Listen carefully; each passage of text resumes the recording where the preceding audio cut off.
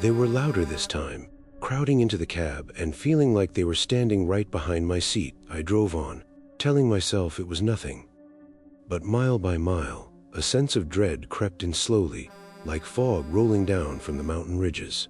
Those voices knew things. They mentioned the bend at mile 47, the one where the guardrail, I believe. It was back in the summer of 2007 when it happened. By then, I have been driving trucks for nearly 20 years.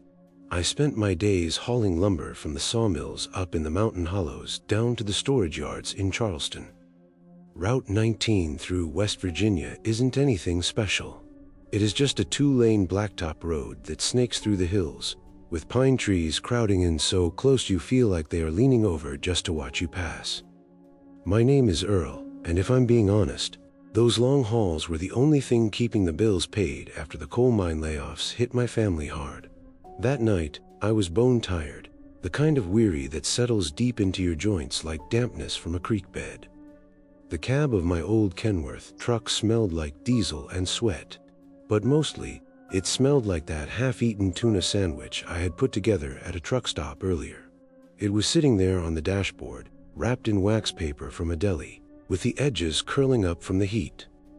I had taken a few bites around noon, but the mayonnaise had gone a bit sour in the sun, mixing with the thick slices of onion I had piled on.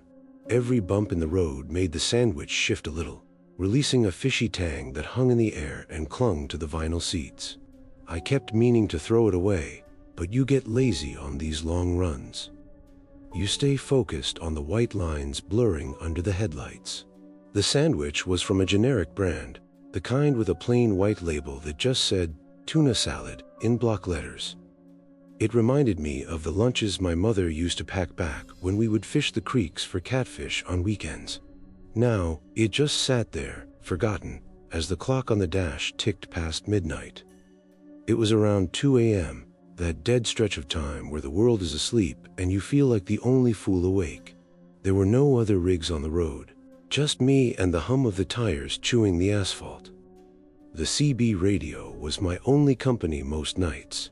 Usually, it was just truckers talking about way stations or bad weather. But that night, it started acting up.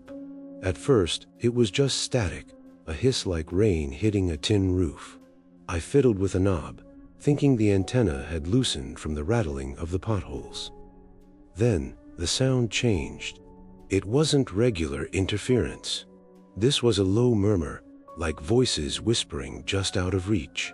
I leaned in closer and turned the volume up DAT first. Nothing was clear. There were just garbled sounds that rose and fell like the wind through the trees. I laughed to myself, figuring it was some ham radio operator in the hills bouncing signals off the mountains. Old abandoned mine shafts fill the landscape out there, full of rusted equipment that can play tricks with electronics. I had heard stories from other drivers about strange echoes, but I had never heard anything like this. The whispers grew steadier, almost as if they were trying to form real words. "Turn back," one seemed to say, faint as a sigh. Then I heard names, strange names like Elias or Mary Lou, mixed with sounds that seemed like cries coming from far away. I shook my head and glanced at the mirrors. The road behind me was empty. There was nothing but blackness swallowing my taillights. There was no cell service out there, of course. Those mountains block everything, leaving you cut off as if you are in another world. The nearest neighbor might be miles away, tucked in some hollow with a wood stove puffing smoke. I tried switching channels on the CB, but the murmuring followed me. It was getting clearer. Now, it felt like the voices were inside the cab, buzzing in my ears like mosquitoes in the summer. "Turn back now," a voice hissed. Then came a scream, sharp, but muffled, as if it were coming from deep underground. My heart started thumping harder. I pulled over at the next way station, which was just an empty lot with cracked concrete and a single buzzing floodlight. I stepped out into the cool night air, my boots crunching on the gravel. The silence hit me like a wall. There were no crickets and no wind rustling the leaves. It was that heavy, oppressive quiet the woods get when they seem to be holding their breath. I stretched my legs, lit a cigarette, and listened. Nothing. The radio was dead silent now, as if the voices had never happened. I climbed back in and turned the key. As the engine rumbled to life, the voices returned, as dented from old accidents. "Watch the curve," one whispered. Sure enough, that curve was coming up. I gripped the steering wheel tighter until my knuckles turned white. To be honest, I started to question my own mind. Was I really that tired? Had I fallen asleep without realizing it?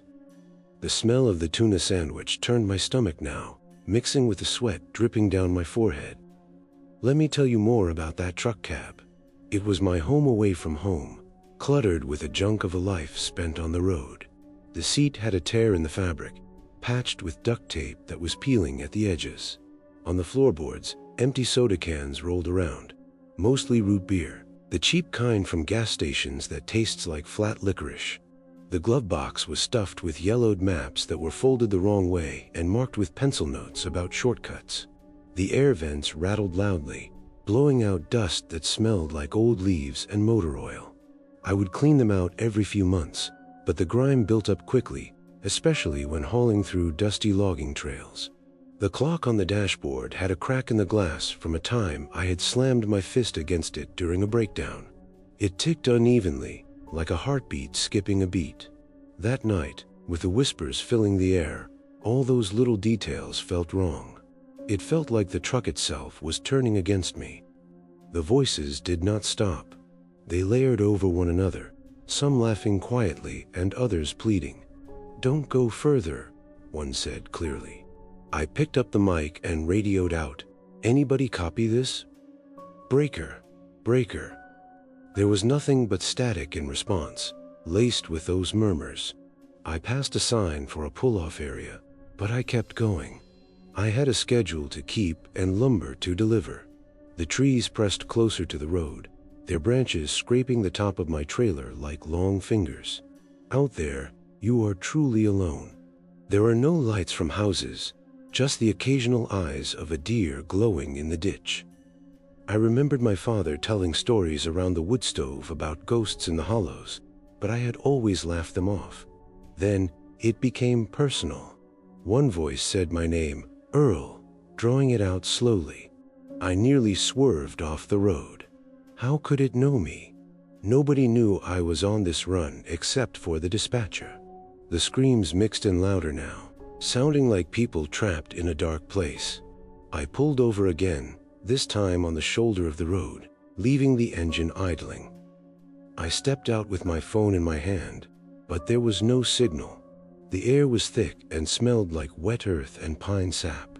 I walked around the rig to check the tires, doing anything to feel grounded. When I got back inside, the CB crackled to life without me even touching it. "Crash ahead," it whispered, just like before. By then, the sky was turning gray as dawn filtered through the mountain peaks. I made it to the next town, a small place called Fayetteville, and pulled into a diner with a gravel lot full of semi-trucks. I ordered black coffee, my hands shaking as I stirred in the sugar. The locals at the counter were talking, old men in flannel shirts eating plates of biscuits and gravy. I listened in, and one of them mentioned a wreck from 1998. "A fellow named Harlan," the old man said. He swerved off the road while listening to what he called a ghost radio. He said voices were telling him to turn back. His rig went over the edge and into the gorge. They never found all the pieces. I froze with my coffee cup halfway to my mouth. It matched perfectly, the same route and the same whispers. They thought it was just exhaustion or bad brakes, but the way the old man spoke, looking away as he talked, told me he knew better. That dread had built up all night, mile by mile, until it felt like those voices knew my every turn and every secret. I finished my run and delivered the load, but I never took Route 19 at night ever again. Even now, as I sit on my porch in the hollow, I think about it. My screen door squeaks in a familiar rhythm. Creak, pause, creak, sounding like it is breathing. The hinges are rusted, I oil them every spring, but they still complain every time the door moves. The screen has holes patched with tape, letting in the smell of wood smoke from a stove inside. That stove is an old cast iron beast, black from years of use, with grease splatters from frying bacon that never quite wash off. When you heat it up, the metal pops and groans, filling the room with a heavy, oily scent mixed with the smell of burning pine logs. The floorboards creak under my feet, worn smooth from my pacing on sleepless nights. Outside, the creek gurgles faintly, but the trees swallow most of the sound, leaving a heavy silence. I don't know how to explain it properly. Was it ghosts? Was it echoes from the old mines? Or was it just the mountains playing tricks on me? You know how the mountains are when you are alone too long. That whisper knew my route better than I did. It anticipated every curve. It keeps me awake at night, staring at the ceiling and listening for static that isn't there. The rest of that drive was a blur after I left the diner. I chain-smoked a pack of Marlboros from the glove box. I kept the windows cracked to let the smoke out, but it just mixed with the smell of the tuna, making the cab smell sour. The road climbed higher, twisting through gaps in the rock where blasting had left jagged walls.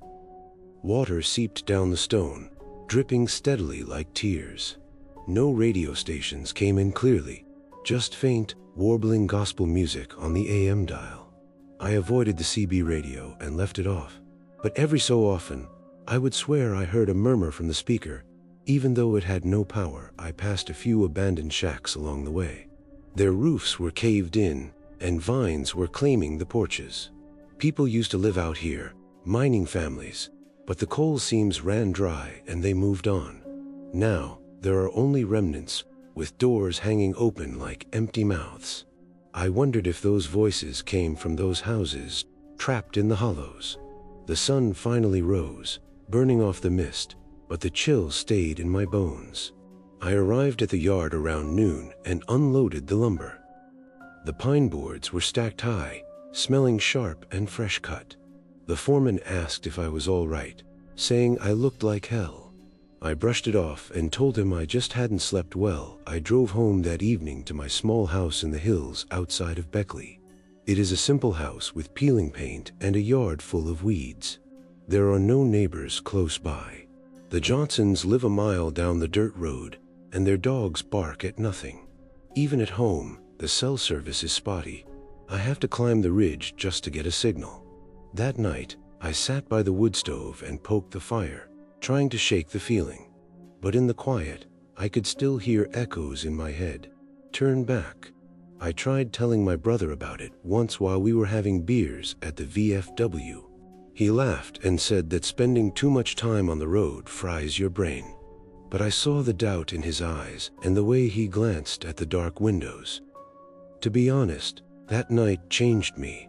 I started taking only daytime runs, avoiding those late-night hauls.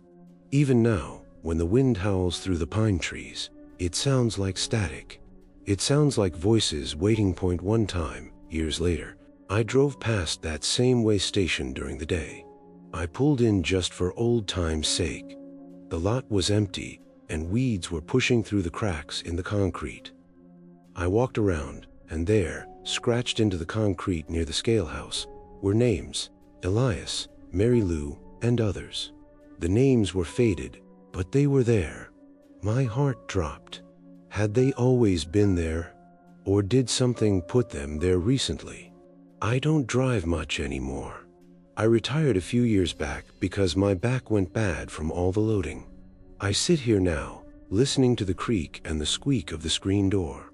But on nights like this, when the moon is high and the woods go still, I wonder, what if I hadn't ignored those voices? What was waiting for me further down that road? The wrongness of it all sticks with me. It wasn't one big scare. It was just a slow unraveling, mile by mile. It makes you question what is real in these mountains. I reckon that is why I can't sleep. I am afraid the whispers might start again, right here in the hollow. It wasn't dramatic. It was just persistent, like rot in old wood. I would catch myself humming tunes to drown it out, old country songs from the radio. But the songs would twist in my mind, and the lyrics would change to match the murmurs.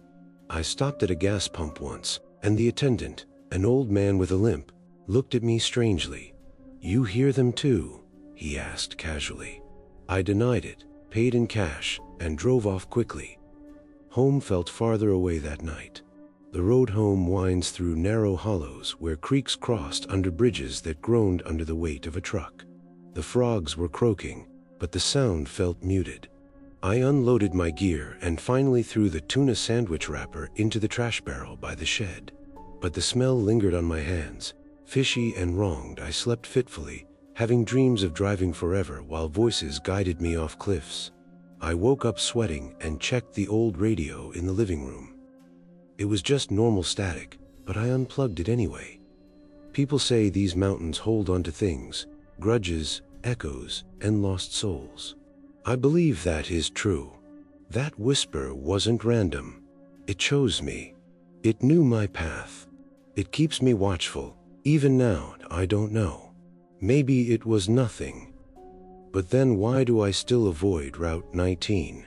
Why does the static on any radio make my skin crawl? That is my story. Take it or leave it. But if you are hauling through those hills at night, keep your CB radio off, just in case. Story 2. I believe it all started back in the spring of 2012. I had been hauling freight for a small company out of Lexington, Kentucky, ever since the early 90s.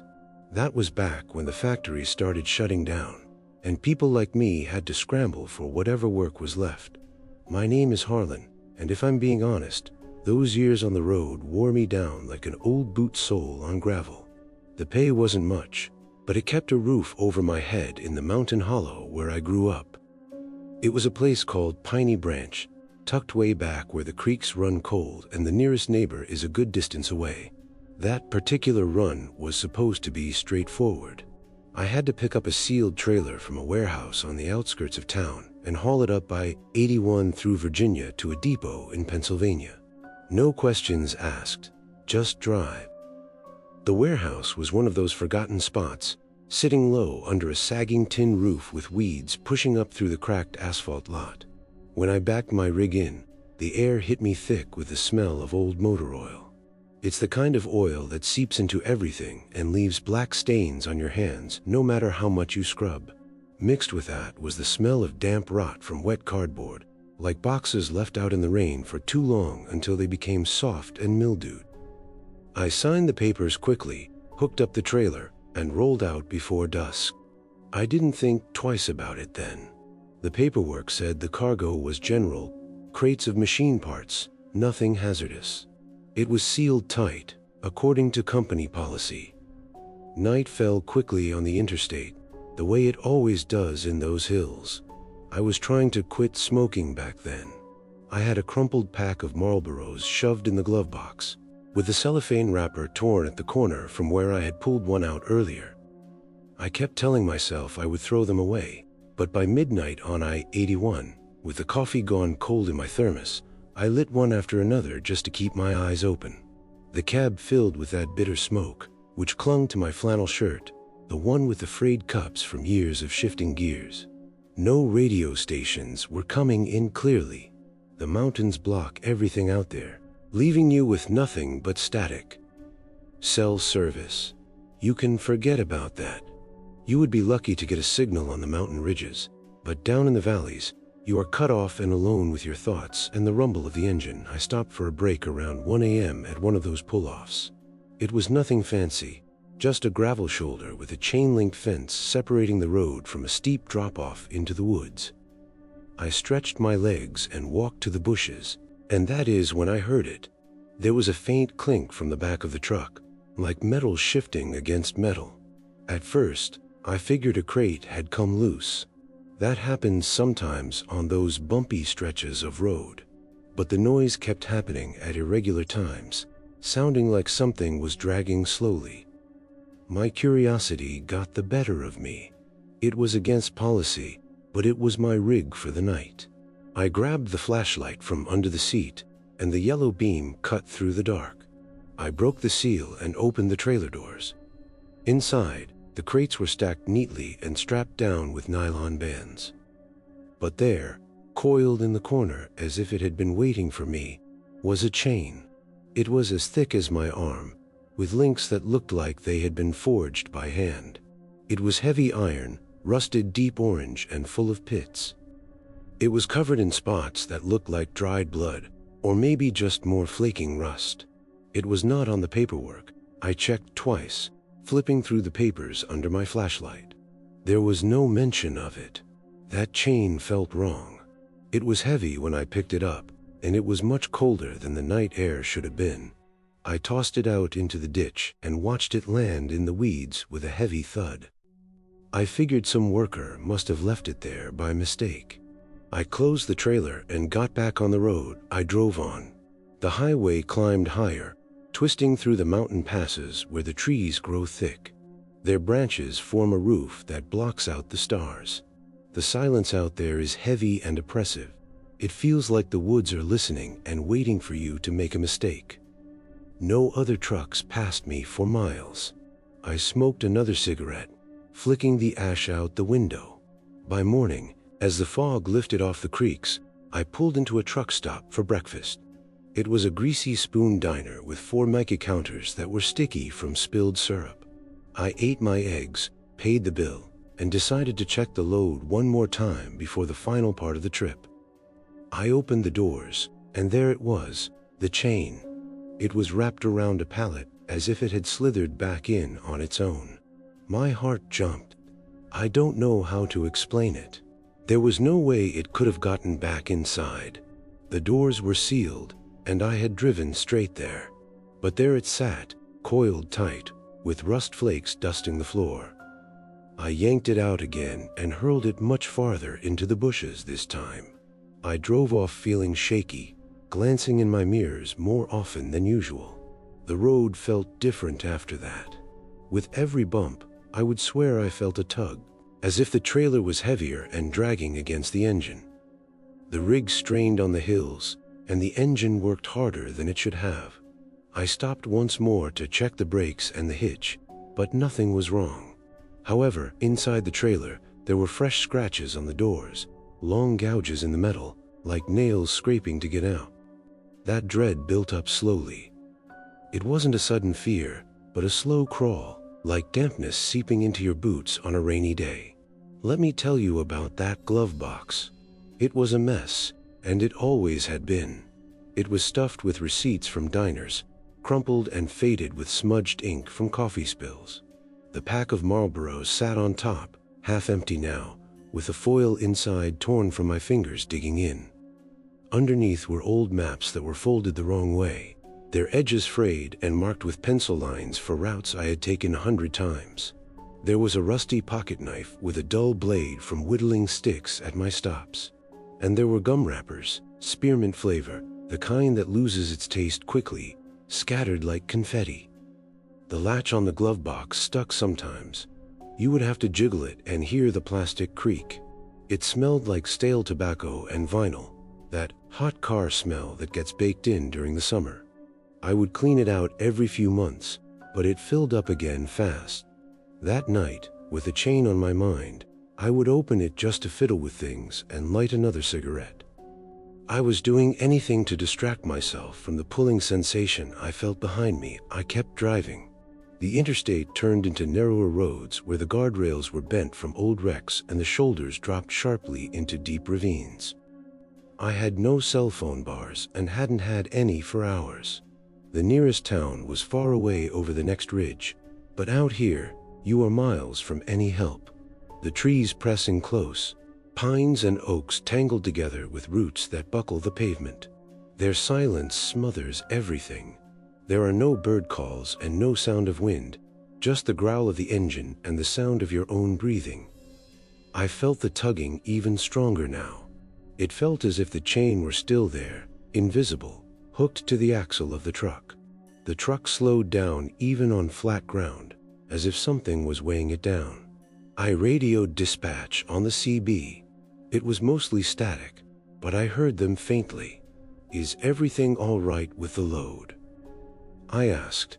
They told me yes, the paperwork was clear. There was no mention of anything extra. I hung up feeling uneasy. I stopped again at dusk. I couldn't help myself. I opened the trailer. It was empty, just as it should have been, and the crates were still there. But those scratches were deeper now, running from the floor to the ceiling. And there was a rust stain on the wooden pallet, shaped exactly like the coil of the chain. I slammed the doors, my heart pounding in my chest. It was my second night on the road. I smoked the last of the cigarettes, making the cab hazy. The pulling sensation did not stop.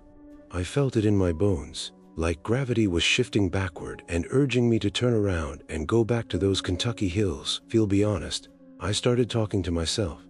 "It's just your imagination," I would mutter. But the scratches in the metal told a different story. Finally, I made the delivery in Pennsylvania. It was a warehouse much like the first one, but cleaner and brightly lit. The receiver, a large man with a clipboard, inspected the load.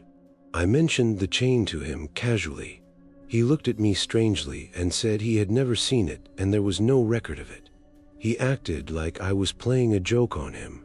He signed the papers, and I drove away with an empty trailer. The truck was light now, but the weight remained. I felt a drag in my chest, as if that chain had latched onto me instead of the truck. When I got back home to Piney Branch, the house felt wrong. It is a small house with log walls and mud used to fill the gaps. It sits back in the hollow where the creek makes a faint bubbling sound. My nearest neighbor is the widow Green, who lives 2 miles down the dirt track in a house with a sagging porch and chickens. There are no reliable phone lines, and cell service is a joke. You have to hike up a hill just to get a signal, and even then, it doesn't always work. The trees surround everything, and their branches creak in the wind like old bones. That first night back, I couldn't sleep. I sat by the wood stove, poking the embers with an iron rod. The stove is an ancient thing made of heavy cast iron, passed down from my grandfather. The surface is pitted and black from decades of use, covered in layers of grease from frying venison or bacon. Even if you scrub it with a wire brush, the old grease stays there. It smells sharp and smoky when it heats up, mixing with the scent of the burning pine logs. The door hinges squeak with a high-pitched noise, followed by a low groan as the door swings open. It lets out puffs of ash that dust the floorboards. Inside, the grates are warped from the heat, and they rattle when you move the wood. I keep a chipped enamel pot on top for coffee, with steam rising slowly. The chimney doesn't always work right, and sometimes it blows smoke back into the room. It's just a hunk of metal meant to keep the chill out, but on cold nights, it is the heart of the house. But that night, the warmth didn't help. I still felt that pull, like a string tugging me south. I dreamed of the chain, coiled in the dark and moving on its own. I woke up sweating. The next day, I checked the truck parked in the yard. The trailer was gone, but inside the cab, I found rust flakes on the floor mat. I brushed them off, but they stuck to my fingers. They felt gritty and red. I took another run a week later on a different route, but halfway through, that tugging returned. It was subtle, like the truck was resisting moving forward. I pulled over with my heart racing, but there was nothing there. That wrongness never left. It felt like the chain wanted me back in those hills, dragging me slowly. Years later, I quit driving. I had spent too many nights alone with the woods watching me. Now, I work in my shed, fixing small engines for the people in the hollow. But when the wind howls,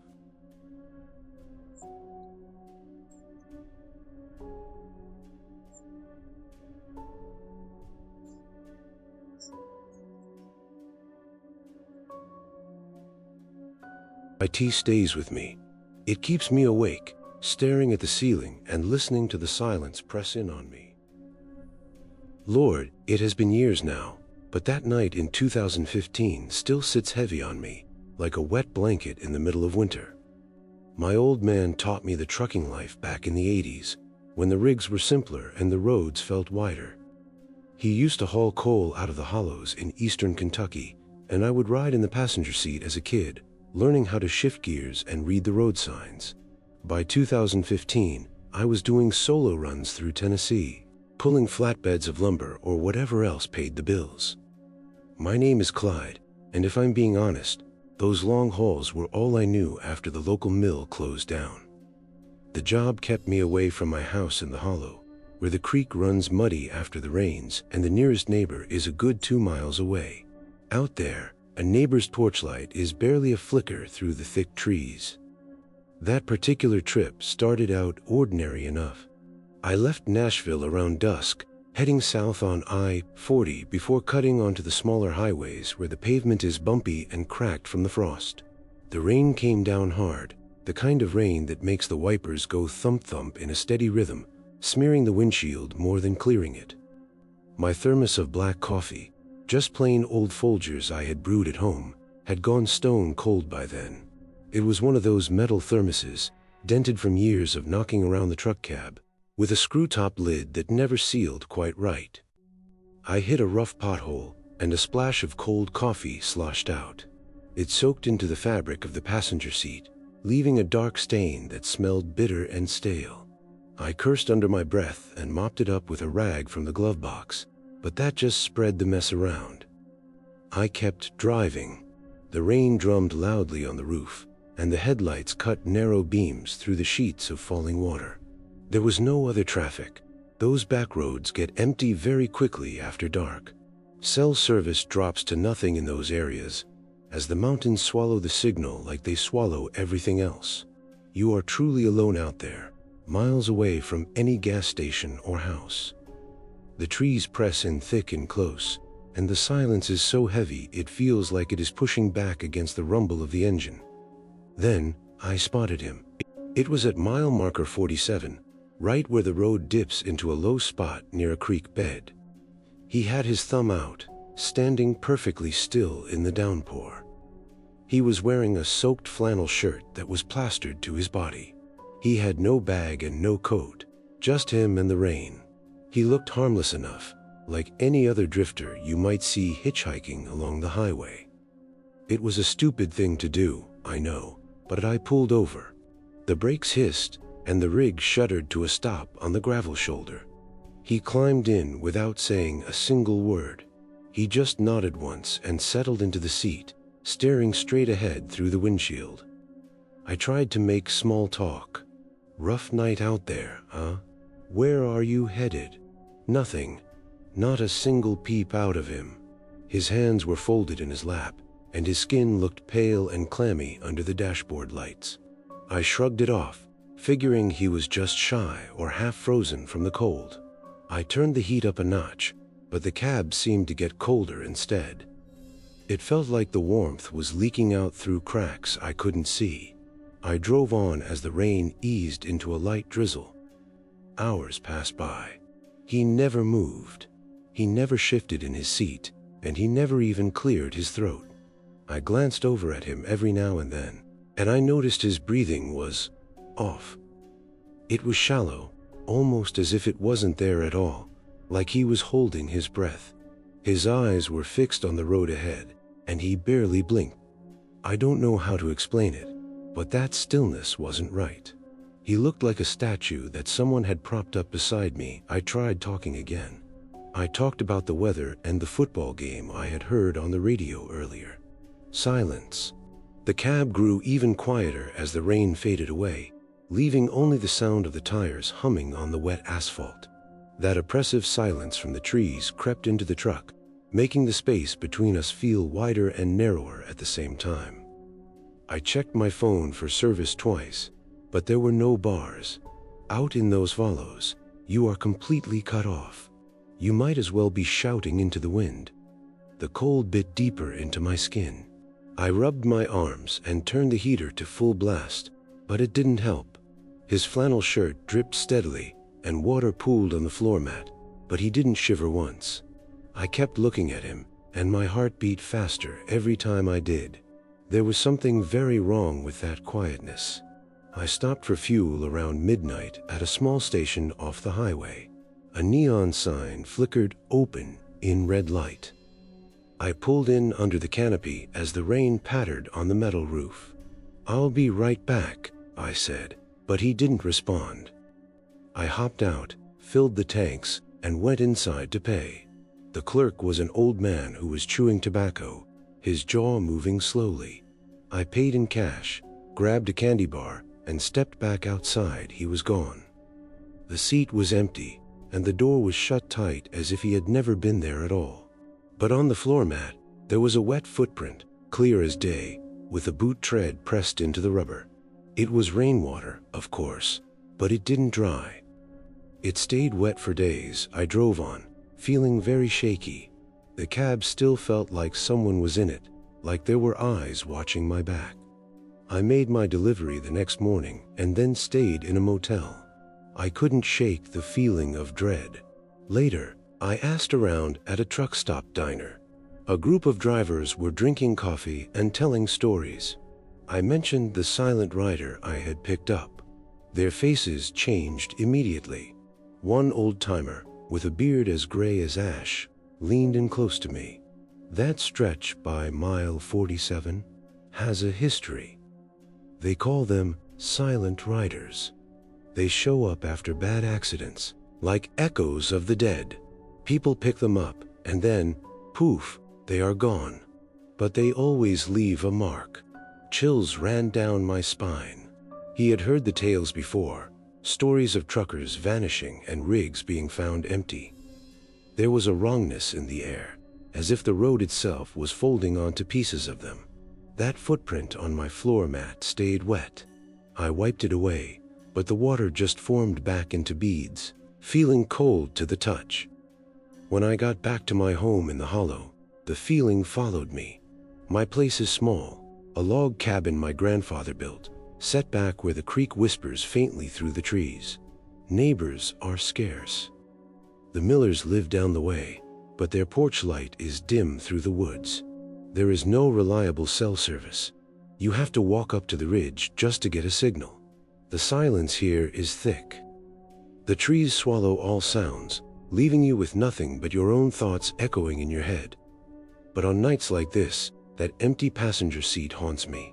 I sit by my wood stove and stare into the flames. Let me tell you about that stove. It is an old potbelly stove made of cast iron, and it is as heavy as sin. It sits in the corner on brick feet. The surface is pitted and black, with grease from years of frying sausage or cornbread built up in spots that shine dully under the light. You can scrub it with a rag and soap, but the old fat clings to it. It smells sharp and smoky when the heat rises, like burnt lard mixed with wood ash. The door creaks open with a low groan, followed by a high squeak as the hinges bind together, rusted from the damp air seeping in. Inside, the grates rattle loosely, and ash sifts down when you poke the logs with an iron rod. A fine gray dust coats your fingers. I keep an enamel kettle on top, which is worn thin, with water simmering slowly and a metallic smell in the steam. The pipe runs up through the roof and knocks occasionally when the wind shifts, drawing the smoke out unevenly. It isn't anything fancy. It's just a hunk of metal fighting the chill. But on cold evenings, it is the only warmth I have, cracking and popping as the iron expands. Still, that feeling of wrongness lingers. I dream of him sitting there in my truck, silent, pulling the heat away from me. I wake up and check the passenger side of my pickup truck, even though I know it is empty. I took another run a month later on the same route. I passed mile marker 47 with my heart pounding in my chest. Nobody was standing there, but the cab of the truck suddenly turned cold, as if he had climbed in without me seeing him. People say these are just stories, but I know better. That silence wasn't human. It was an echo of the road, something left behind from twisted metal and spilled blood. Tea keeps me awake at night. I stare into the dark and listen to the trees as they seem to hold their breath. I avoided picking up hitchhikers after that. But once, on a different haul, I saw a figure standing in the rain. I drove right past him.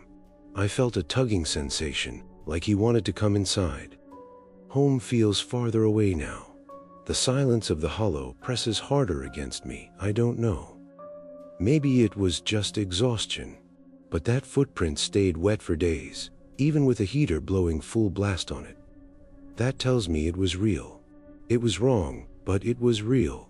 Years later, I quit the long-distance hauls. I stick to local deliveries and daytime runs now. But on nights when the rain drums on my tin roof, I hear nothing. And that is the worst part. It is the nothingness where words should be. It is the coldness where warmth should stay. I reckon that is why I can't sleep. I'm afraid the seat beside me isn't as empty as it looks. That dread started out small. Just a chill in the cab and a quiet that was too deep. It built up mile by mile until every shadow on the side of the road looked like him. I asked more drivers about it over time. One man said he had picked up a silent rider years ago.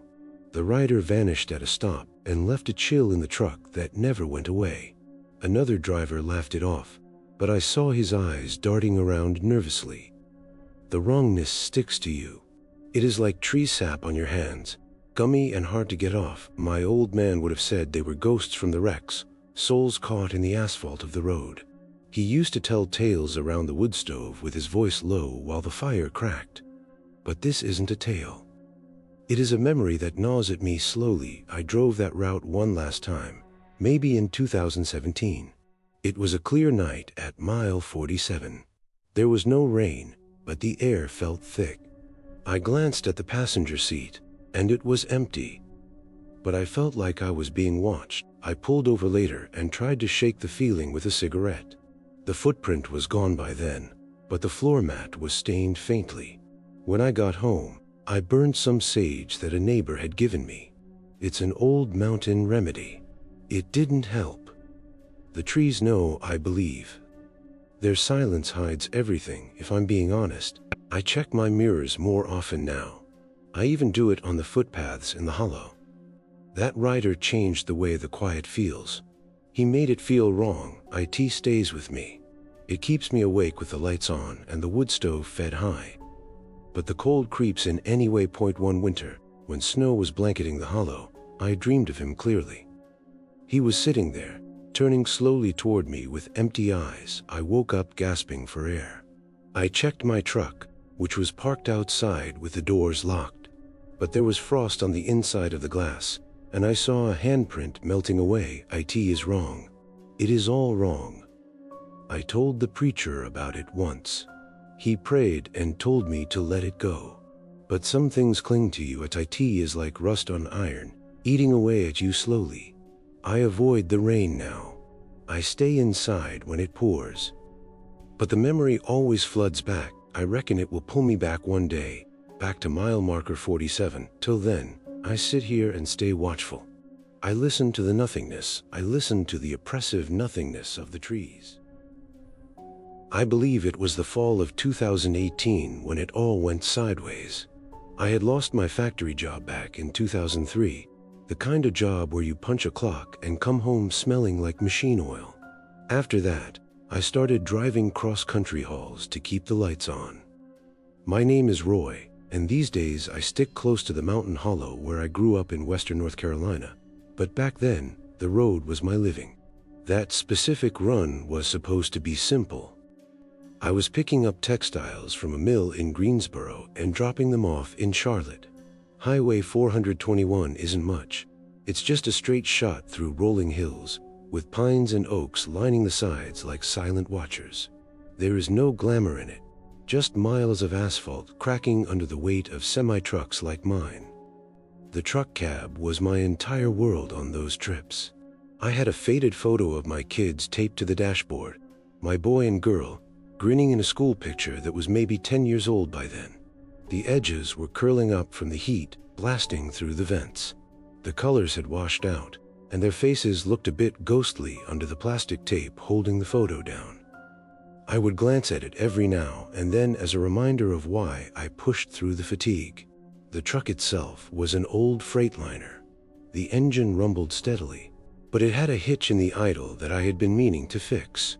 The dashboard was cluttered with toll receipts and a half-empty bottle of water that rolled around the floorboards. Night came on quickly that evening, and the sky turned a bruised purple color over the ridges.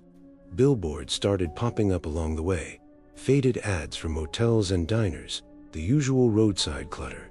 But they looked off. One ad for a roadside inn shimmered like heat waves rising off the pavement, even though the air had cooled down. The sign showed a family smiling wide, but as I passed it, their faces blurred. Their eyes seemed to sink inward, becoming hollow like the sockets in old bone. I blinked hard and rubbed my eyes with the heel of my hand.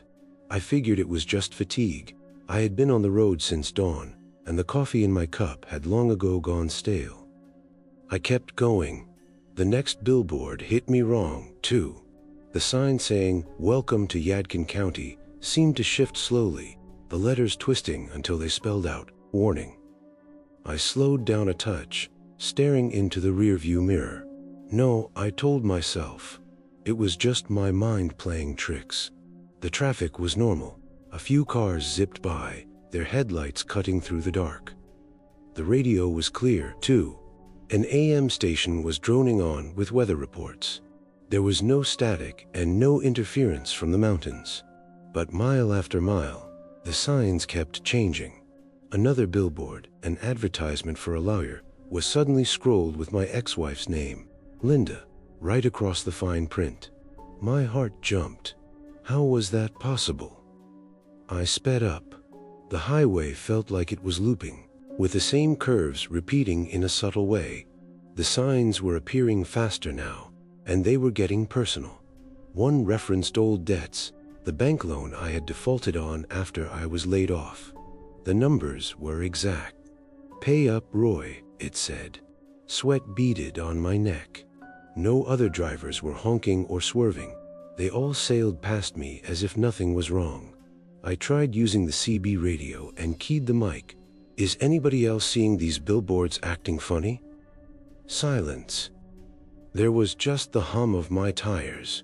I pulled off at an exit with my heart thumping. I looked back at the signs. They were blank now, as if they had never changed at all. They were just plain wood and peeling paint. It shook me badly. I found a diner off the ramp, one of those 24-hour spots with buzzing fluorescent lights and booths that were sticky from spilled syrup. I ordered pie and coffee, my hands unsteady. The locals at the counter laughed it off when I asked them about it. Mountain mirages, they called them. They said it was just tricks of the light in the hills. But their eyes slid away from mine, as if they knew more than they were saying. I drove on cautiously after that. The dread built up slowly, like fog creeping up from the creeks. It felt like the road was reading my mind, peeling back the layers of things I had buried deep. My regrets over the divorce and the way my kids had drifted away. The signs whispered all of it back to me. If I am being honest, it changed how I saw the highway. Every billboard after that felt like it was watching me.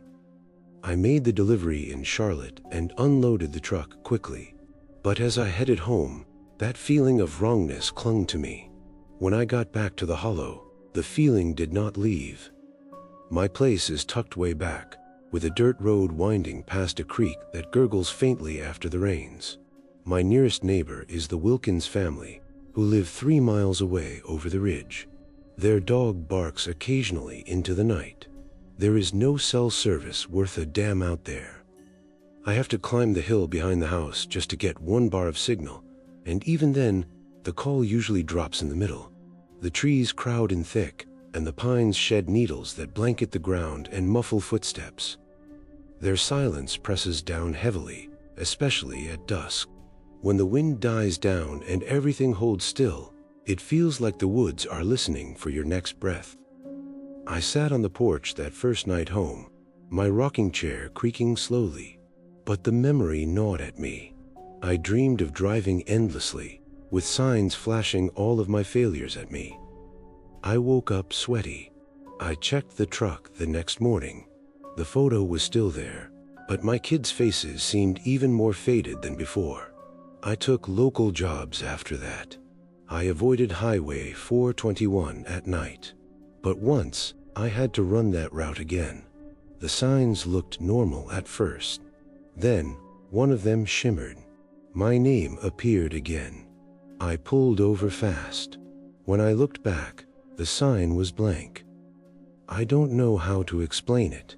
It was like the road knew me better than I knew myself. It keeps me awake now. I stare into the dark and wonder what else that road saw inside me. Let me tell you about that old kitchen table in my house, though.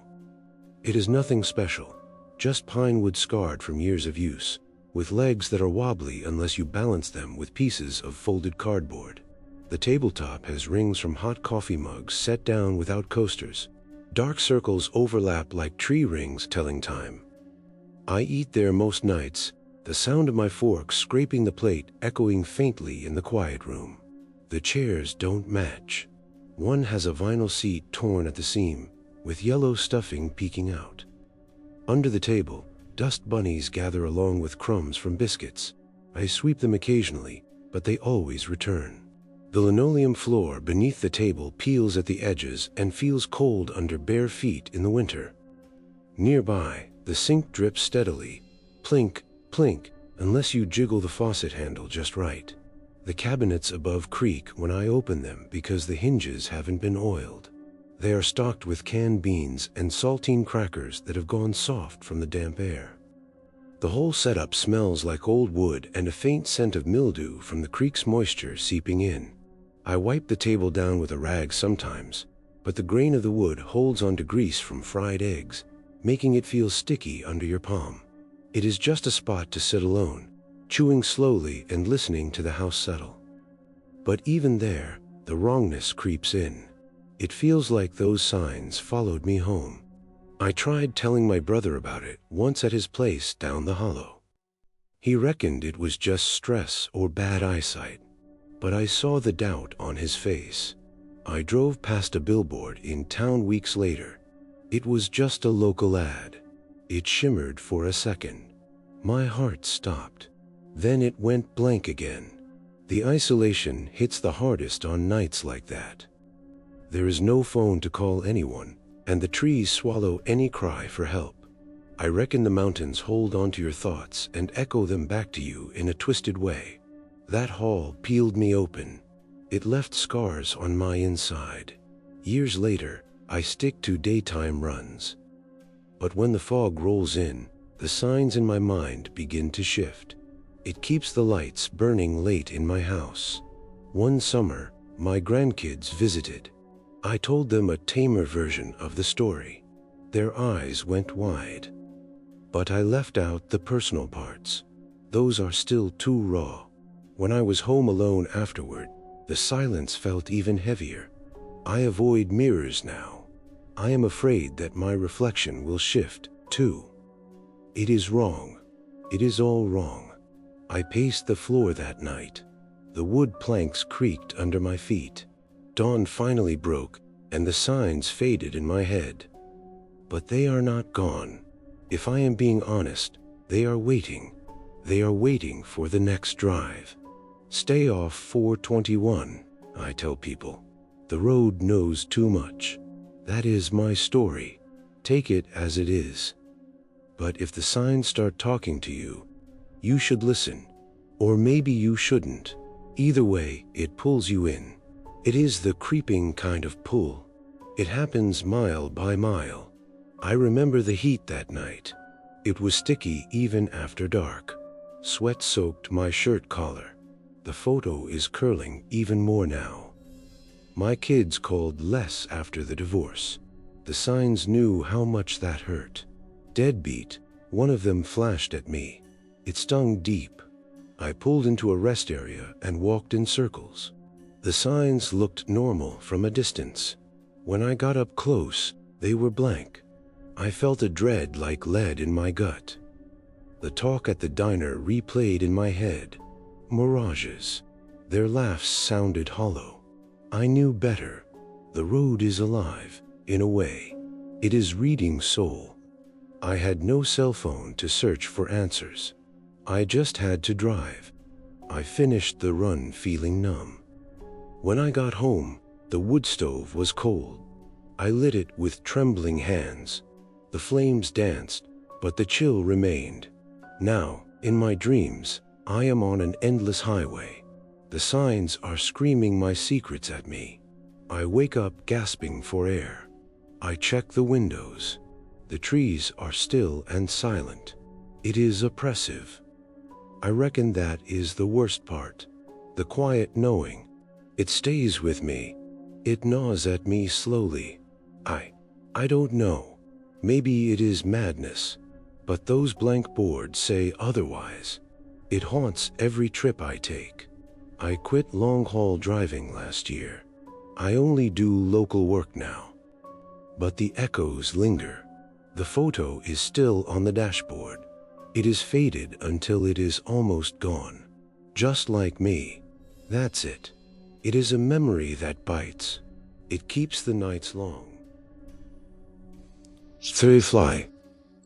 Lord, that night back in 2010 still weighs on me like a sack of wet coal. I have been trucking since the late 90s, after the mines started closing and people like me had to find other ways to scrape by. My name is Vernon, and I grew up in a hollow off the Blue Ridge in Virginia. Out there, the creeks run clear in the spring but turn muddy very quickly after a storm. That run on I-64 was supposed to be routine, hauling auto parts from Richmond out west toward Staunton. It was nothing but a straight interstate cutting through the hills. My rig was an old International. The engine purred steadily, but there was a rattle in the exhaust that I had been ignoring for months. The dashboard clock ticked away faithfully, glowing green in the dark. I had stuck a yellow sticky note right below it that said, "Call Jenny for birthday. Love, Dad." My daughter was turning 16 that week. The edges of the note were curling from the humidity in the cab, and the ink was smudged a bit from my thumb. Midnight hit. I glanced at the clock and then back to the road. My headlights were slicing through the blackness, and there were no other rigs in sight. The next thing I knew, it was 1:15 a.m. It felt like only minutes had passed. The fuel gauge hadn't moved a bit. I hadn't stopped, and I hadn't pulled over because I was groggy. The time was just gone. I shook my head and rubbed my eyes. The road stretched endlessly ahead of me. Fog was rolling in thick from the low spots, swirling like smoke from a dying fire. I radioed dispatch on the CB. "Hey, this is Vernon. Check-in time?" The radio crackled back. "You're on schedule, bud. Is everything good?" "On schedule." My heart thumped unevenly. I kept driving, but a feeling of unease settled in my gut like bad diner chili. Landmarks started repeating themselves. I saw that bent guardrail, twisted like a snake from some old accident, and then I passed it again after a curve. Then I saw the tree line with those 3 tall pines clumped together, their bark scarred from lightning. I was circling without even turning. The fog thickened, muffling the hum of the engine. There was no cell service out there, naturally. Those mountains eat signals and leave you stranded inside your own head. The nearest town was miles away, with houses tucked into hollows and wood stoves puffing faint smoke. The trees crowded the shoulders of the road, and their silence was oppressive, as if they were holding secrets inside their bark. I drove on.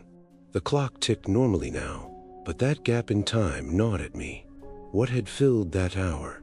I had traveled extra miles, but my logs said I hadn't. By dawn, as the fog was lifting, I arrived at the depot on time. I was exhausted, though. It felt like I had hauled a double load. My legs felt like rubber as I stepped down from the cab. I asked other drivers at the lot while we sipped burnt coffee from styrofoam cups. Some of them whispered quietly. "Time slips," one old-timer with a limp said. "They happen in those tunnels on 64. People go in and come out chained. Their memories get fuzzy." His eyes darted around. "It's like the road steals a piece of you." Chills prickled my skin. His story matched my night perfectly. A feeling of wrongness was slowly building. That lost chunk of time made me wonder, what had I seen and then forgotten? When I got back home that evening, the hollow felt farther away than usual. My place is set deep in the woods, with a dirt track winding past a creek that babbles faintly over the rocks. Neighbors are scarce. The Parkers live 2 miles away, and their barn light is just a dim flicker through the trees. There are no phone bars. You have to hike up the ridge just to get a signal, huffing up the slope with leaves crunching under your boots. Trees surround everything. Their branches rarely creak in the wind, but mostly there is just a heavy quiet that presses like a hand on your chest. I sat by the wood stove and fed it pieces of oak, but sleep would not come. My mind kept looping back to that missing hour. If I'm being honest, it changed me in subtle ways. I started double-checking my clocks and my logs. I avoided taking night runs on I-64. One trip later, I was on the same stretch of road. The clock stayed steady, but the fog rolled in and doubt crept back into my mind. I passed the guardrail. Once, maybe twice. I shook the thought off. When I got home again, I paced the floor. The boards creaked under my weight. They were worn smooth from years of walking. I dreamed that night. I was driving endlessly, and the clock was frozen. The fog parted to show me nothing. I woke up gasping for air. I checked the truck the next day. The sticky note was still there, but it had faded more, as if time itself had eaten the ink. I told my brother about it at his place while holding a beer. He reckoned it was just fatigue or my eyes playing tricks. But I saw the worry in his expression. I drove cautiously after that. But the gnawing feeling persisted. What exactly happened in that gap of time? Years later, I quit long-haul driving. I only take local loads now. But on some nights, the memory returns. I sit there wondering. I don't know how to explain it. It was like the road bent time and hid something from me. It keeps me awake. I stare into the dark. Let me tell you about that dashboard clock, though. It was a cheap digital thing built into the rig. The numbers glowed with a faint green light that washed out in the sunlight. The plastic face had scratches from years of me wiping dust off with my sleeve, tiny lines like spiderwebs catching the light. I glanced at it constantly on my runs to time my brakes, but it ticked unevenly sometimes. It was slow on the inclines, maybe because of the battery draw. The frame around it was chipped at the corner from when I had knocked a thermos against it, spilling coffee that seeped inside. It left a sticky residue that I could never fully clean. It buzzed faintly, too, a high whine when the engine revved that blended with the road hum. The sticky note below it peeled at the edges because the adhesive had gone weak from the heat, and it would flutter in the air from the vents. I would press it down without thinking, my thumbprint smudging the words. It wasn't anything fancy. It was just a hunk of electronics keeping pace. But on quiet nights, its ticking felt like a heartbeat. It was steady until it wasn't. That clock mocked me after that night. It ticked normally, but I didn't trust it anymore. On foggy nights now, I stay inside. My wood stove crackles all alone. The isolation hits me hard. No neighbors ever drop by unannounced. The murmur of the creek sounds distant. I reckon the mountains play these tricks on people. They swallow time and spit you back out feeling wrong. That last hour was empty, but it felt full. What filled it? My dreams give me hints. I see shadows in the fog and hear faint whispers. I wake up feeling unsettled. I tried logging every single minute once. I kept a notebook in the cab and penciled in the times. It didn't help at all. The gap still haunts me. My daughter's birthday came around. I called her late. She laughed it off and didn't mind.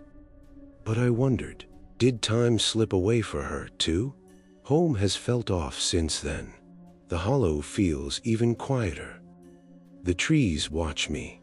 They are like silent judges. One fall, I hiked up the ridge. There was still no signal. I sat there overlooking the interstate far below. I watched the rigs pass by. I wondered if the other drivers felt it, too. When I got back down, my legs were aching. The wood stove was waiting for me. I fed it logs. The flames danced, but the chill remained in my bones. The feeling gnaws at me slowly, like rot in old wood. I avoid tunnels now. I take detours to stay away from them. But the memory pulls me back. I told a doctor about it once. He said it was just stress and offered me pills. I didn't take them. I knew better. The wrongness is real. It's in the fog and in the way the road repeats itself. What did I see? Was it forgotten on purpose? I shivered just thinking about it. I paced outside last week. The leaves were crunching under my feet. Dawn broke, and the quiet held steady. But something is waiting. That is my story. Believe it or not. The roads steal things sometimes. They steal pieces of you. It creeps up on you, mile by mile. The exhaustion I felt that dawn was bone deep. It felt like I had hauled extra weight. My logs were perfect, but my body knew the truth. I heard the dispatch tape later. I checked in at 12:30. It was my voice, but I have no recall of doing it. It's wrong. I listened to the tape again later. I heard static underneath the words. My heart dropped. I buried that tape, but the echoes remain. My daughter visits rarely now. The hollow is too remote for her. I told her a tamer version of what happened. Her eyes went wide. I left out the part about the fear. On nights when I am alone, the silence feels thicker. The wood stove pops, and it startles me. I reckon it will happen again one day. On some drive. I am vigilant now. There are clocks everywhere in my house, and they all seem to be ticking differently. Isolation breeds doubt. The trees know. It is oppressive. I avoid mirrors. My reflection looks like time has touched it wrong. It gnaws at me. The years fade the edges of the memory, but the core of it remains sharp. I threw the sticky note away. It reminded me too much of that night. The cab of my truck is clean now, but it feels empty. That is the creep. It's the gap that never gets filled. It keeps the nights long. There is fog outside right now. I am listening. The wrongness is waiting. Through 6. Well, I reckon it was the winter of 2019 when the road showed me something that just wasn't right. The mines had closed back in 2005, leaving people like me scrambling for work. I took up long-haul trucking to keep the roof of my house from caving in. My name is Silas, and I have called this mountain hollow home since I was knee-high to a grasshopper.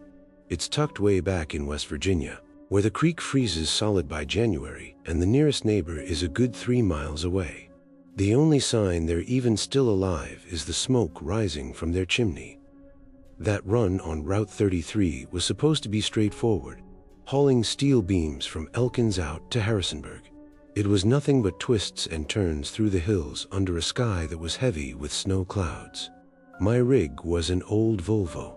The heater was blasting on full to melt the frost on the windows, but the truck rattled fiercely every time I hit a pothole. The cab was warm enough, but that off-brand soda I had wedged in the cup holder, some generic cola from a gas station with a label peeling at the corners, was thawing slowly. Ice crystals sloshed inside it with every bump. I had cracked it open earlier and taken a sip, but it tasted flat and syrupy, like it had sat on a store shelf for far too long. I left it there anyway, even though the fizz was gone, just to have something cold to drink against the dry heat blowing from the vents. The clock on the dashboard said it was past midnight, and the road was empty. There was nothing but my headlights punching holes through the dark. That is when I spotted it. There was a deer on the shoulder of the road, standing perfectly still. Its fur was dusted white from the snow flurries, but it had no eyes. There were just black, empty sockets staring blankly into my headlights. I slowed the rig down and honked the horn sharply. The deer didn't bolt the way they usually do. They don't usually wait around. They scatter into the brush. Instead of running, more of them appeared. They began lining the road ahead of me, standing in total silence. Every single one of them was missing its eyes. Their fur was matted and clumped together as if it had been soaked in creek mud and dried stiff. My heart began to race. The cab was suddenly filled with a rank smell, the smell of wet earth, like fresh dug grave dirt seeping through the door seals. I honked again, but they only moved away slowly and deliberately, as if they were herding me through a path. One of them turned its head as I passed, and those empty sockets seemed to follow me. Miles later, they finally vanished, and the road was clear. But the dread lingered, feeling cold in my very bones. I hit a patch of black ice soon after that. The rig spun nearly out of control, and the tires grabbed at the road desperately. I managed to straighten it out, but I was shaking all over. I pulled into a truck stop at dawn, my legs feeling wobbly. The drivers inside were talking over plates of eggs. I mentioned the deer I had seen. Their faces changed instantly. "Hollow herds," one of them muttered. He said they were twisted by old mining runoff, blind but organized in an unnatural way. There were whispers that they guide people off the roads on purpose. The feeling of wrongness hit me slowly. After that, every shadow looked like it was alive and watching me. I drove home that day, and the hollow felt even farther away than usual. My place is isolated. The dirt lane is rutted deep, and the creek crossing is shallow but icy. Neighbors are far away. The Crawfords live over the ridge, but you can't see their lights through the thick trees. Cell service. It's sparty at best. It drops to nothing as soon as you pass the bend, leaving you shouting into dead air. The woods press in thick, and the branches are bare in the winter. The silence is heavy, as if the air is too thick for any sound to travel through it. I unloaded my gear and sat by the wood stove, nursing a cup of coffee. But sleep wouldn't come to me. My mind was stuck on those empty eye sockets. If I'm being honest, that night changed the way the darkness feels. I started seeing shapes in the shadows, memories from the roadside bleeding into my home. 1 week later, I was on a local run. I saw some deer, and they looked normal, with their eyes reflecting the light. But doubt still crept into my mind. When I got home again, I paced the porch. The snow crunched under my boots. I dreamed that night that I was being herded by blind animals on an endless road. I woke up covered in sweat. I checked the rig the next morning. That soda can was still there, but it was empty and crushed in my fist, though I had no memory of doing it. I told my cousin about it at the feed store. He reckoned it was just chemical runoff from the mines twisting the wildlife. But he didn't believe they could be organized. I didn't agree. I don't know how to explain it. It felt like the hollows had birthed something truly wrong. It keeps me vigilant. I keep a flashlight by my bed now. Let me tell you about that old cast iron skillet hanging in my kitchen, though.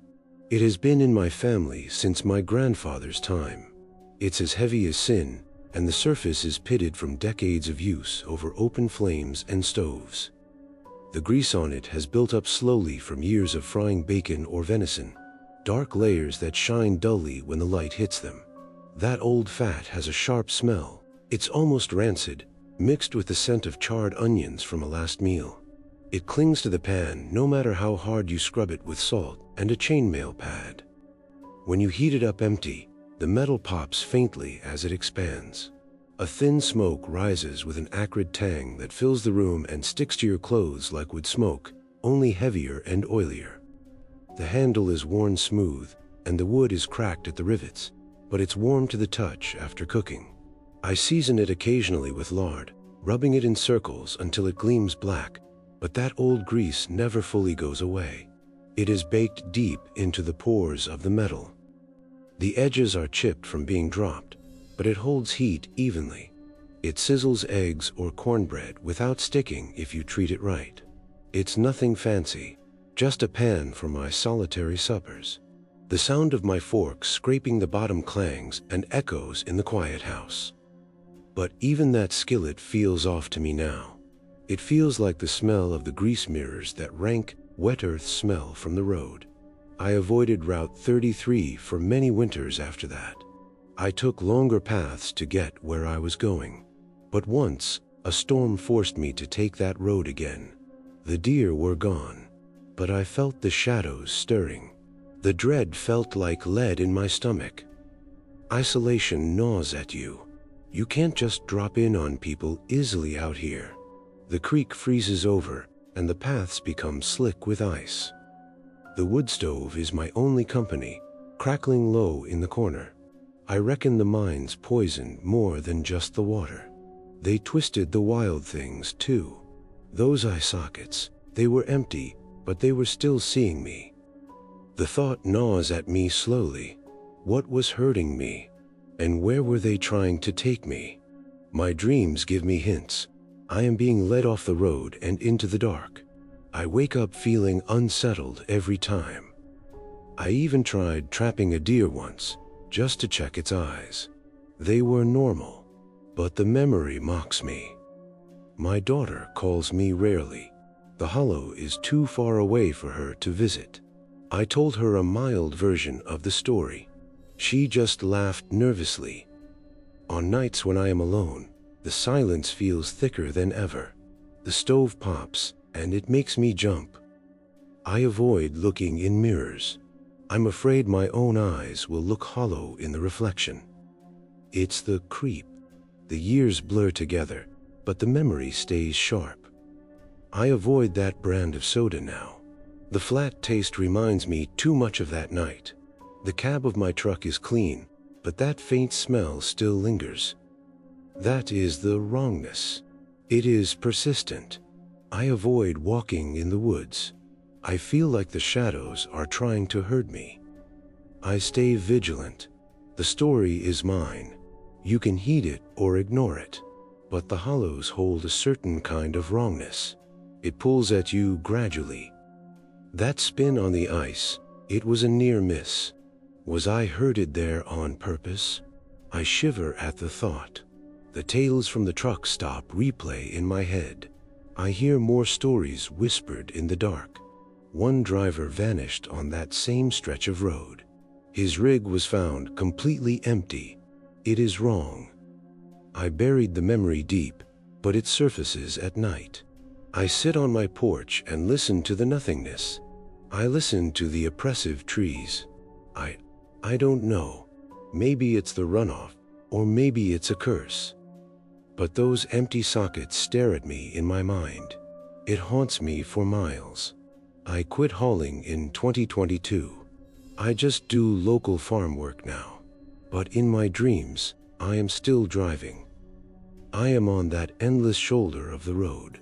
I reckon it will claim me one foggy night. Until then, I stay watchful. The quiet is waiting. Said, Lord, that trip in 2014 still sits wrong with me, like a bad meal that won't settle in the stomach. I have been patching together my old Peterbilt truck since 1998, after the logging jobs disappeared and I had to hit the road full-time just to keep the bills from piling up. My name is Buford, and I have called this hollow home all my life. It is tucked way back in eastern Kentucky, where the creek winds lazily through the rocks and the nearest neighbor is a solid 4 miles away. On windy nights, you can barely hear their dog barking in the distance. That run along Highway 23 was meant to be easy, hauling gravel from Ashland down to Pikeville. It was nothing but familiar twists through the hills under a moonless sky.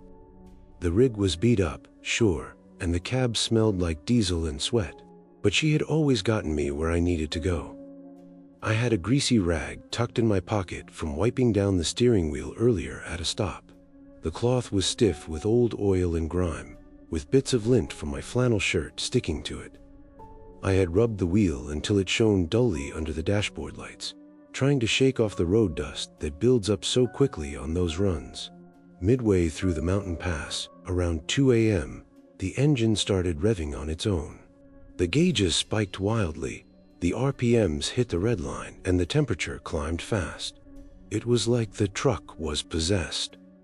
I took my foot off the gas pedal, but the truck surged ahead, ignoring the steep hill that should have slowed her down. My heart jumped. I pulled the key out of the ignition and slammed on the brakes as hard as I could. We kept rolling. We went even faster, the tires humming angrily on the asphalt. Thick, gray smoke poured from the hood, but there was no sound of a fire crackling.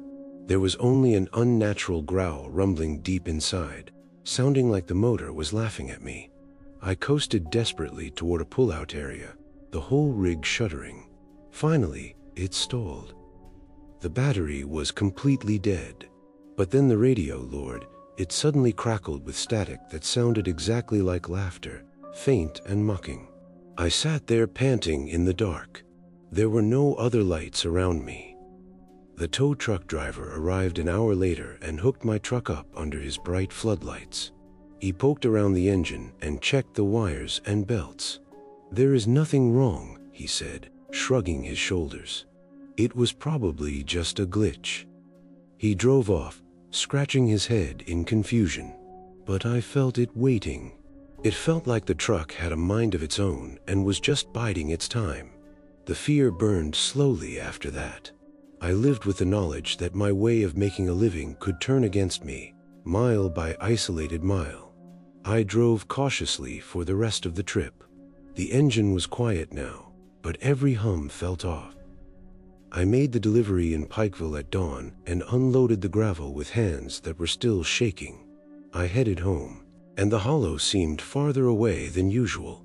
There is no cell service on those back roads. The signal drops like a stone once you hit the ridges. It leaves you cut off, with nothing but you and the woods closing in. The trees line the roads so thickly that their branches tangle overhead, and the silence is so heavy it smothers the sound of the wind. I got to my place around noon and parked the rig in the yard under the oak trees. My house is small, with gray weathered wood, set back where a creek murmurs faintly over the pebbles.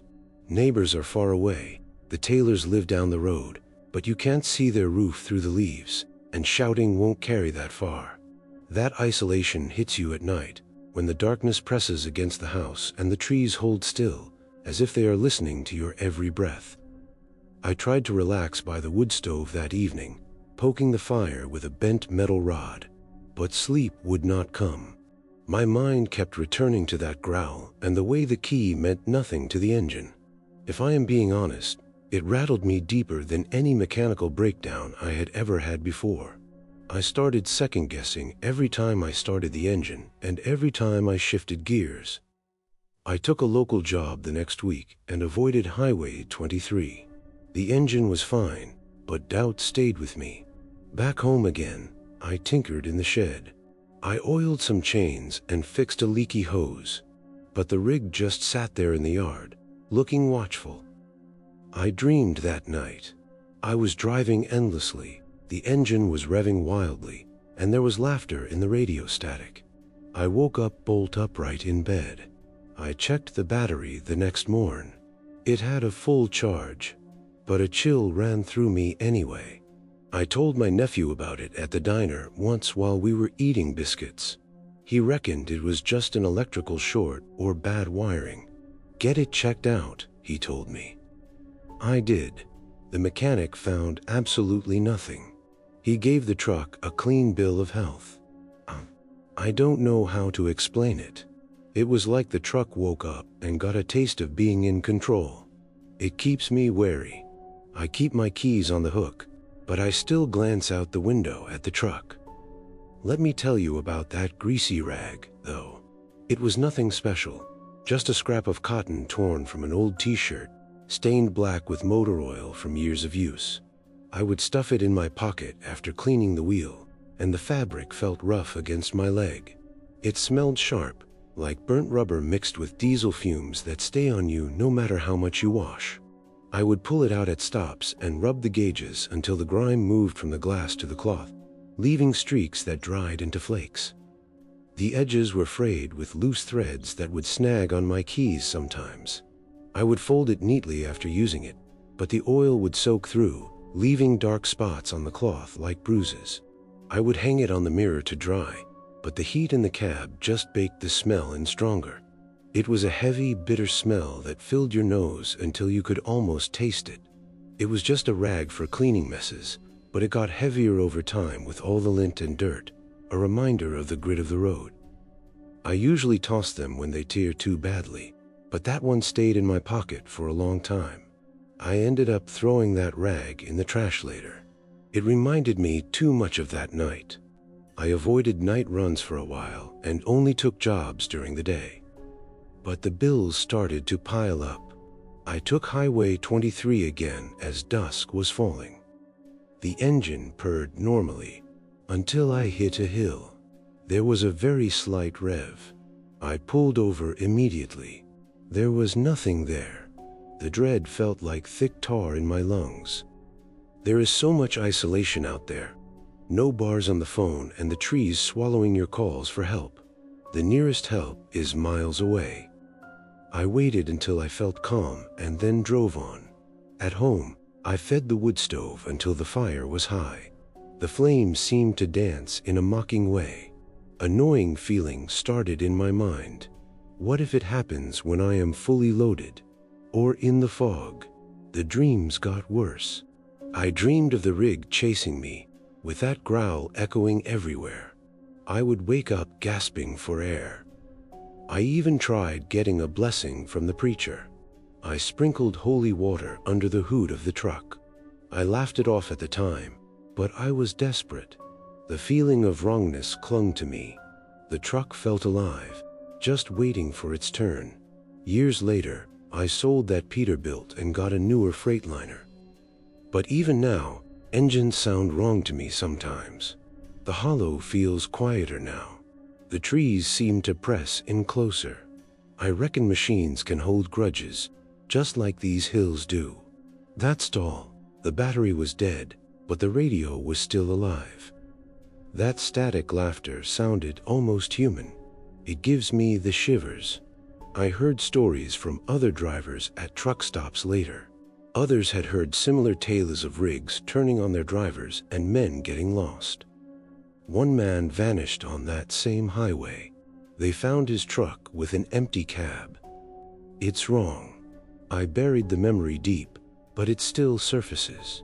I sit on my porch at night and listen to the creek. The silence feels heavier than it used to. I avoid my keys after dark. I will walk if I am able to, but the memory still drives me. I told my daughter about it once. Her eyes looked worried. "It's just old age," she said. "I know better than that." Isolation breeds these things. There are no easy chats with neighbors out here. The wood stove is the only thing I have to talk to, listening to the logs pop. I avoid looking in mirrors. My eyes look tired, like the gauges on that old truck. It creeps up on you slowly. I sold that rig in 2016.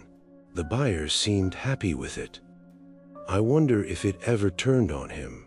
I checked the news, but I saw no wrecks involving it. But I still have my doubts.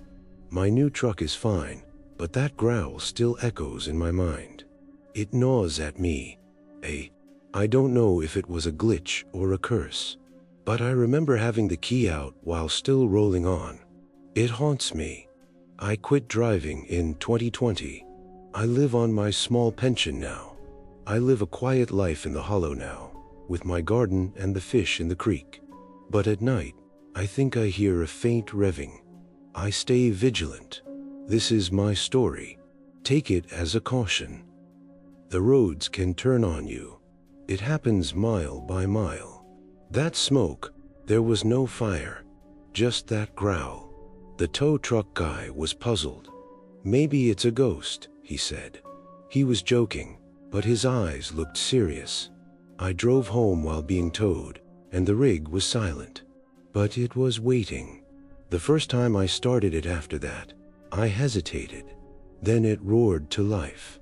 I felt a chill. The local mechanic checked it again. "It's fine," he said. I paid him anyway. The dread kept building. My way of life was betraying me. Is my home in the hollow a safe refuge? Or is it a trap? The trees are watching. The creek freezes in the winter and isolates me even more. The wood stove is essential. The warmth fights against the wrongness. But the flames remind me of that smoke. I paced the floor often. The boards creak in a rhythm. Step, groan, step. The dawn breaks so slowly. Selling that rig was a relief, but it felt like a loss too. I drove all my life. Now, the quiet makes me nervous. It is an oppressive silence. The wrongness lingers. One storm, the power went out. I thought I heard that growl outside. Was it the wind? Or just a memory? I checked with my flashlight, but there was nothing. Sleep left me. I reckon it will return one day with the start of an engine. Until then, I am careful. That is it. The memory bites at me. It keeps me awake. I remember that pull-out area, the gravel crunching and my heart racing, the sudden stall and the deafening silence, the radio crackling with laughter. It was wrong, all wrong. The tow truck lights were piercing the dark. The driver's voice is still echoing in my head. Nothing was wrong, but everything was. Mile by mile, the fear burned. Is this hollow a home or a trap? The trees know. I listen to the nights. Story 8. Lord, that haul in 2020 still clings to me like dampness on a winter coat. I had been dodging layoffs by picking up overnight shifts since 2011, back when the warehouses started letting people go and I had to scramble for any run that would keep the lights on. My name is Emmett, and I have called this hollow my home since before the roads were even paved. It is tucked way back in Tennessee, where the creek freezes thin in January and the nearest neighbor is a good 3 miles away. Their barn light flickers dimly through the pine trees, barely visible. That trip on Route 60 was supposed to be routine, hauling dry goods from Nashville to Knoxville. It was nothing but straight driving through the hills under a sky that had turned black early. My rig was an old Mack truck. The cab smelled like stale coffee and vinyl, and the heater hummed steadily against the coal. The air freshener hanging from the mirror was a cheap pine tree one I had grabbed at a truck stop. It was a faded green cardboard cutout, and it was swinging wildly because of the bumps in the road, slapping against the glass with every pothole I hit. I had hooked it there to hide the smell of diesel, but the scents just mixed together, making the air feel thick and fake. Then the fog rolled in. It was as thick as soup, but it was warm, which was unnatural for that altitude, where the nights are usually biting cold this time of year. It didn't creep in slowly like normal mist off the creeks. It hit me suddenly, swallowing my headlights completely. I slowed down to a crawl, maybe 20 miles per hour, or even less. The fog pressed in against the truck, muffling the sound of the engine and making my light beams bounce back at me like walls closing in. Shapes began to move inside that fog. They were tall, vague figures shifting just out of focus. Every time I stared directly at them, they vanished. Sweat began to bead on my neck. A sense of dread built up as my GPS started to loop. The screen was frozen on the same spot, and the miles were not counting down. Hours dragged on like days. The fog felt warm against the glass, seeping through the cracks of the cab. Then, at dawn, it cleared suddenly. The road was empty, and my logs showed no delay at all. I was perfectly on time. The old-timers at the depot whispered about something called the breath of the hills, which supposedly swallows travelers whole. That experience stuck with me. That smothering closeness turned misty nights into traps for me. I drove home shaking, and the hollow felt endless. There is no cell service on those back stretches of road. The signal dies quickly in the dips of the hills, leaving you cut off while your mind spins alone. The trees line the route thickly, and their silence is heavy, as if they are holding the secrets of the fog inside their bark. I pulled into my yard around noon, and the rig idled quietly. My house is a squat building made of logs filled in with mud, set right where the creek whispers faintly over the gravel. My neighbors are far away. The Hargroves live over the ridge, but a shout won't reach them, and you can't even see their chimney smoke most days. That isolation presses on you at night, when the woods are still and the darkness feels alive, waiting just outside the window panes. I tried to relax by the wood stove, poking the embers with an iron rod, but sleep stayed away.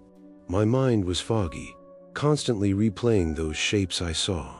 If I am being honest, it rattled me deeply. I started looking at mist with a wary eye and avoiding overnight shifts. I took a local run next. The skies were clear, but doubt still crept in. Back home again, I paced the floor. The boards creaked under my boots. I dreamed that night that I was trapped in that warm fog while figures circled me. I woke up choking. I checked my GPS the next morning. It updated just fine, but a chill lingered in me. I told my family about it at the feed store. They reckoned it was just a weather quirk or low pressure. But why was it warm? And why was it pressing against me? I don't know how to explain it. It felt like the hills exhaled and held me tight. It keeps me inside on foggy days. I keep the curtains drawn. Let me tell you about that air freshener, though. It was one of those cardboard trees, pine-scented, the kind you buy for $1 at the gas pump. The string was frayed from twisting on the mirror hook. It hung there swinging, thumping softly against the dashboard on rough patches of road. It would release bursts of fake evergreen scent that faded quickly into a chemical smell, mixing with the sweat and exhaust in the cab. The color had been bleached by the sun, turning the green to yellow at the edges. It would twist in the air from the vents, spinning in lazy circles until it caught and jerked.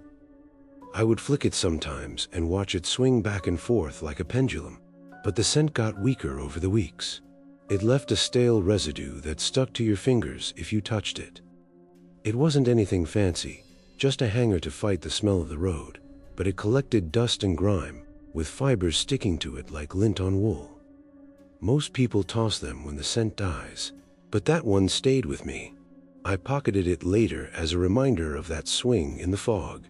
Even now, if I smell it, that unnatural warmth returns to me. I ended up throwing that freshener away. It was too haunting. I dodged Route 60 for months. I took longer routes because they felt safer. Eventually, work demanded I go back. I took the route again when the forecast was clear.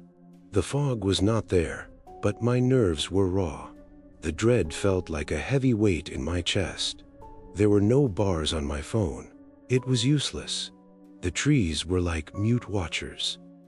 I got home at dawn, moving slowly. I sat by the wood stove that evening. The flames seemed to mock the warmth I had felt in the fog. The gnawing feeling grew. What if I got trapped longer? What if the figures got closer? My dreams shifted. The fog was inhaling, and its breath was hot. I would wake up gasping for air. I tried old remedies. I put salt on the dashboard and muttered prayers. I mocked myself for it, but I was desperate. The wrongness clung to me. It felt like the hills were breathing, claiming the space around me. Years later, I switched companies and took day shifts. But the mist still triggers me. Even the fog in my own yard makes me nervous. The hollow feels isolating. The creek floods the path sometimes. The wood stove is my only warmth. The logs snap in the silence. I reckon the land holds on to the air and exhales it in a wrong way. That pressure, the muffling sound, and the vague shapes. It makes me shudder. I heard similar tales at truck stops later. Similar whispers of people being swallowed whole and rigs being found empty. It is wrong. I buried the memory, but it still rises. On nights on the porch, I hear the creek murmuring. The silence feels thicker. I avoid driving when it is misty. I stay put, but the memory envelopes me. I told my niece about it once. Her eyes went wide. It was just the weather, she said. I know better than that. Isolation nurtures these fears. My family is distant, and visits are rare. I talk to the wood stove while the embers glow. I avoid the windows.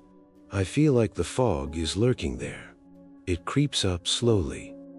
I switched rigs in 2022 to a newer International, but a phantom warmth still comes through the vents. It eats at me. I don't know if it was a natural phenomenon or a hex, but the GPS looped and the time on the log was normal. It torments me. I am semi-retired now, doing odd jobs locally. My routine in the hollow is simple. I chop wood and mend the roof. But at dusk, the fog gives me hints of what is out there. I stay vigilant. This is my tale. Heed my caution. Routes breathe. They do it inch by inch. The way the light bounced off the fog, it looked like walls. The shapes evaded me. The GPS was stuck. Sweat was pouring off me. It cleared abruptly, and the logs lied about the time. The old-timers call it the breath. It swallows you. It is wrong, all wrong. The faces at the depot were knowing. They avoided my eyes. Did I get towed home? No, I drove. But something is waiting. The first time it was misty after that, I hesitated to go out. I peeked through the curtains. Were those figures? No, it was just the wind. Sleep has fled from me. I reckon it will happen again on some haul. Until then, I am grounded. It is what it is. The recall clings to me. I am a sleepless sentinel. That smothering feeling, warm and close. The muffled hum of the engine. The figures were tall, and then they were gone. It felt like 20 miles per hour lasted for an eternity. Dawn was my salvation, but it left no mark on the clock. The breath of the hills. It sticks to you. I remember the swing of that air freshener, thump thump, like a heartbeat in the fog. The cab got hotter, and the vents were blowing but providing no relief. There was just that chemical pine smell fighting the warm dampness seeping in. The GPS was beeping faintly, the screen glowing with the same coordinates, and the mile marker was frozen. I tried the radio, but there was only static and voices garbled far away. There were no other trucks. The road was mine alone. I crawled on. The shapes got taller, and their edges were blurring. Did one of them brush against my mirror? I jerked the wheel. How many hours passed? The log said only minutes. When it cleared, the sun burned my eyes. The depot was ahead, and I was on schedule. The old-timers at the counter had grizzled beards. Did the fog get you? One asked. I nodded. They murmured about the breath and looked away. I drove home feeling numb. The creek crossing had swelled, but I made it across. My house was waiting, and the stove was cold. I lit it with trembling hands. Now in my dreams, I am inhaled, and the figures whisper to me. I wake up coughing. My family dismissed it as tiredness, but the pressure was real. There was fog in my yard last fall. I stayed inside with the doors locked. It passed, but the shapes remained in my mind. The knowing is constant. I reckon the hills claim pieces of you. The breath steals from you. That night took the breath right out of me. It lingers in my lungs. I avoid misty creeks now. The water seems to echo the fog. I use the wood stove every night. The heat fights the memory, but the warmth also recalls it. I pace the kitchen often. The linoleum is sticky, and my steps echo. The dawn comes slowly. I eventually sold the rig. The buyer was oblivious to its history. I watched the news, but I saw no reports of people vanishing. But I still ponder it. My new job is in a warehouse. I am grounded now, but the routes still call to me in my dreams. I am on an endless Route 60. I reckon I will be pulled back into the mist one day. Until then, I am watchful. The quiet is oppressive. The wrongness breathes. One winter, the snow mixed with the fog. I looked out the window. Were those shapes? Was it a blizzard? Or was it them? The lantern went out. They were gone. Rest has evaded me. I share this story rarely. It makes listeners feel a chill. I see the truth in their eyes. Life in the hollow is isolated. The creek bridge is rotting, and I cross it warily. The neighbors rumor that it is a haunted stretch of road. I know it is. Isolation breeds fear. There is no casual talk here. The wood stove pops and startles me. I avoid sleep medications because they make the dreams too vivid. The creep builds up. I haven't traded for any new air fresheners. The cab is bare. But the scent still haunts me like a phantom. It torments me slowly. I don't know if it was natural or not, but the GPS looped and the log remained unchanged. It haunts every vapor I see. Is there peace in being semi-retired? No. The hollow is a trap, too. That is the memory. It smothers you. It keeps me vigilant. The figures, vague and tall, they vanish when you focus on them. But I felt them near me. I was going 20 miles per hour with my heart racing. The GPS was a lie. Sweat soaked through my shirt. When it cleared, I was disoriented. The old-timers' tales confirm what I felt. The breath swallows you. I am stuck. I recall the warm pressure, like an embrace that isn't wanted. The sounds were deadened, and the engine felt distant. The shapes paced beside the rig, their steps silent. Did one of them turn? Its face was blank. I shuddered. Those hours felt eternal. Thirst built up, but I didn't stop for anything. Dawn was a mercy, but it was unmarked on the records. The old-timers knew. They said the road swallowed some. Were those figures their kin? It's wrong. At home, I took a bath in the creek water, but I didn't feel clean. I had supper by the stove, but it was tasteless. The dream cycle continues. My wake-up routine is unsettled. My life has been altered in a subtle way. The mists are my enemy. The fog is frequent in the hollow. I stay vigilant. That is the creep. It is a slow suffocation. It keeps me awake. The figures visit my thoughts. It is oppressive. I avoid taking deep breaths. Shallow breaths feel safer. I reckon it will fully inhale me one day. Until then, I must endure. Story 9. I reckon it was the fall of 2016 when that rest stop on I-77 caught me in its teeth. My divorce had been final for 8 years by then.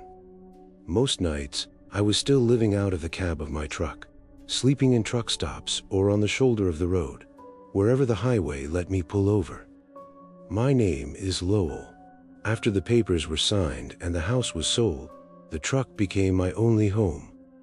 The cab was cluttered with duffel bags, a sleeping bag rolled tight behind the seat, and a small cooler that never stayed cold long enough. That specific run was hauling produce from Charleston up through West Virginia. It was nothing special, just another long stretch of interstate that felt exactly the same, mile after mile. I was bone-tired, and my eyes felt gritty from staring at white lines for too long. That was when the sign for the rest area appeared. It was a faded green sign with peeling letters, one of those places you pass 100 times and never stop at unless you absolutely have to. I pulled in around 2 a.m. The parking lot was completely empty. There were no other semis and no cars, just cracked asphalt and weeds pushing through the seams. A single vending machine stood against the concrete building. Its fluorescent light tube was flickering slowly, on, off, on, casting jittery shadows across the bag of beef jerky I had just bought from the last gas station. I tore the plastic open with my teeth and chewed a piece slowly while the engine idled.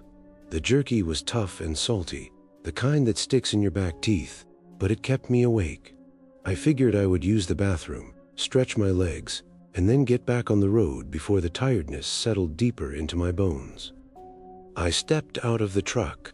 The air was cool, but it was perfectly still. There was no breeze at all. The gravel crunched under my boots, and the sound was much louder than it should have been. There were no other sounds, no crickets, no wind in the trees, nothing. That silence hit me first. It felt heavy and wrong, like the night itself was holding its breath. Inside the bathroom, the fluorescent lights buzzed overhead. One tube was half dead, flickering in time with the vending machine outside. The walls were tiled in white, but they were yellowed and stained. They were covered in scratches and marker scrawls that went back decades. Names, dates, little crosses. Some were carved so deep that the grout had cracked around them. I stood at the urinal reading the oldest ones, 1978, 1983, 1991. These were names I didn't know and dates that felt too far away to matter. A faucet dripped somewhere behind me. It was a slow, irregular sound, drip, drip, drip, but the echo was off. It felt like the room was bigger than it looked, or like the sound was coming from somewhere else entirely. I washed my hands. The water was cold and tasted of metal. The mirror above the sink was scratched, too, with spiderweb cracks in one corner. My reflection looked much older than I remembered. I turned to leave, and that was when I noticed the picnic area through the doorway. There were tables and benches bolted to the concrete floor, the kind built to last forever. But the booths were not empty. Plates sat there with half-eaten burgers and fries that were still glistening with grease. There were paper cups of coffee with faint steam still curling up from them. Napkins were crumpled on the tables, and ketchup packets were torn open but left untouched. The food was still warm. I could smell it, the grease, the onions, and the faint sweetness of soda that had gone flat. It looked like people had been sitting right there just minutes ago and had simply walked away. My heart started thumping against my ribs. I stepped closer. There were no wrappers scattered on the floor and no trash. Everything was neat and deliberate. One burger had a single bite taken out of it, and the teeth marks were clean. I reached out and touched the bun. It was still soft and still hot. Suddenly, footsteps sounded behind me.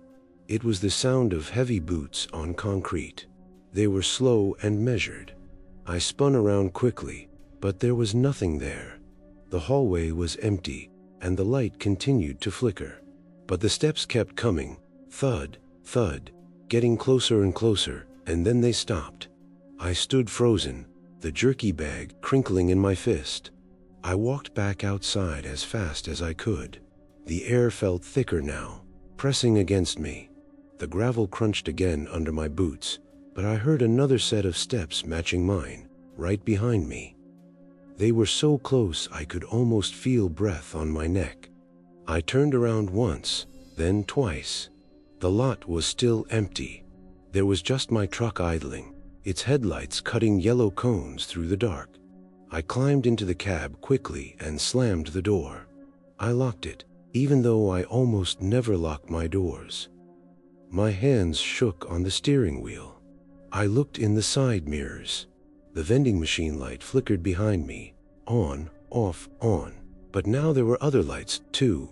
They were dimmer and farther back, looking like windows glowing in the trees where no houses should be. They blinked in rhythm with the vending machine. It felt like the whole place was breathing. I hit the gas. The tires spun on the loose gravel for a second and then caught. I pulled out fast, back onto I-77, with the engine roaring. My mirrors showed nothing but the black road, and the fading glow of that rest stopped shrinking behind me. But I could still feel it watching me. The dread settled in slowly. It wasn't a sudden scare. It was the quiet realization that some stops aren't for resting, they are for keeping. I got back to the hollow 2 days later. My place is small, set deep off a gravel track where the creek cuts through the ridge. My nearest neighbor is the widow Grimes, who lives 4 miles down the hollow. Her dogs bark at shadows most nights. There is no cell service worth a damn out there. You have to drive all the way to the ridge to get signal bars, and even then, the call drops if you move the wrong way. The trees crowd in thick, pines and oaks standing silent. Their silence feels like a physical weight on your chest. You can shout, and the sound dies quickly, swallowed by the woods. That first night back, I sat on the porch with my boots on the rail, listening to the creek gurgle over the stones. The screen door hinges squeaked every time I rocked the chair, a high creak when it swung out and a low groan when it came back. It was a rhythm I had known since I was a boy. I would oil those hinges every spring with the same can of WD-40, but they still complained, as if the door remembered every time it had been slammed in anger or left open too long. The wood frame around the screen was swollen from years of dampness, and the paint was peeling in long curls that caught on my sleeve when I walked past. Inside, the smell of old pine and wood smoke hung heavy. It was mixed with a faint, musty odor of damp dog fur that never quite left the rugs, even though the dog had been gone for years. I kept a cast iron skillet on the stove, the same one my mother used. Its handle was worn smooth, and the surface was blackened from decades of bacon grease and cornbread. When you heat it up, the old fat sizzles back to life, smelling sharp and smoky. That smell clings to the air and your clothes for hours. You can scrub it with salt and a rag, but the grease works its way into the pores of the iron, leaving a slick sheen that catches the lamplight. It isn't anything fancy, just a skillet for frying eggs alone, but the sound of the forks scraping the bottom felt sharp and lonely in the quiet house. But that night, the quiet felt different. It felt like the quiet was listening back to me. I tried to tell myself it was just exhaustion, long hours, bad sleep, and the divorce that still felt raw after all those years. But I kept seeing those half-eaten plates in my mind. I kept feeling the footsteps behind me and seeing the lights in the mirrors that shouldn't have been there. I took another run a week later on the same stretch of I-77. My heart started hammering as the rest area sign appeared. The lot was still empty, and the vending machine was still flickering. I didn't pull in. I kept driving, keeping my eyes on the mirrors the whole way past. But I swear the sign looked different. The letters looked sharper, as if someone had repainted them, and the parking lot seemed smaller, as if the trees had moved closer to the building. The dread built up gradually. Mile after mile, every rest area sign made my stomach knot. I started mapping my routes to avoid I-77 whenever I could. I took longer ways and paid more for fuel, but at least those stops felt normal. They were crowded and noisy, with people talking loudly about the weather and their loads. At home, however, the hollow started feeling wrong, too. On nights when I would sit by the wood stove, I would feed it splits of oak and watch the flames lick the iron. The stove was old and cast thick, with the surface pitted from years of heat. Grease from frying sausage or eggs had baked into the metal, leaving dark rings that caught the firelight. When you lit it, the iron popped and groaned as it expanded, and smoke curled up the flue with that heavy, oily smell of burnt fat and pine sap. I would scrub the top with steel wool sometimes, but the old grease never fully came off. It just smeared and darkened, becoming part of the stove itself. The door hinges were rusted stiff, squeaking high when you opened the door and dropping to a low moan as it swung shut. Ash sifted down through the grates, dusting the hearth in gray. It wasn't anything special, just a stove keeping the chill off, but on those nights, it felt like the only thing between me and whatever was listening outside. I started hearing footsteps on the porch. They were slow and deliberate, the sound of boots on the wooden boards. I would freeze in my chair with the lamp turned low, waiting. I never saw anything. There was just the creak of the screen door hinges, high-low, like someone was testing the door. One night, I stepped out with my shotgun. There was nothing there. There was just the creek and the trees standing silent. But the air felt thick, as if it were pressing back against me. I avoid rest stops now, even the busy ones. I would rather pull into a Walmart parking lot and sleep in the cab under the bright lights than risk staying in one of those forgotten places. But I still see it in my dreams. I see the vending machine flickering and the plates of food that are still warm. I hear the footsteps matching mine. And in my mirrors, I always see those lights behind me, calling me to come back. Some stops aren't for resting. They are for keeping. The wrongness of it stays with me. It is slow and patient, as if the place is waiting for me to return. I drive different routes now. They are longer and lonelier, but they feel safer. Still, every time the road signs for I-77 appear, my hands tighten on the wheel. I feel the pull. It is faint, but it is there. The hollow is quiet tonight. It is too quiet. The trees are holding their breath again. I sit by the stove and listen to the iron pop. I hear the hinges complain and the creak murmur. And somewhere out there, a vending machine flickers. It is waiting. I don't sleep much anymore. The footsteps still come. They are slow and patient. And I know they are not mine. Not really. Story time. I've been up here in these hills most of my life, tucked away in a little hollow outside of Harlan, Kentucky. It is the kind of place where the nearest neighbor lives a good mile down the dirt road. The trees grow so thick that they swallow up any noise from the outside world. There is no cell service worth a damn, either. The signal drops off like a cliff the moment you turn off the main highway. I reckon that's why people like me stay here. It is quiet, but Lord, that silence can press down on you heavily some nights. I'm getting older now, and my joints creak like an old barn door in the wind. I don't drive trucks anymore, but there is one trip from back in 2013 that still gnaws at me. It keeps me staring at the ceiling at night when the wood stove pops and crackles in the dark. If I'm being honest, I try not to think about it too much, but here I am, pouring it out like coffee from a thermos. It started simply enough as a shortcut off the interstate, but it turned into something wrong, something deep inside where you can't scratch it out. Back in the 90s, my uncle gave me the keys to his old rig after he retired. He was a hauler all his life, moving loads from Pittsburgh down through West Virginia and into Tennessee. He spent his days dodging way stations and bad weather. I took to it naturally. I loved the hum of the diesel engine and the endless ribbon of asphalt.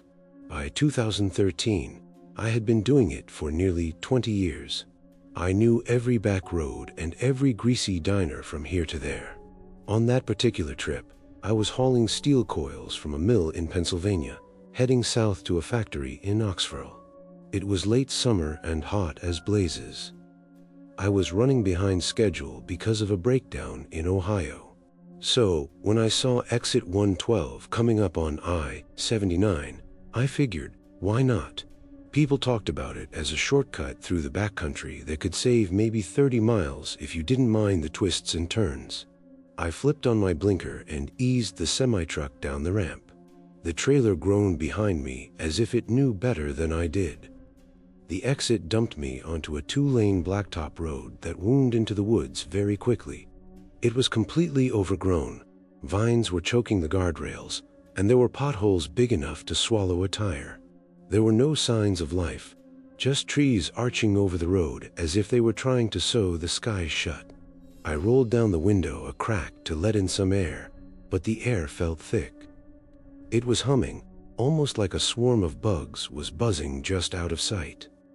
I swatted at my ear once or twice, thinking it was gnats or mosquitoes, but nothing landed on me.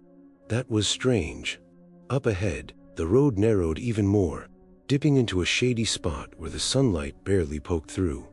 That is when I felt the first prick on my arm. It was right below the elbow, next to where my watch strap dug into my skin from the sweat. I glanced down. Yep, a mosquito bite. It was already puffing up red and looking mean. I scratched at it without thinking much about it and focused on the curve ahead. I didn't think anything of it at the time. Bugs are just part of the deal when you are out in the woods. But that itch did not fade away. No, it dug in deeper, like a splinter working its way under the skin. By the time I had traveled maybe 10 miles down that godforsaken road, the spot was throbbing. The feeling wasn't on the surface, it was inside, crawling up toward my shoulder. I rubbed at it hard through my shirt sleeve, but that only made it worse. It felt like something was moving in there, burrowing slowly and steadily. I don't know how to explain it without sounding crazy, but it wasn't a normal itch. No rash showed up, and there were no welts, just this deep, nagging pull that made my muscles twitch. The truck hit a bump, and I jerked the wheel slightly, nearly hitting a fallen branch. "Get a grip, old man," I muttered to myself. I turned up the radio to drown it out. It was mostly static since we were so far out in the country, but I caught snippets of a country station fading in and out. I kept driving, thinking the feeling would pass once I hit the main road again. But the miles stretched on, and that sensation spread. It inched up my arm like roots pushing through dirt. By the time I crossed into West Virginia, the feeling was in my bicep. It made my hand flex on the gear shift without me meaning to do it. The road got lonelier. There were no houses and no cars passing the other way. It was just me and the rig rumbling through the quiet. That humming in the air from back at the exit? It was in my head now, or maybe in my veins, whispering low and urgent. It wasn't exactly words. It was more like a tug, urging me to pull off onto some unmarked dirt path and take a detour into the trees. I shook the feeling off and drank a warm soda from my cooler, but the sensation clung to me. My skin felt tight, as if it were holding something back that wanted to get out. I stopped at a pull-off around dusk to stretch my legs and check the load. The woods were dead silent. Not even a bird was chirping, and not a single leaf rustled. That quiet was oppressive. It weighs on you and makes you feel like the only soul left breathing. I paced a bit, scratching at my arm again, but the itch had moved to my chest now. It felt like it was scratching from the inside. I lifted my shirt. There was nothing there. My skin was as smooth as ever, but I could feel it wriggling under the muscle, heading toward my heart. Panic flickered inside me then, but I pushed it down. Truckers don't get scared easily. We have seen wrecks and storms and worse things. I climbed back into the cab and drove fast to the south, my headlights cutting through the gathering dark. That night, I stayed in a rest area just over the state line because I was too worn out to keep going. I curled up in the sleeper berth, but sleep would not come. The itch was everywhere now, in my legs, my back, and even my scalp. It felt like ants were marching on me. I tossed and turned, and the vinyl mattress stuck to my sweat. Dreams came in fits, or maybe they were hallucinations. I saw that overgrown exit again, and the air was alive with invisible bugs drilling into me. I woke up scratching so hard that I drew blood on my thigh, but there was still no mark from whatever was inside. Dawn broke gray and misty. I hit the road again, and the whispers in my blood were louder, pulling me toward side roads I had never noticed before. I made it to Knoxville by midday, dropped off the load, and went straight to a walking clinic. The doctor poked and prodded me. He took blood and even did an X-ray. "There is nothing here, son," he said, looking at me like I was making it up. "Maybe it's stress or an allergy. Take some Benadryl and rest." But I knew better. It started at that exit, that humming stretch of nothing where the bugs weren't real, but the wrongness was. I drove home to Kentucky after that. The itch settled into a constant buzz under my skin, like the wiring in my body had gone haywire. Back in my cabin, things did not get better. I would sit by the wood stove in the evenings, feeding it pieces of oak and watching the flames. But even there, the sensation gnawed at me. I tried to distract myself with chores, chopping wood or fixing the fence, but my hands would twitch. My fingers would curl like they had a mind of their own. Neighbors. The closest one is the old widow Jenkins down the hollow, but she is half deaf and keeps to herself. There is no point in shouting for help. Nobody is close enough to hear me. The nights were the worst. I would lie in bed with the windows cracked open, listening to the creek bubbling faintly in the distance. That silence from the trees would creep in and make the itch feel louder. It felt like my veins were alive, whispering about detours I couldn't take. If I'm being honest, I started avoiding mirrors after a while. I caught my reflection once in the truck side mirror, and my eyes looked wrong. They looked dull, like something else was peering back from inside me. The itch moved slowly up my neck and into my jaw, making my teeth ache. I would chew on jerky or hard candy to try to ease it, but nothing helped. I went to another doctor in town, a specialist this time. They did more tests and even MRIs. A clean bill of health, they said. It might be psychosomatic. You should see a psychiatrist. But it wasn't in my head, it was under my skin. It was turning my body against me, mile by mile and memory by memory. Let me tell you about my kitchen, because sometimes ordinary things help ground you when the world feels wrong. That old cast iron skillet has been hanging on the wall since my grandfather's day. It is as black as coal and heavy as sin. Every morning, I fry up eggs or bacon in it, and the grease pops and spits on the gas stove. The smell lingers, you know? It is that sharp, burnt smell of lard that has sat too long, mixed with a faint scent of rust from the pan's edges. I scrub it with a wire brush, but the oil never fully comes off. It builds up in layers, slick and dark. It coats your fingers if you touch it the wrong way. The handle is worn smooth from years of gripping it. It feels cool at first and then warms up as the heat spreads. And the screen door leading out back. The hinges squeak in a very specific rhythm, a high whine when you pull it open, and then a low groan when it swings back, like it is breathing heavily. On rainy days, the wood frame swells and makes the door stick. You have to yank it hard, and the mesh rattles against the frame. I stand there sometimes with the door half open, smelling the damp earth outside and the rot of fallen leaves in the yard. It is nothing special, just everyday grit, but it reminds you that you are still here, made of flesh and bone, even when something is worming its way deeper into you. The itch never left me. It just rose and fell like the tide in a creek after a storm. Some days, it would quiet down and let me almost forget. On other days, it would flare up fiercely, making my arms and legs jerk like a puppet on strings. I quit trucking not long after that. I sold the rig to a young fellow who didn't know any better. I stayed put in the hollow, where the isolation suits me now.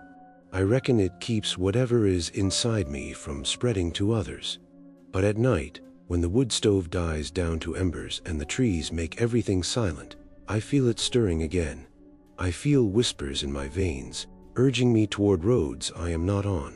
Eventually, it spread to my thoughts. I would be whittling a stick on the porch, and suddenly I would zone out.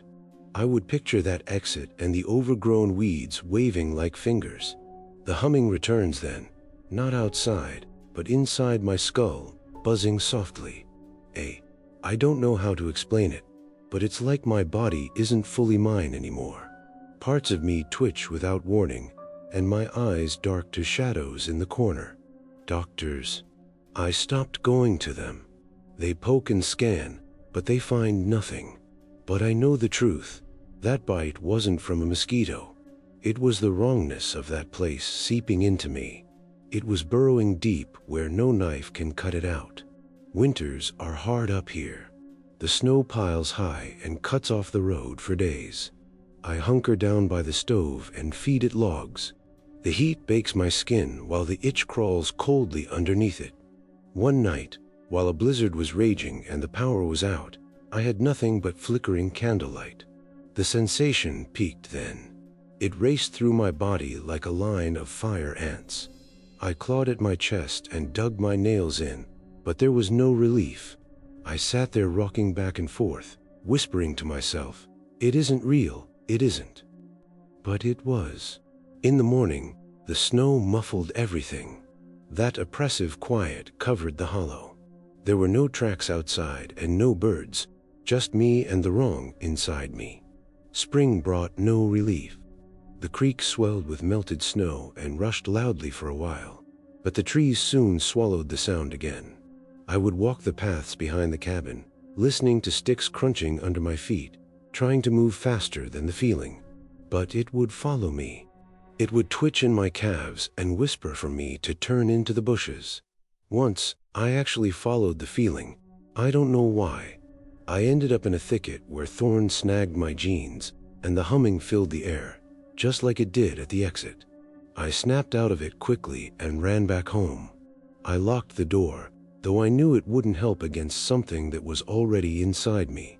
Summers remind me the most of that day. Heat waves shimmer off the dirt road, and the bugs drone for real this time. But my sound is different. It is internal and relentless. I sit in the shade and fan myself with a newspaper, but the itch dances under my scalp and makes my thoughts scatter. My memories blur. Was the exit really that overgrown, or did I imagine the hum? No, it was real. The wrongness started there, a slow crawl that turned my own body into my enemy. Now, it hits me hardest in the fall. The leaves are turning and the air is crisp, but the silence deepens as the animals hide away. The nights are long, and the wood stove is my only company. The pops and hisses of the wood lull me, but sleep only brings dreams of endless roads and the itch pulling me off my path. I wake up sweating and scratching at nothing. Years later, it is just a part of me now. Doctors say I am fine, but I feel the shift. My veins hum softly, and my body doesn't feel quite right. Up here in isolation, with no cell phones buzzing and no neighbors knocking, it is just me and it. The trees watch me silently, and the creek murmurs in the distance. I reckon it will take me one day, mile by uneasy mile. But tonight, while the stove is crackling low, I am telling you this. Maybe it is to warn you. Stay away from shortcuts like exit 112. The wrongness waits there, humming invisibly, ready to burrow into you. If I'm being honest, it still keeps me awake, twitching in the dark. Story 11. I've lived up in these hills near Welch, West Virginia, for most of my days. I live in a little shotgun-style house at the end of a gravel road that winds through the hollows. The trees grow thick here. The pines and oaks block out the sky and muffle every sound until it's just you and your own thoughts echoing back at you. There is no cell service. The signal doesn't reach past the ridge, and the nearest neighbor is a good 2 miles away. That would be Old Man Harlan, and he doesn't come out much since his wife passed away. I'm pushing 70 now, and my bones ache from all those years behind the wheel. I don't mess with trucking anymore, but there is one night from back in 2009 that still rattles around in my head. It keeps me awake when the wind howls through the roof. If I'm being honest, I try to push the memory down, like tamping coal dust into a bin, but it seeps out anyway. It was supposed to be a regular haul, but it turned wrong in ways that make you question what is real out there on those lonesome roads. I was running coal that year, hauling black gold straight from the mines in Virginia. I would load up in Pocahontas and head north on Route 52. Overnight shifts were my bread and butter. They paid better and there was less traffic. It was just me and the headlights slicing through the dark. My truck cab was a mess. It always was. There were empty styrofoam coffee cups piled on the dash from the last 3 truck stops. Their rims were crusted brown with dried up coffee, and they smelled like bitter, stale grounds. I would take sips from them even when they were cold just to stay awake, the plastic crunching under my grip. That night in particular was in the early fall. The air was crisp but not biting yet, and the leaves were just starting to change color on the hillsides. I rolled out around midnight with the rig loaded heavy, the engine growling low as I climbed the steep hills. The CB radio was on, as it always was, tuned to channel 19 to listen to chatter from other drivers. But it was quiet, dead quiet. There was only the occasional pop of static, sounding like distant thunder rolling off the mountains. Around 3 a.m., that is when it started. I was winding through one of those twisty sections of Route 52, where the road hugs the mountain on one side and drops off sharply into nothing on the other. There are no guardrails in some spots, just the gravel shoulder crumbling away into the dark. The static on the radio crackled a bit louder, and underneath the noise, I caught a faint sound. It wasn't words at first, it was more like breaths. They were soft and rhythmic, and they began to sync up with my own breathing, echoing me perfectly. I adjusted the squelch knob on the radio, thinking it was just interference from the hills or maybe a kid with a radio playing tricks. But the sound didn't clear up. Instead, it got deeper. It turned into murmurs, low and gravelly voices, repeating the mile markers ahead of me. 58, curve sharp, 62. It was as if the voice knew my route better than I did. I perked up then and grabbed the microphone. "This is Coal Runner. Who's out there? You got a handle." I clicked the button and waited. There was nothing but more static and those whispers weaving through the noise. I switched to Channel 9, the emergency band, but I heard the same thing. I tried Channel 23, where truckers usually talk, and the voice followed me there, too. My skin prickled, not from the cold, but from a feeling of wrongness settling in. It felt like the air inside the cab had turned thick. The voice sounded worn out, like an old miner after a double shift, warning me about curves that were not marked on my map. "Watch the drop at 65. Slow down now." I looked at my atlas, which was dog-eared and sitting on the seat. There was no sharp curve marked at mile 65. But sure enough, as I approached that spot, the road bent wickedly. It was tighter than I remembered, and I had to downshift the gears hard to make it. The dread crept in slowly after that. Every dark stretch of road felt like it was being watched, as if the night itself was listening back to me through the radio. I used the radio again, my voice sounding a bit shaky. "Come back, whoever you are. This isn't funny." There was only silence, followed by more murmurs that sounded closer now, almost as if they were in my ear. There was no call sign and no friendly banter, just that voice, pulling me along the route. Outside, the trees loomed over me. Their branches seemed to scrape the sky, and their silence felt oppressive. There were no other trucks on the road and no headlights coming or going. Isolation feels different at night. Up here, you are miles away from any help. You have no cell phone to call anyone.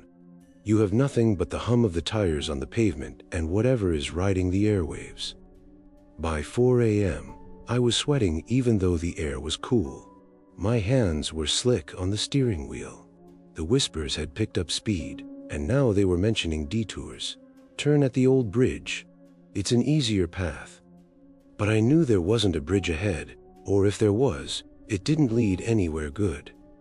I ignored the voice and kept driving straight, but the static buzzed angrier, sounding like feedback from a bad amplifier. I switched channels frantically, 10, 15, 40, but the voice hopped right along with me. It was relentless. My heart thumped heavily, and the sound echoed in the cab over the drone of the engine. Those coffee cups rattled in the holders with every bump in the road, reminding me just how alone I was. I pulled over at a wide spot in the road around dawn. The sky was turning a light gray over the ridges. With shaking hands, I turned off the radio, but the silence rang loudly in my ears. I climbed out and stretched my legs on the gravel, the cool air biting at my flannel shirt. I looked around, but there was nothing but woods, thick, still trees, and not a single bird moving. That feeling of wrongness clung to me, though, like coal dust stuck in your lungs. I lit a cigarette and leaned against the rig, trying to shake the feeling off. But when I climbed back inside and keyed the microphone one last time, the whispers were gone. They had faded away with the darkness, I reckoned. I made it to the drop-off by morning and unloaded the coal. Afterward, I went to a diner off the highway, the kind with vinyl booths that are cracked from years of people sliding in and out. I ordered eggs, hash, and black coffee to steady my nerves. I sat there picking at my food when an old-timer at the counter overheard me muttering about the radio. He was a regular, with a wrinkled face and a ball cap stained with grease. He spun around on his stool and looked at me sharply. "Route 52 at night? You heard whispers, did you?" I nodded, and he leaned in close, his voice low. He told me about truckers from years ago, maybe the 1980s, who followed those murmurs right off the cliffs. Voices promising shortcuts, he said, leading them to drops that swallowed their trucks whole. The state troopers found the wrecks, but sometimes they found no bodies. Just empty cabs with the radios still hissing. That hit me like a cold wave. I paid my bill quickly and got back on the road home. From then on, I checked the CB radio obsessively, flipping through the channels even on my daytime runs. The wrongness didn't leave, it lingered, making me jump at every crackle of static. Back in my hollow, I would sit by the wood stove in the evening and feed it chunks of hickory wood. The heat would warm my boots while the flames licked the iron stove. But nights like that one replayed in my head, keeping sleep far away. Let me tell you about my old kitchen table, because sometimes plain things anchor you when memories turn bad. It is made of pine wood, scarred from knives and spills. The surface is sticky in some spots from years of syrup and grease. In the mornings, I brew coffee in a percolator. The bitter steam rises and mixes with the faint, musty smell of the linoleum floor, which is curled at the edges. The chairs creak when you move, the wood groaning like joints popping. The salt shaker is always caked with salt that clumps together from the damp air. That cast iron skillet sits on the stove, heavy and black, its bottom scratched from years of use. The grease in it, Lord, that smell stays with you. It is a thick, sharp smell from bacon fat that has been saved and reused, building up in yellow layers along the sides. You can wipe it with a rag after you cook, but it never gets fully clean. Your fingers come away oily, smelling like smoke and salt, and the smell gets under your nails. The window over the sink fogs up from the heat, and outside, the screen door to the porch hangs a bit crooked. The hinges squeak in a steady pattern, a sharp creak when it opens and a long whine when it closes, sounding like a sigh. The wind catches it sometimes, banging it softly against the frame and making the mesh rattle. It isn't anything fancy, it's just a grit of daily life, but it reminds you that life is found in these small things, even when something bigger is gnawing at the edges of your mind. The whispers did not come back right away. Months passed, and my trips blurred into a routine. But I would catch myself listening closer to the static, waiting for that breathing sound to sync up with mine again. Winter hit hard that year. Snow covered the hollows and turned the roads into slush. One night, I got stuck in a snowdrift on a side road. Suddenly, the CB radio popped to life. It was the same murmurs, faint but definitely there. Pull left at 30, avoid the slide. I did what the voice said, even though it didn't make much sense, and I managed to avoid a road washout that I hadn't seen. It might have saved my life, but it left me feeling even more unsettled. Was the voice helping me, or was it luring me into something?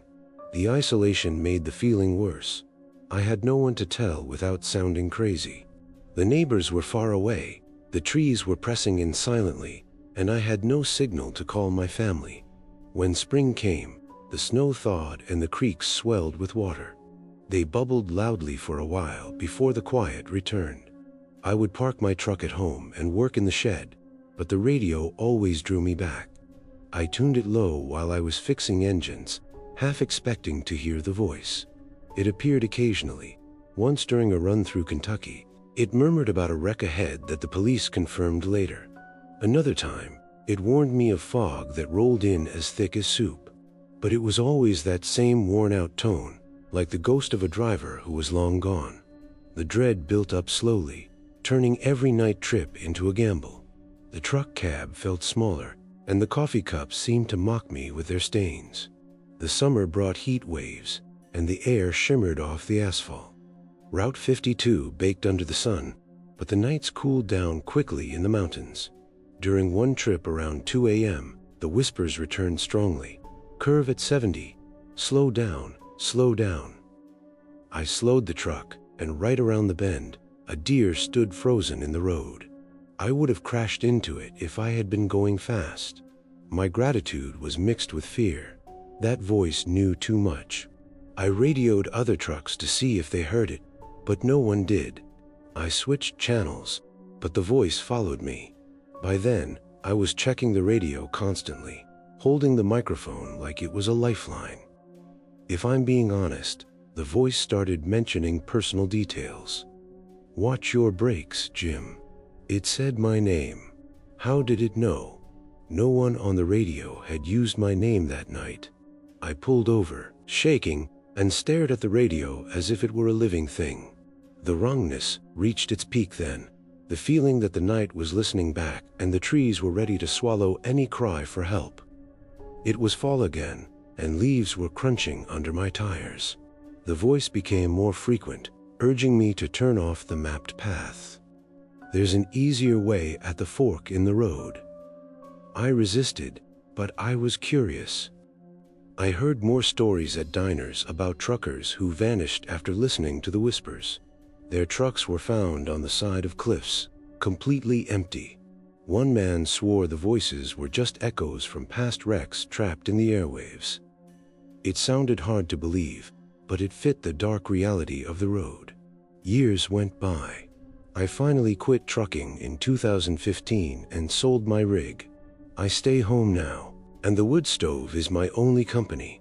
But the radio is still here, and I tune it low some nights. The static crackles, and I listen, wondering if the voice will call again. It did call, just last winter. The snow was howling and the power was out. I turned on my handheld radio. I heard the breaths syncing up with mine, and then I heard my name, spoken softly. "Come back, Jim. The route is clear." I shut it off quickly, but the echo stays with me. The silence feels oppressive now. The trees watch me, and the creek is distant. There are no neighbors close by and no phone signal. That wrongness rides on the air, waiting for me to turn on the radio. I don't know how to explain it, but it is out there. It is murmuring mile markers to people who are all alone in the dark. Stay away from Route 52 at night, unless you want it to find you, too. It keeps me awake. That hum of static is in my very bones. Story 12. I've called this old hollow home for going on 60 years now. I live up near Hazard, Kentucky, where the hills fold in on themselves and the trees stand like silent guards, thick and stubborn. The silence they bring is heavy, like a blanket that is much too thick for summer nights. It swallows up any shout or call you might make. No cell service reaches these parts.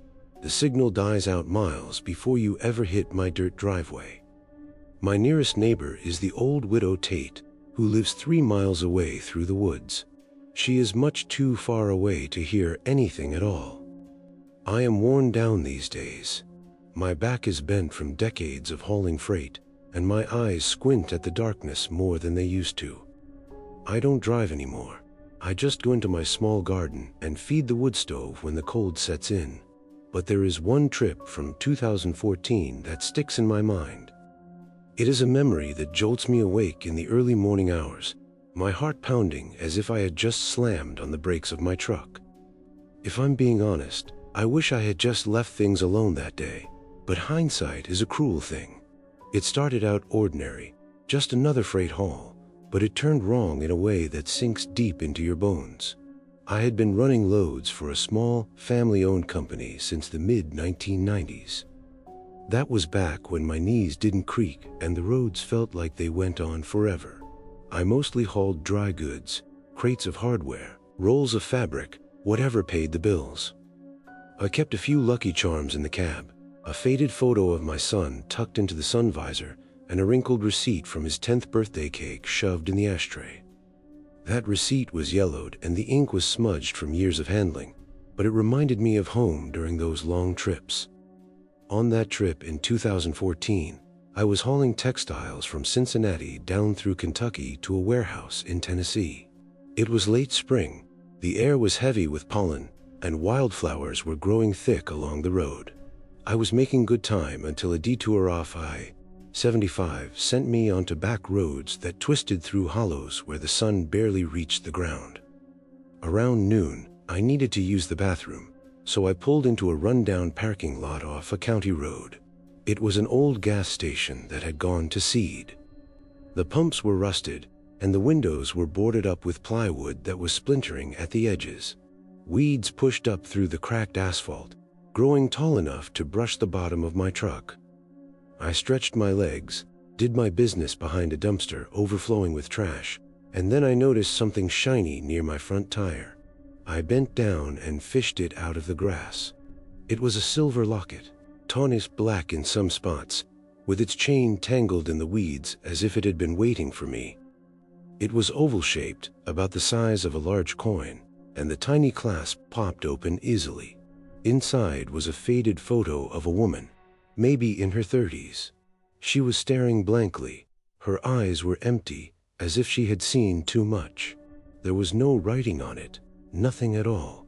I figured someone had lost it, but the lot was deserted. There were no cars and no people. I don't know how to explain it, but the locket felt heavy in my palm, and it was colder than it should have been. I tossed it into the glove box with my maps and receipts, slammed the door, and got back on the road. I didn't think twice about it. The highway stretched out ahead of me, but as the afternoon turned into evening, something began to nag at me. The dashboard lights flickered on as dusk fell, and out of the corner of my eye, I caught a faint glow coming from the seam of the glove box. I brushed it off, thinking it was just a reflection from passing headlights, but there were no other cars. The road was as empty as a grave. I stopped at a pull-off to eat a sandwich and opened the glove box to grab some napkins. There it was. The locket was sitting right on top of the mess, as if it had floated to the surface. I popped it open again. The photo looked different somehow. Her eyes seemed sharper, almost like they were following me as I tilted the locket. I shook my head, thinking my eyes were just tired, and buried it deeper under my papers. But a feeling of unease settled in me, like a slow drip of water, making the cab feel smaller.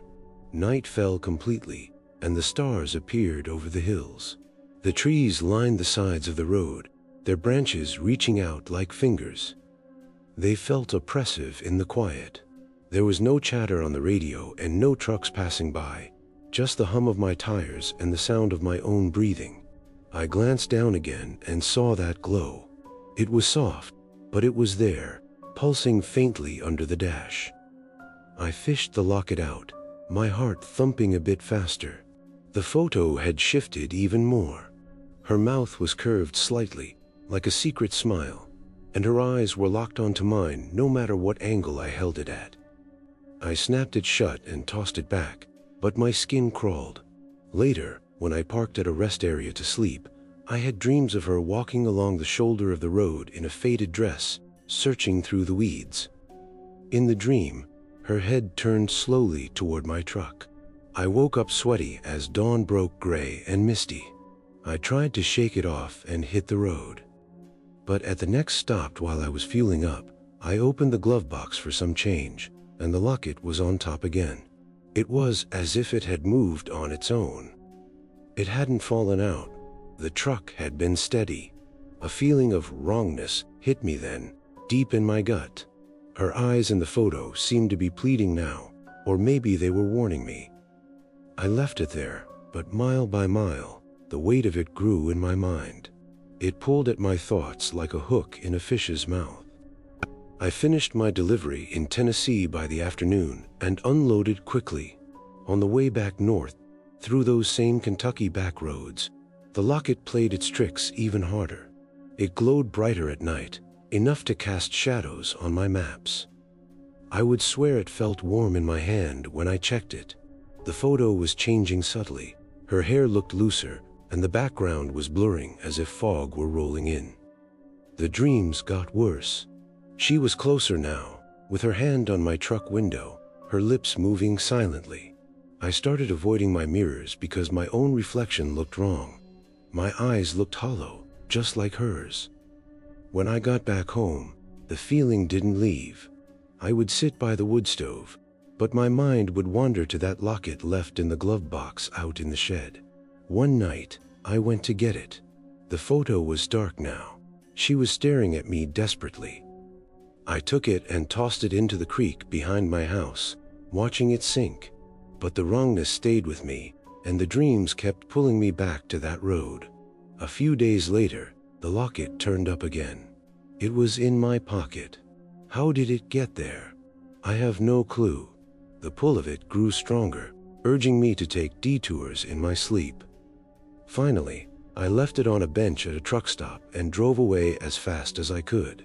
But the weight of it stays with me, making me avoid that specific road. At night, I wonder if she is still out there searching. Let me tell you about my old coffee pot, because sometimes everyday things keep you grounded when things go sideways. It is an enamel pot, chipped blue, and it sits on my stove most days. The handle is worn smooth for me gripping it. In the mornings, I fill it with well water and scoops of coffee grounds from a tin that is dented on the side. The bitter dust clings to my fingers. It percolates slowly, bubbling up with a sharp, burnt scent that fills the kitchen. That smell mixes with a faint scent of mildew from the cabinets that never quite dry out in this damp weather. The lid rattles faintly as it heats up, and steam hisses out of the spout in puffs, turning into water on the window glass above the sink. That glass fogs up easily, with drips running down slowly and pooling on the sill where the paint is peeling in curls. The counter is covered in faded yellow linoleum that is sticky in spots from old spills. The drawer below it sticks when you pull it, making a low grinding sound of wood on wood. Nearby, the screen door to the back porch hangs a little loose. The hinges squeak in an odd way, a quick chirp when it swings out, and a long moan when it closes, as if it is reluctant to shut. When it rains, the wood frame swells, so it gets stuck halfway. You have to give it a shove with your shoulder to get it to latch, and the mesh screen vibrates softly if flies bump into it. It is just plain living, but that routine and those smells and sounds remind you that you are real, even when memories creep in without being asked. The isolation has felt harder since then. The trees press close to the house, and the silence is as thick as fog. There is no cell phone to call anyone, and the neighbors are far away. I walk the path sometimes, but the shadows play tricks on me. I think I see her outline in the bushes. The dreams don't stop. I see her on the road, locket in hand, her eyes locking onto mine. I wake up scratching at nothing, feeling a heavy weight on my chest. Years have passed.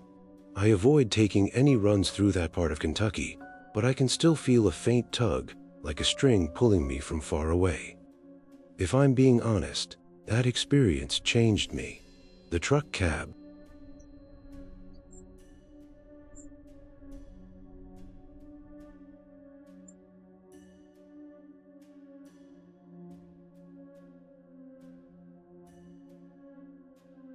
The photo was the same. I burned it quickly, but you can't burn a memory away. It keeps me awake, that blank stare waiting in the dark. The wrongness started small, but now it is woven into my life.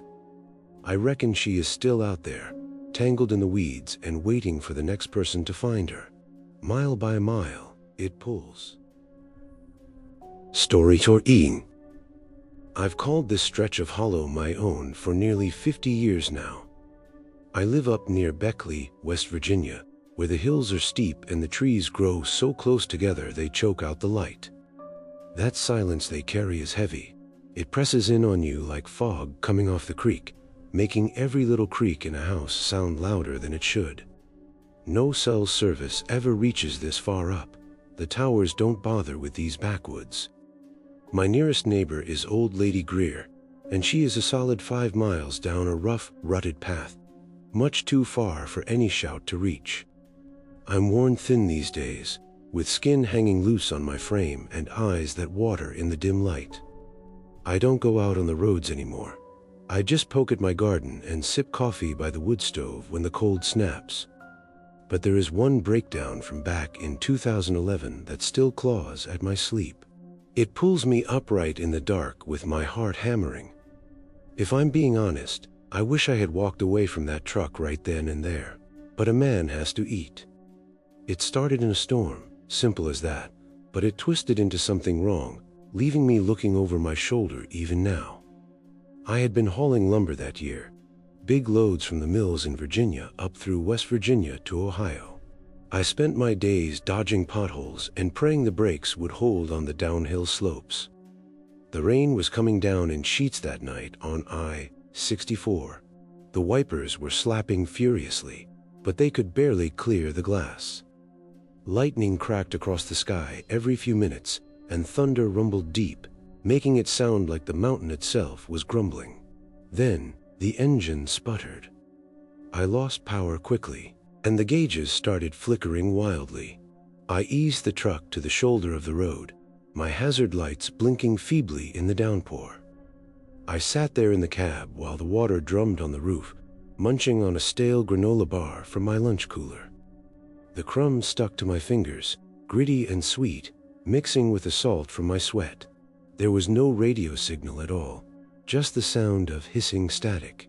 I figured I would wait for the worst of the storm to pass and then flag someone down. I knew no towing service would brave that mess right away. Hours ticked by, or maybe it was just 1 hour. Time blurs when you are in the wet dark. Suddenly, headlights pierced through the rain. A tow truck pulled up behind me, but it had no sirens and no flashing lights. The driver hopped out. He was a tall fellow wearing oil-stained coveralls, with water dripping from his hat brim. One of his eyes was milky white, clouded over like spoiled milk, while the other was as sharp as a hawk's, cutting through the gloom. He didn't say much at first. He just hooked up the chains while I shouted questions at him over the wind. "Are you from AAA?" "I haven't called anyone yet," I said. He just grunted and muttered something about fixing what's broken inside. His voice was gravelly, sounding like he had swallowed coal dust. He towed me off to his yard a few miles back, a junked-out lot piled with rusted truck frames and fences sagging under heavy vines. There was no sign and no lights on, just his shop glowing faintly under a tin roof that was rattling in the storm. He worked mostly in silence. His tools made an odd clinking sound against the engine block. It wasn't the usual ring of metal on metal. It was duller, like the sound of bone tapping. I paced across the gravel, my boots sinking into the mud, watching him work. That Milky eye never seemed to blink, while the sharp one moved quickly. When he finally slammed the hood shut, the truck was purring smoothly again. I asked him about payment, but he just grinned. His teeth were yellow in the lantern light. He said the road would settle the dead. A feeling of unease prickled me then, but I was eager to get moving. I climbed in, tipped my hat, and eased back onto the highway as the rain slowed to a drizzle. For the first few miles, everything seemed fine. But then, the mirror fogged up. It wasn't coming from the outside. It looked like breath from inside the cab, clouding the glass in slow exhales. I wiped it clear, but it came back steadily. Next, the seat creaked, sounding like someone was shifting their weight behind me, even though the cab was empty. I glanced back. There was nothing there.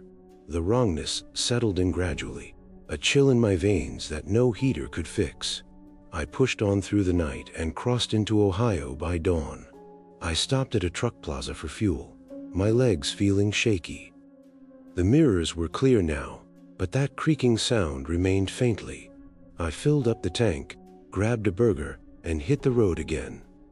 By the afternoon, while I was dropping off the load, I caught a glimpse in the rearview mirror. A tall figure was standing at a distant gas pump, and one of his eyes was catching the sun in a strange way. I blinked, and he was gone.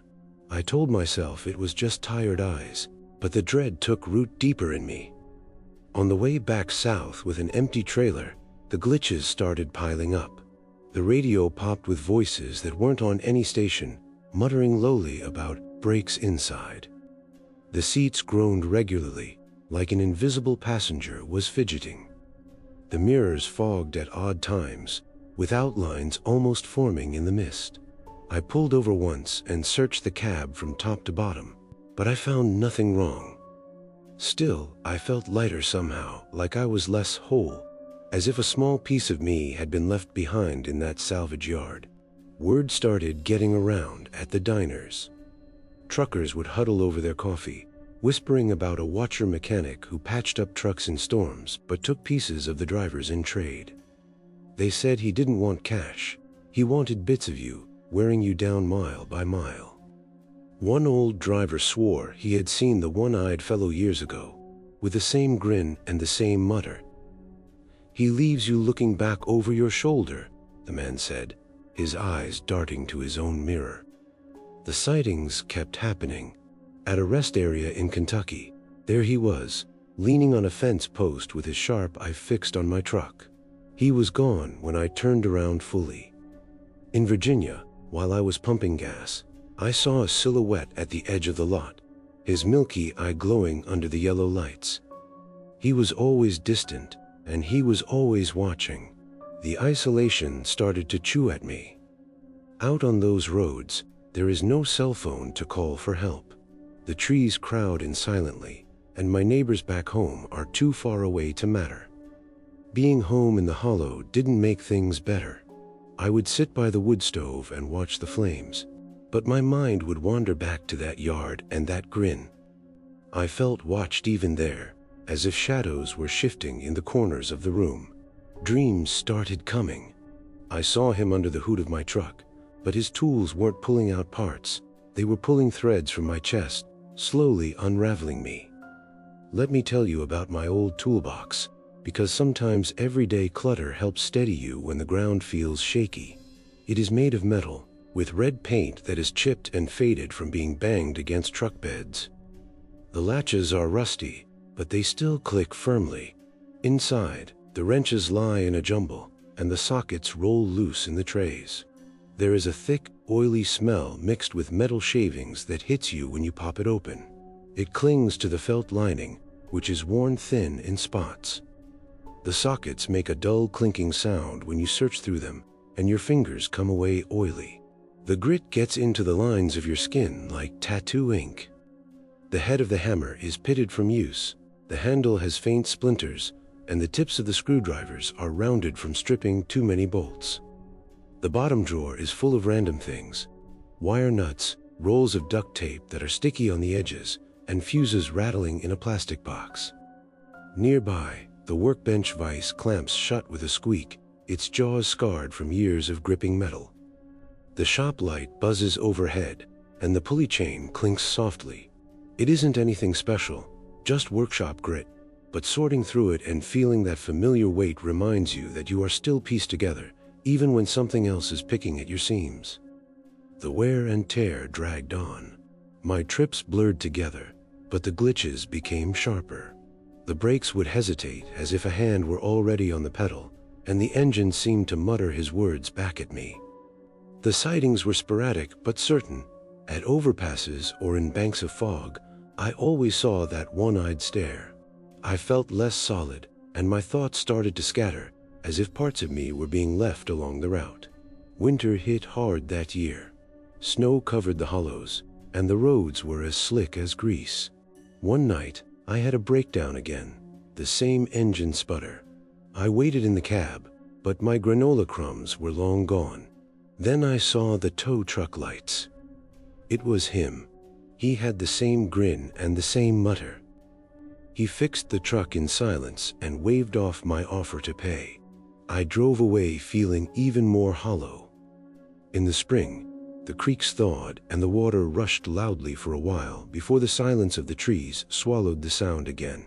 I started avoiding I-64 and taking detours, but he would appear anyway, watching me from the side of the road. The stories from other truckers grew. They talked about men quitting their jobs or abandoning their trucks because they felt like they were being taken apart piece by piece. The summer heat baked the asphalt, and heat waves danced on the road. On one trip, the mirror fogged up completely, and I saw his face in the mist. His sharp eye winked at me. I swerved hard and nearly crashed the truck. I pulled over, panting for breath. The wrongness was at its peak. My body didn't feel like it was fully mine anymore. Now, the fall leaves are crunching under tires. I finally sold the truck and stayed home, but the feeling of being watched remains. I see shadows in the trees and hear creaks in the house that sound like seats shifting. If I'm being honest, he took chunks of me. I feel thin and worn out now, always looking back at nothing.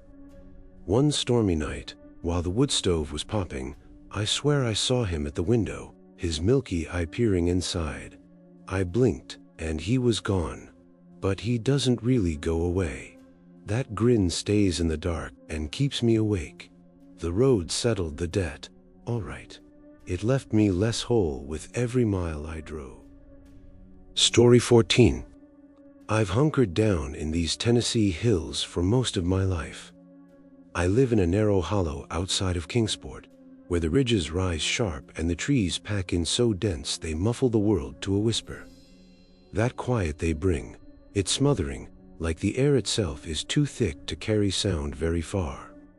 No cell service creeps up this far. The signal bars drop to nothing once you leave the main road, and my nearest neighbor is an old man named Harlan. He lives a good 4 miles away through the brush, which is too far for even his lantern light to show. I'm pushing past my prime now, my bones grinding like bad gears, and I hung up my keys years ago. But there is one trip from back in 2017 that still rattles my nights. It pulls me from sleep with a jolt, my chest feeling as tight as if I were still gripping that steering wheel. If I'm being honest, I try to shove it down, like packing dirt over a grave, but it unearths itself every foggy evening. It was just a foggy haul on Highway 23, nothing out of the ordinary at first, but it bent wrong, trapping me in a loop that stole more than just miles. I took up trucking after the factory shut down in 2005, which laid off half the town, including me. I figured the road was steady work, hauling gravel or logs, whatever loaded the trailer. By 2017, I had worn grooves into those routes. I knew every dip and curve from Knoxville to the Virginia state line. That particular night, I was running empty toward the south after dropping off lumber in Bristol. The fog was rolling in thick off the creeks, looking like smoke from a brush fire. My GPS screen was smudged with fingerprints from me poking at it all day, trying to dodge construction. Highway 23 wound narrowly through that area, the shoulders crumbling into ditches, and the trees arched over the road as if they meant to claim the pavement. Visibility dropped quickly, my headlights bouncing back white against the mist, so I eased off the gas while the wipers thumped steadily. I passed mile marker 112 around midnight. The sign flickered in my beams. It was rusted, with chipped paint. I noted it as I passed, like I always do, to track my progress. But after a bend in the road, there it was again. Mile marker 112, with the same dents and the same lean to the left. I blinked hard, figuring my eyes were playing tricks on me in the darkness. I hadn't missed any turns. The road ran straight enough. I kept rolling, the fog swirling even thicker, and sure enough, the landscape repeated. That crooked oak tree with a lightning scar, then a faded red barn sagging on the right with shingles peeling in a specific way. My heart skipped a beat, but I blamed it on being tired, a long day and bad coffee. Time dragged after that. The fuel needle stayed stuck at 3/4 of a tank, and the dashboard clock was frozen at 12:17. The radio, tuned to a talk station, looped the same bulletin. Some old weather advisory from hours ago, the voices echoing with a tinny sound. I flipped through the channels. It was the same loop, over and over. Dread mounted slowly, a cold feeling in my gut. I tried the CB radio to reach dispatch. "This is Echo Holler. Do you copy?" My own voice crackled back at me, delayed, like an echo off the hills. There was no answer, just the sound of me repeating myself. Isolation pressed in fiercely. Out there were no other trucks, no lights piercing the fog, just the trees standing like silent guards on either side. I pushed on, but the markers kept cycling. 112, 113, and then back to 112. The landscape mirrored itself. The oak, the barn, and a rusted fence post bent double. There was no end and no change. Sweat beaded on my forehead despite the chill, and my hands were slick on the wheel. I stopped once and killed the engine. I stepped out into the mist, my boots crunching on the gravel. The air hung damp with no wind and no sounds of animals, just that oppressive silence from the trees swallowing everything. I yelled into the fog. My voice bounced back faintly, as if the highway had folded in on itself. I climbed back in, shaking, and gunned the motor. The loop tightened, and the repeat started coming even faster. Dawn should have broken by then, but the sky stayed gray, and the clock remained unmoving. I felt as though I had aged already. My joints felt stiffer, and my beard felt longer somehow. The wrongness burrowed deep, turning the truck cab into a cage. The radio murmured my own dispatches now, looping them desperately. Copy. Anyone. It was echoing my own pleas for help. Finally, as a weak light started to filter through, the marker jumped to 114. The landscape shifted to something fresh, a new billboard and different trees. I broke free suddenly, the fog lifting like a curtain. I pulled into a diner at sunrise. My logs showed no extra time, just the hours I expected, but I felt wrung out, as if years had been stolen during that stretch of road. Locals at the counter muttered about echo roads, where the highway bends back, trapping people in repeats until it finally lets go. "It steals your time," one man said, his eyes looking distant. I nodded, paid my bill, and drove home warily. Back in the hollow, the feeling clung to me. I would stare at maps by the wood stove, tracing Highway 23 and wondering. Every signpost looked suspicious now, and every bit of fog felt like a threat. Let me tell you about my old coffee mug, because sometimes plain habits hold you steady when memories turn bad. It is made of ceramic, with a handle cracked from being dropped, and it's stained brown inside from countless brews that never wash fully clean. In the mornings, I pour from the pot, the steam rising sharp with that bitter roast scent, the ground settling black at the bottom like silt in a creek bed. The mug warms slowly in your palms, the heat seeping through the glaze, and your fingers tingle as it cools sip by sip. The lip is chipped on one side, catching your mouth slightly, and the base scrapes the table with a dull grind when you set it down, leaving rings that fade slowly on the wood. That table is made of oak, scarred from knives and spills, its surface getting sticky when the air is humid. Nearby, the cast iron skillet rests on the stove, heavy and black. Its grease smell lingers thickly, a pungent smoky scent from fried lard and onions, building up in yellow crusts along the rim. You can scrub it with salt after you use it, but the oil sinks in deep. Your fingers feel greasy for hours, and that sharp smell clings under your nails like a reminder of past meals. The window over the sink rattles in the wind, its frame warped, and the screen door beyond it hinges with a steady squeak, a short rasp when you pull it open, and then a long groan as it swings back, like it is weary. Rain makes the wood swell, making it stick halfway so you have to kick it to shut it, the mesh humming softly with flies. It isn't much, just morning chores, but that warmth and that smell ground you, even when the echoes creep in. The isolation has bitten harder since then. The trees hush the hollow, there is no cell phone chime, and the neighbors are distant. I walk the paths, but the fog rolls in unexpectedly, and the markers in my mind begin to repeat. My dreams loop too. I'm back on Highway 23, the markers are cycling, and time is stuck. I wake up gasping, and the clock hasn't moved. The years wear on. I avoid that highway and take the back roads instead. But fog anywhere triggers it. The dread of those repeats.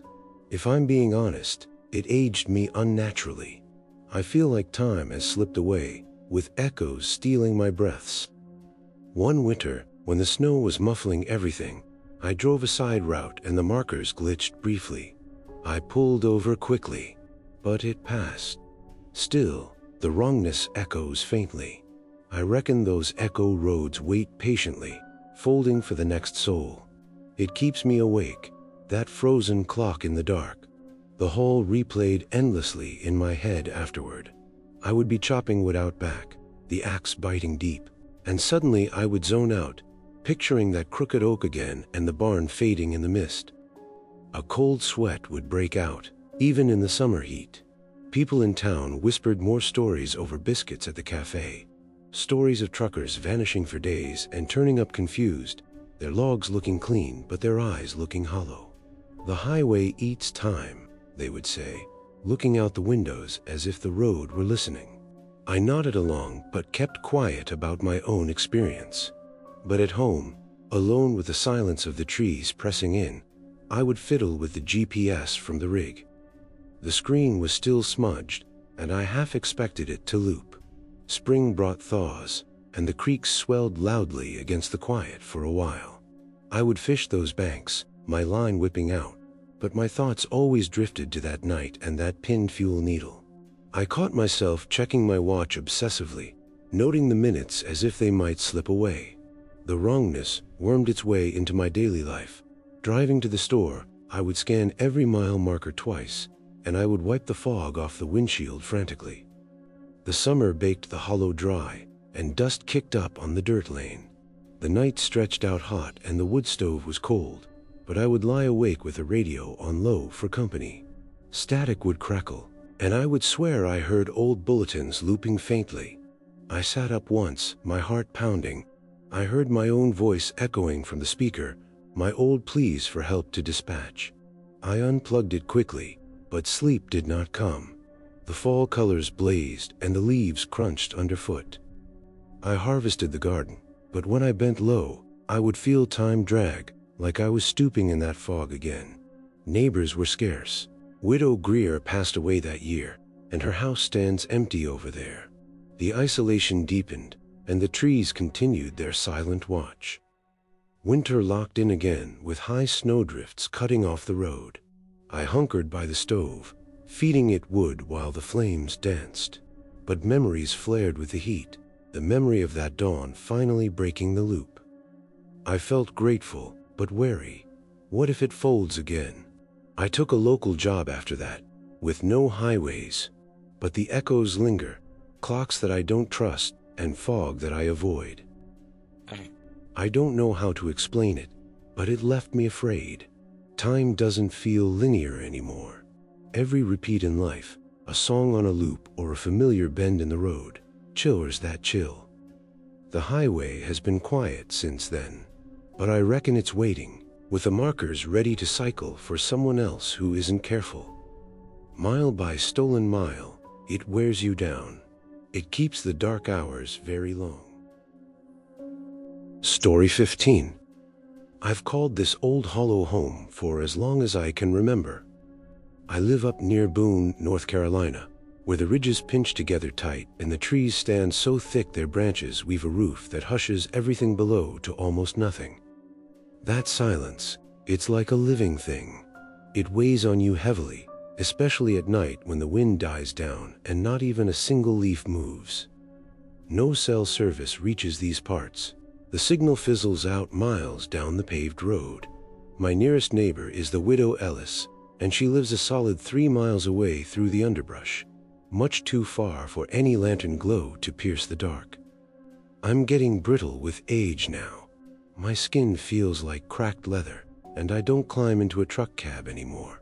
But there is one haul from back in 2013 that still chills me to the bone. It pulls me from my sleep with a shiver that no blanket can warm. If I'm being honest, I try not to dwell on it, but here it comes spilling out of me like water from a busted pipe. It started with just hitching a trailer on Route 19, something as ordinary as dirt, but it carried a wrongness that seeped in deep, turning the familiar world cold in ways that aren't natural. I've been logging miles since the 80s, back when diesel was cheap and my back didn't ache at every bump in the road. I started with local runs, hauling timber or scrap metal, whatever kept the lights on. By 2013, I was working steadily for an outfit out of Asheville, pulling flatbeds of machinery down through the Carolinas. On that day, the sun was beating down as hot as a furnace. I picked up a new trailer at a yard off Route 19. It was a big, empty thing that had been in storage for a long time, or so they told me. My phone charger was badly frayed, dangling from a cigarette lighter in the cab and sparking now and then like it might catch fire. I plugged it in anyway. I needed power for the long trip ahead. I hooked the trailer up easily enough, the chains rattling, but when I gripped the hitch to check the pin, a cold spot hit me. It was like ice in the metal, sharp against the summer sweat on my palm. The cold spread up my arm quickly, numbing me all the way to the elbow. I shook it off, thinking it was just a trick of the heat or maybe the shade playing games with me, and I climbed into the cab to get moving. The road stretched south, twisting through those wooded sections where the trees crowd the shoulders and leaves brush against the mirrors. But the truck felt heavy right from the start, as if I were towing an anchor through deep mud. The brakes made an unnatural whining sound when I tapped them, a high-pitched scream that set my teeth on edge. I pulled over at a wide spot in the road and checked the hitch. Frost was covering the metal, thin and glittering, and I could see my handprints melting slowly where I had touched it. There was no reason for it. The air was muggy and there was no chill in the breeze. I wiped it away, but the cold stayed in my fingers, making my joints stiff. I climbed back in, feeling uneasy, the engine growling as I pushed on. Miles ticked by, but the dragging feeling got worse. The cab felt strange, and the air seemed to get thicker. The windows started to ice over on the inside, showing faint patterns that looked like fingers had been dragged across the glass. My breath became visible in the air, white puffs of cloud inside the hot cab. I turned the heater on as high as it would go, but it did nothing. The wrongness built up slowly, a bone-deep chill seeping from the hitch, as if something unseen were being towed behind me, pulling me back. I stopped again at dusk at a pull-off deep in the woods. The frost was thick on the hitch now, and the handprints were clearer. They weren't mine. They were smaller, maybe. I touched one, and the cold burned like dry ice. I shivered hard, but I didn't have a fever. The isolation hit me then. I had no cell phone to call for help. The trees were swallowing any shout I made, and my neighbors back home felt as distant as the moon. I pushed through the night, the truck struggling to move. The chill filled the cab completely. The seat was as cold as stone, and the steering wheel was slick with frost. My breath was heavy, forming clouds that fogged up the dashboard. The radio popped with static, and I heard voices murmuring faintly, but there were no radio stations out there. Dawn broke warm, but the cold stayed with me. I finally unloaded the trailer at the depot. The man receiving the load looked at the trailer strangely. "This one came from that wreck site up the mountain," he said in a low voice. "There was a bad pile up there years ago. People say it holds more than just cargo." I laughed it off at the time, but those words stuck with me. I drove home empty, but the chill stayed in my bones, making even the warm nights feel dangerous. Back in my hollow, I would sit by the wood stove, but I would shiver without warning, as if that cold spot on my arm had never thawed out. That cold spot returned on later trips. Whenever I hitched any trailer, that ice-like prickle would return and spread. The brakes would whine, and the windows would frost over. I felt like I was being towed by an unseen weight, trip after trip. I quit hauling not long after that. I stayed home, but the wrongness still echoes. At night, I feel it stirring, A chill in my veins. Let me tell you about my old boot rack by the door, because sometimes plain things keep you rooted when memories freeze over. It is made of wood, splintered from years of me kicking off my muddy boots. The shelves sag under the weight of soles that have been worn thin. In the mornings, I lace up my boots, the leather creaking stiffly. The smell of polish mixes with the smell of dirt that is ground deep into the leather. My heels scuff the floorboards when I slide them on, making a dull thud that echoes in the quiet room. The nails of the rack poke out at crooked angles, catching my socks now and then. The bottom shelf is warped from water dripping off my boots, buckling slowly over time.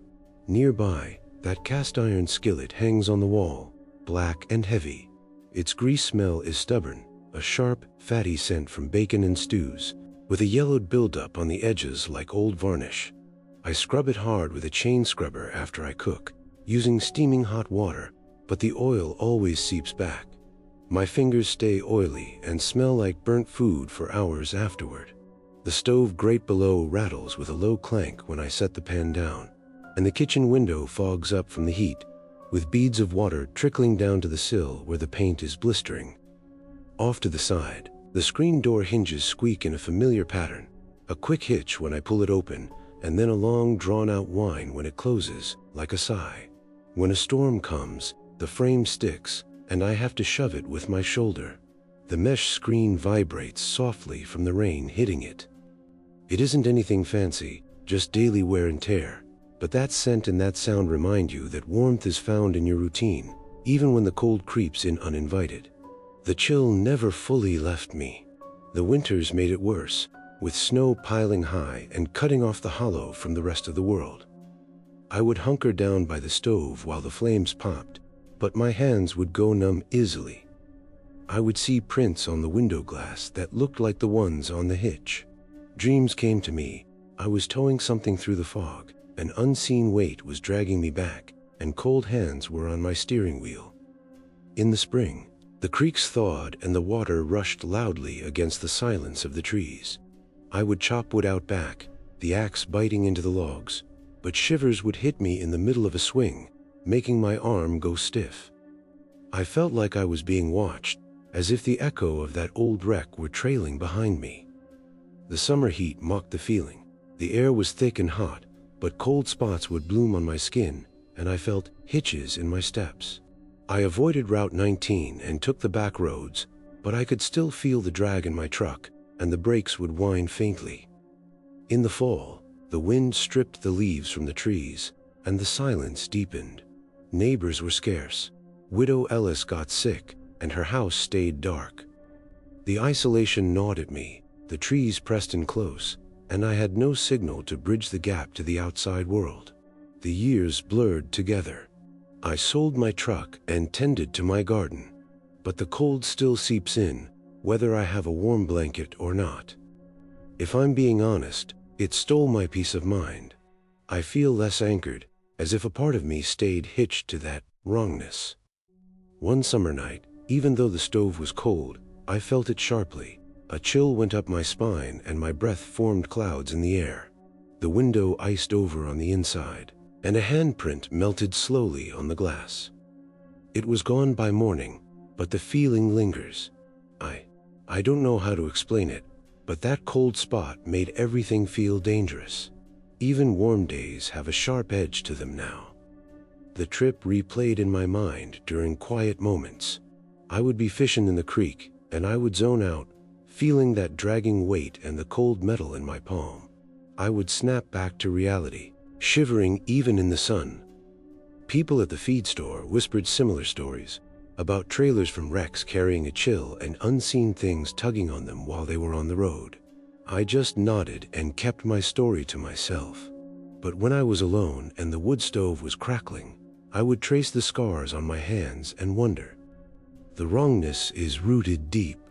Every time I hitch something now, or every time there is a cold snap, it echoes that day.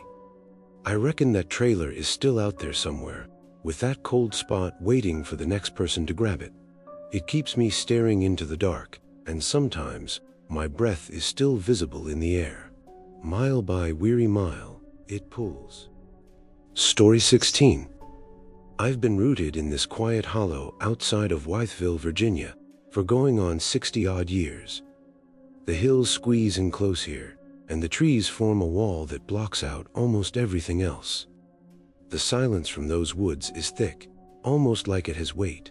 It presses down until you feel alone, even in broad daylight. No cell service bothers coming up this way. The signal drops off sharply once you turn onto the gravel road. My nearest neighbor is an old-timer named Buck, and he lives a full 4 miles away past the creek, much too far for any porch light to cut through the dark. I'm worn out these days. My eyes are failing a bit, and my hands are knotted from gripping steering wheels for too long. I don't haul freight anymore, but there is one night run from back in 2019 that still dogs me. It stirs me awake with a start, my heart racing as if I'm back on that blacktop road. If I'm being honest, I push the memory away most of the time, but it sneaks back like shadows slipping under the door. It all started after my ex-wife up and left me with the trucking business in 2008, handing over the keys like a parting shot. By 2019, I had made my peace with the lonesome miles, or so I thought. But that stretch on I-81 turned everything wrong, leaving me chased by things that weren't quite there. She had walked out after one too many late nights, saying the road took more than it gave, and maybe she was right. I kept at it anyway, hauling dry goods from Roanoke up through the Shenandoah Valley, dodging deer and drinking bad coffee.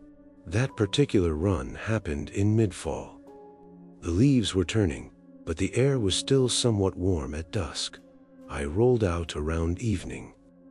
My cab was stocked with snacks, and I had a lukewarm bottle of generic soda wedged in the door pocket. The fizz was long gone and flat from sitting there. I sipped it slowly, the sweetness turning sour on my tongue because the bubbles were dead. My mirrors were clear at first, and the highway hummed under the tires while other rigs passed with their lights blazing. But as the night deepened and the trees crowded the medians like watchers, something shifted in the rearview mirror. The first glimpse was subtle, an outline of a truck pacing me in the left lane. It had no headlights, it was just a dark shape against the black night. I blinked and looked directly at it. It was gone. I figured it was a trick of the taillights or maybe fatigue from the long shift. But it came back, closer this time, with its bumper just inches from my trailer. It was weaving slightly as if it meant to nudge me. There was no sound and no horn, just a silent pursuit. My heart rate picked up, but I stayed steady, my eyes flicking to the mirrors. Then another one joined in on the right side. When my high beams caught it briefly, I saw the cab was empty. The wheels were turning smoothly, but there was no silhouette of a driver. The fear built up gradually. Every time I tried to overtake someone, I felt pursued.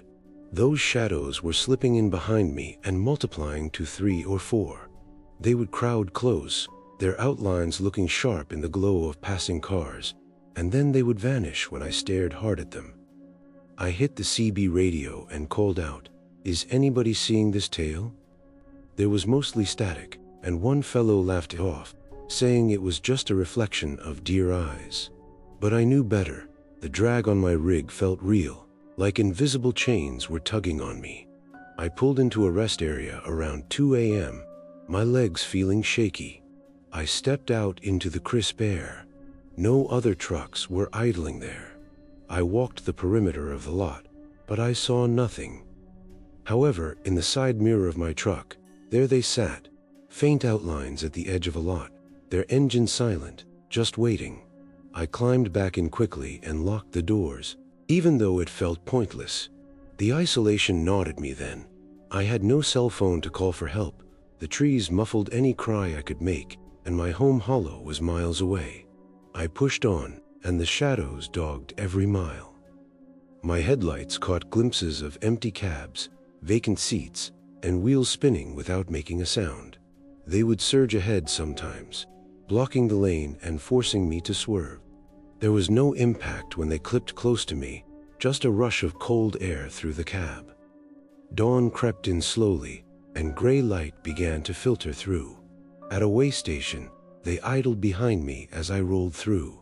The scales creaked, and the inspector waved me on.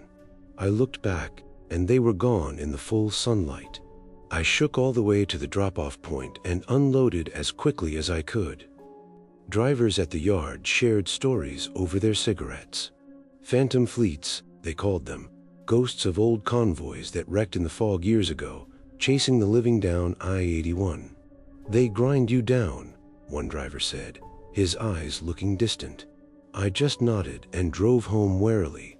Back in the hollow, the chases didn't stop. During nights by the wood stove, I would hear engines faintly in the wind, and the mirrors in my mind would show those outlines. I felt pursued even now, seeing shadows in the trees. Let me tell you about my old coffee thermos, because sometimes everyday things anchor you when the darkness presses in. It is made of steel and is dented from being dropped on dashboards. The lid threads are worn, so it leaks a drop every now and then. In the evenings, I would fill it with coffee from the pot. The steam rose up bitter, with grounds flecking the rim like specks of dirt. The rubber grip on the handle is peeling at the edges and gets sticky in the humid air. The spout pours slowly, dribbling on the counter if you tilt it the wrong way. That counter is made of laminate, chipped where knives have slipped, and the surface is dull from being wiped down so much. The thermos warms your hands gradually, the heat fading as the coffee cools, leaving rings on the table that soak in faintly. Nearby, the cast iron skillet sits on the stove, as heavy as regret. Its grease smell hangs thick in the air, a pungent, smoky bite from fried lard and eggs. A yellow crust builds along the sides like forgotten chores. I scrub it with a brush afterward while the hot water hisses, but the oil clings stubbornly.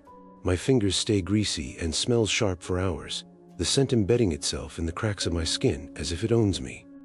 The window above the sink fogs up from the steam, and drips run down to puddle on the sill where the wood is rotting and soft. Off to the side, the screen door hinges squeak in a tired rhythm, a short creak when I push it out, then a long whine when it swings back, like it's complaining. The rain makes the frame swell, causing it to jam halfway so it needs a yank to open. The mesh screen rattles faintly with every gust of wind.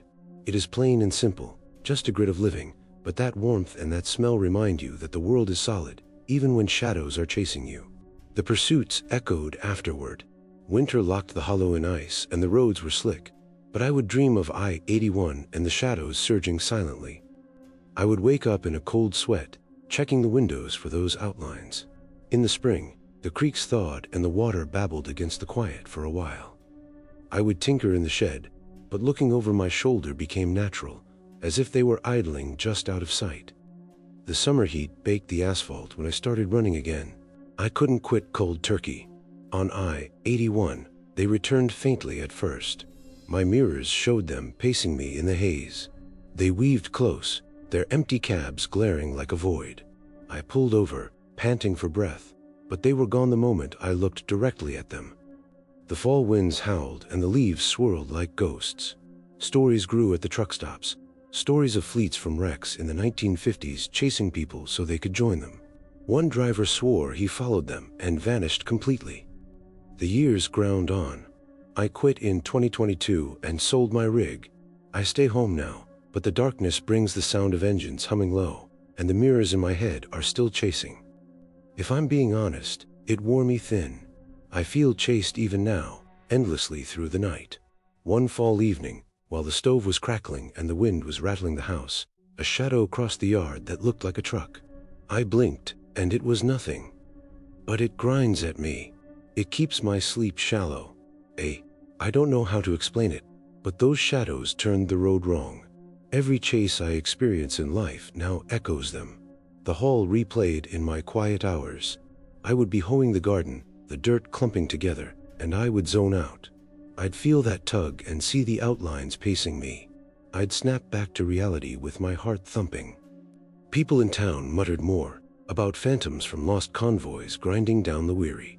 I kept my story to myself, but when I was alone and the silence of the trees was pressing in, I would stare at maps and trace the line of I-81.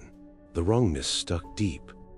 Every mirror makes me suspicious, and every night run happens in my dreams. I reckon those fleets are waiting patiently, their outlines ready to pace the next lone driver. Mile by grinding mile, they chase. It keeps the darkness alive. Story 17. I've lived out here in this tucked-away hollow near Boonville, Kentucky, for most of my life. This is a place where the hills fold in on themselves and the trees grow so thick they choke out the daylight before it ever hits the ground. That silence from the woods is heavy.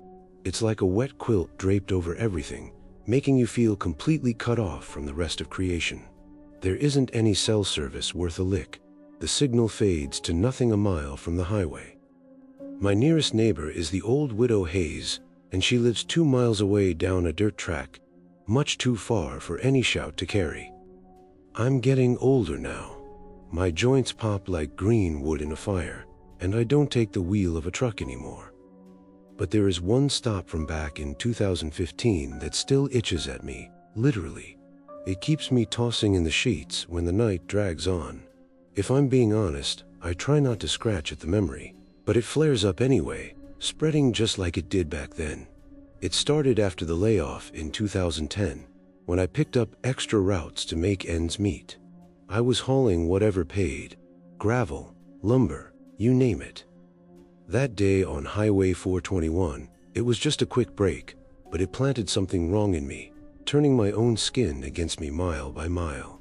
The plant closing hit everyone hard, and folks scattered to find work wherever they could. I fell into trucking naturally because I knew the back roads as well as my own veins. By 2015, I was running a regular route from Lexington down through the eastern hills to Tennessee, avoiding the big interstates for quieter paths. That afternoon, with the sun high and hot, my stomach growled fiercely. I pulled into a rest stop off Highway 421. It was nothing fancy. Just a gravel lot with a couple of picnic tables and a weathered wooden bench under some oak trees. The trees loomed close, their silence pressing in on me, and no other trucks were parked there. I sat on that bench and unwrapped a sandwich I brought from home. The foil was crinkled and shiny, and the ham and cheese had gone warm from the heat in the cab. I bit into it slowly, the juice dripping on my fingers while the breeze rustled faintly. I didn't notice anything wrong then. Just the wood splintering under my weight and the bark on the trees peeling like old skin. I finished my meal, tossed the wrapper, and hit the road again with the engine rumbling steadily. I woke up that night in a motel parking lot with my arm throbbing. I looked down and saw my palm was red and puffed up. It was itching deep inside, like fire ants were marching under my skin. There were no bite marks and no splinters. There was just this angry red patch spreading slowly toward my wrist. My veins were standing out in a strange way, looking like they were mapping out detours I hadn't planned. I rubbed it hard, but that only made it worse. It began to pulse along with the rhythm of the truck's engine. I tried to ignore it, thinking it was just an allergy. I took some aspirin and kept driving the next morning, but the rash didn't fade. Instead, it crept up my forearm. By the time I hit the state line, it was itching even more fiercely every time I shifted gears. The road felt different after that. I would grip the steering wheel, and the pulsing in my arm would match the hum of the engine. It felt like it was urging me to turn off the marked paths and head into the brush where the trees swallow the light. I ignored the feeling at first, but then the dream started. I dreamed of something burrowing under my skin, wriggling its way toward my heart. I would wake up scratching until I bled, my nails tearing at my skin, but there was no relief, just a deeper itch and the feeling that my body was betraying me. I made the delivery in Knoxville and headed back north. The rash had reached my elbow by then. My skin felt tight and hot, and my veins were twisting in odd directions. I stopped at a clinic in Corbin, where the doctor poked at it and gave me some cream. "It's just a stress rash," he said, looking at my logbook. But I knew better. I knew it had started on that bench, that weathered spot in the hills where a wrongness had seeped into me. Being home in the hollow didn't help. I would pace the porch with my arm bandaged, but the itch gnawed at me constantly, spreading up to my shoulder. My neighbors were too far away, and the silence was too thick. I had no signal to call my family. The trees just watched me silently, and the creek murmured in the distance. The urge to drive off the road grew stronger. When I was driving locally, the rash would pulse strongly at every fork in the road, pulling me toward unmapped trails. I followed the feeling once, driving the truck down a dirt path into the woods. For a brief moment, the itch eased, but then it flared up wildly. I turned back quickly, my heart pounding in my chest. I went to the doctors again for more tests and scans. "There's nothing there," they told me. "Your mind is playing tricks on you." But I knew it was real. It was burrowing deeper, and I had dreams that the hills themselves were alive under my flesh. Let me tell you about my old wash basin in the bathroom, because sometimes plain chores help steady you when your body is turning into a traitor. It is made of enamel, chipped white from years of scrubbing, and the faucet drips slowly no matter how many times I change the washer. In the evenings, I would fill it with well water that was cold and sharp with a taste of minerals. The soap would lather up thick, smelling like the clean pine scent of the bar that had been worn down to a nub. The rim of the basin is scratched from razors and brushes, and the surface is dull where hard water stains have built up. I have to use vinegar to cut through the brown stains. The water swirls gray as you rinse your face, draining with a gurgle down the pipe that is slightly clogged with hair and grit. The mirror above the basin fogs up from the steam if I run the hot water. Beads of water form and streak down, pooling on the ledge where rust spots are blooming on the metal frame. The towels hang nearby, frayed at the edges and smelling a bit musty from the damp air. And the screen door leading outside. Its hinges squeak in a very particular way. There's a high-pitched scrape when you pull it open, and then a low moan when it swings back, like it's aching. The humidity makes the wood swell, so it sticks halfway and you have to give it a hard yank. The mesh screen buzzes softly when moths bump into it at night. It's nothing special, just a grit of daily life, but that routine splash of water and the scent of soap remind you that you are still made of flesh, even when something is itching from within. The rash migrated slowly. By the fall, it had hit my chest. It pulsed with every breath I took, urging me to go on night drives into the dark. I would wake up with my keys in my hand, not remembering that I had even gotten out of bed. The wrongness deepened, and I felt like my body was no longer fully mine. Winter snowed us in, and the hollow became even more isolated. I sat by the wood stove while the flames crackled, but the chill came from inside me. The itch flared up every time the wood popped in the fire. I scratched myself until I was raw, leaving blood on my shirts. The dreams burrowed even deeper. I dreamed the bench was alive and the hills were pushing themselves under my skin. In the spring, the rains made the creek swell, and it babbled loudly against the quiet. I would walk along the banks, but the rush tugged me toward the woods. My veins were mapping out paths I couldn't see. I resisted the feeling, but I grew weaker, as if the itch were sapping my will. Summer baked everything dry, and dust kicked up on the roads. During one trip, the rash pulsed wildly as I passed that rest stop. I drove past it quickly, but the itch screamed, spreading all the way to my neck. I pulled over, shaking, because my skin was literally crawling. Fall came again, and the leaves dropped silently from the trees. The persistence of the itch finally wore me down. I quit my driving routes and stayed home, but the feeling lingers. It is a constant presence, like the grip on a steering wheel, even when I'm parked. Years have passed now. The rash has faded so you can't see it, but the itch still hums lowly, urging me to take detours in my thoughts. The doctors just shrugged their shoulders. I know that the bench held some kind of hill wrongness, and it seeped into me. If I'm being honest, it changed me.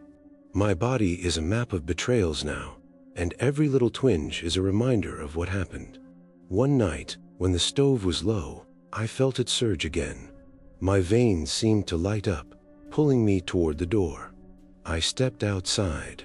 The trees were hushed, but the urge yanked me toward the woods yonder. I snapped back to my senses. but it is still waiting. I don't know how to explain it, but that spot turned my insides wrong. Even on warm days, I can still feel that pulse. The memory festers. I'll be whittling wood on the porch, my knife slipping, and I'll zone out. I'll feel that burrowing sensation and see my veins twisting. I come to my senses only to find myself scratching, with blood under my fingernails. People at the store have muttered about hill spots, certain benches or rocks that hold old illnesses. I just nod and keep quiet. But when I'm alone and the silence is pressing in, I trace the scars. They are faded, but they are still there. The wrongness has taken root. Every itch makes me suspicious, and every dream is a detour. I reckon that bench is still waiting there, weathered and ready for the next person to sit down. It keeps me awake, that deep pulse in the dark. Mile by betraying mile, it spreads. Story 18. I've called this lonesome hollow home for the better part of my life. I live up near Elkins, West Virginia, where the ridges crowd in and the trees stand so thick they swallow up any noise before it can travel far. That silence they bring is oppressive. It feels like the woods are listening to you but never answering back. No cell service snakes its way out here. The signal dies off quickly once you leave the main road. My nearest neighbor is Old Man Tucker, and he lives a good 3 miles away through the brush, much too far for any shout to echo. I'm tired these days. My bones ache from years of rattling down the roads, and I don't haul freight anymore. But there is one stop from back in 2018 that still nags at me. It pulls me from my sleep with a twist in my gut that no whiskey can settle. If I'm being honest, I try to forget it, but it loops back in my mind like a bad stretch of highway, keeping me staring at the rafters until dawn. Trucking kept me afloat since 2002, after the mill closed and left folks scrambling for work. That year, I was running loads of coal equipment from Charleston up through the hills to Pennsylvania, dodging way stations and bad weather. But that diner off Route 33, it wasn't on any map I checked afterward, and it turned a simple break into something wrong, trapping me in a way that wears on a man long after it's over. It was early fall, and the leaves were just starting to turn. The air was crisp but not biting yet. I had been pushing hard all day, my truck loaded heavy with parts, and my bladder was screaming louder than the engine. I spotted a faded sign off the side of the road that said, "Diner ahead." Its neon lights were flickering weakly against the gathering darkness. I pulled into the lot, the gravel crunching under my tires. There were only a couple of pickup trucks parked crookedly. The place looked run down.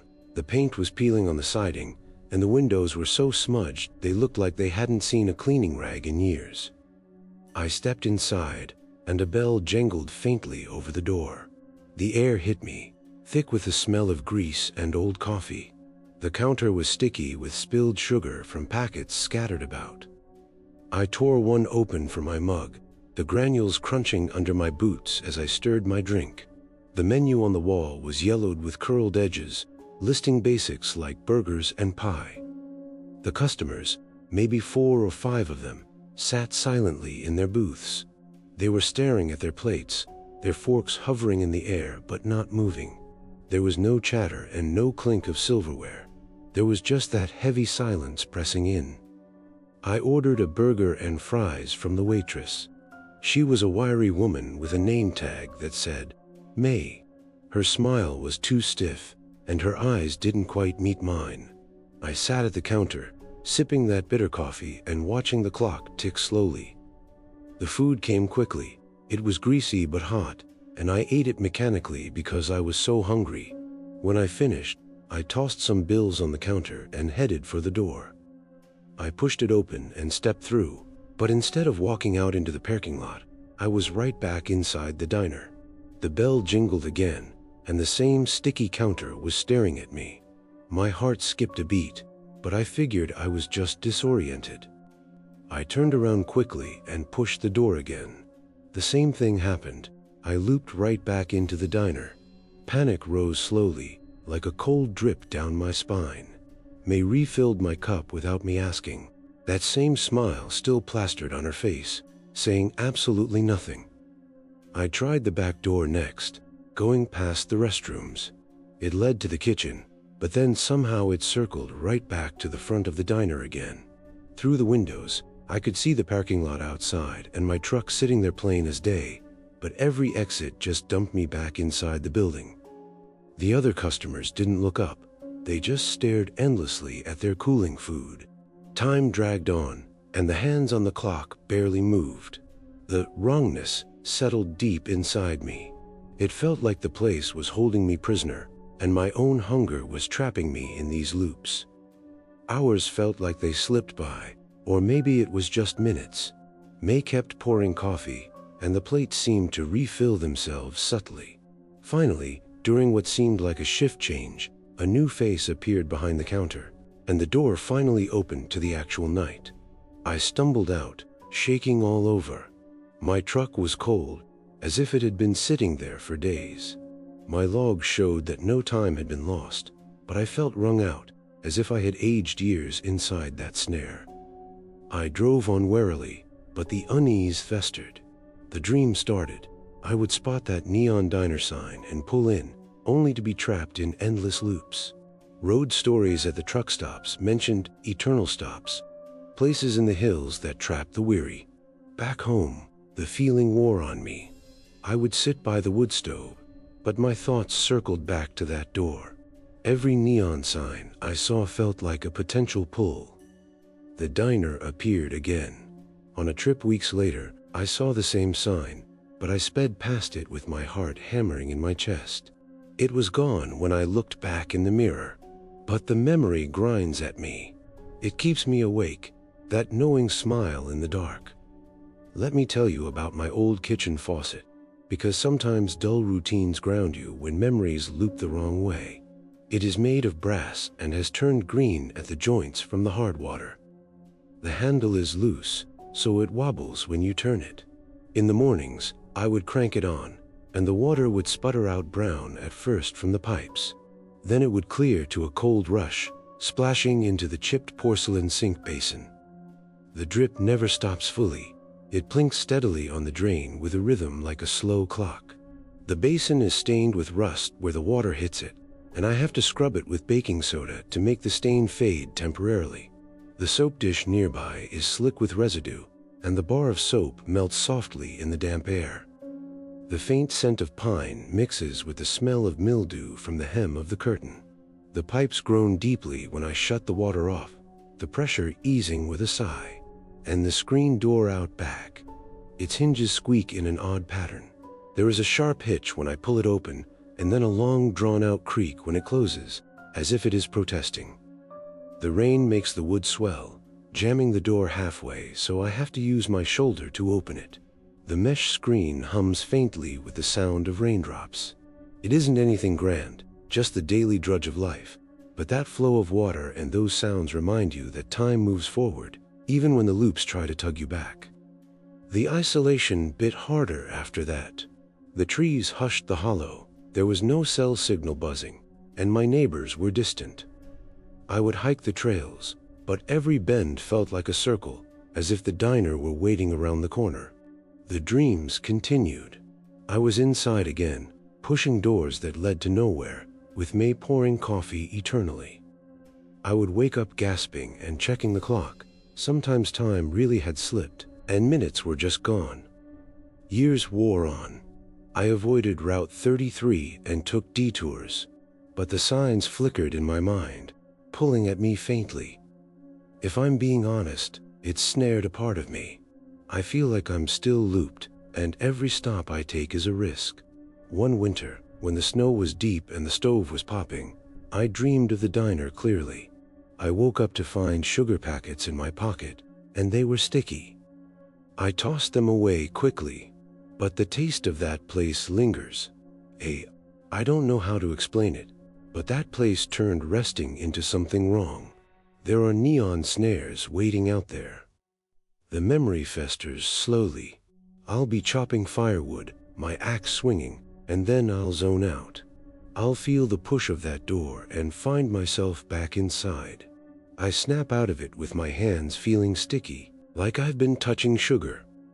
Folks at the truck stops whispered more stories about eternal diners in the hills that trap your hunger until you fade away. I just nodded and kept my story to myself. But when I was alone and the silence was thick, I would trace the menu in my head, the yellowed items blurring together. The wrongness took root. Every restaurant made me suspicious, and every door felt like it might be a loop.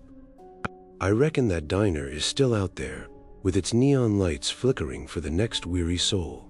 It keeps me staring into the night, that image of the refilled cup. Mile by snared mile, it wears a person down. The trip after that was a blur.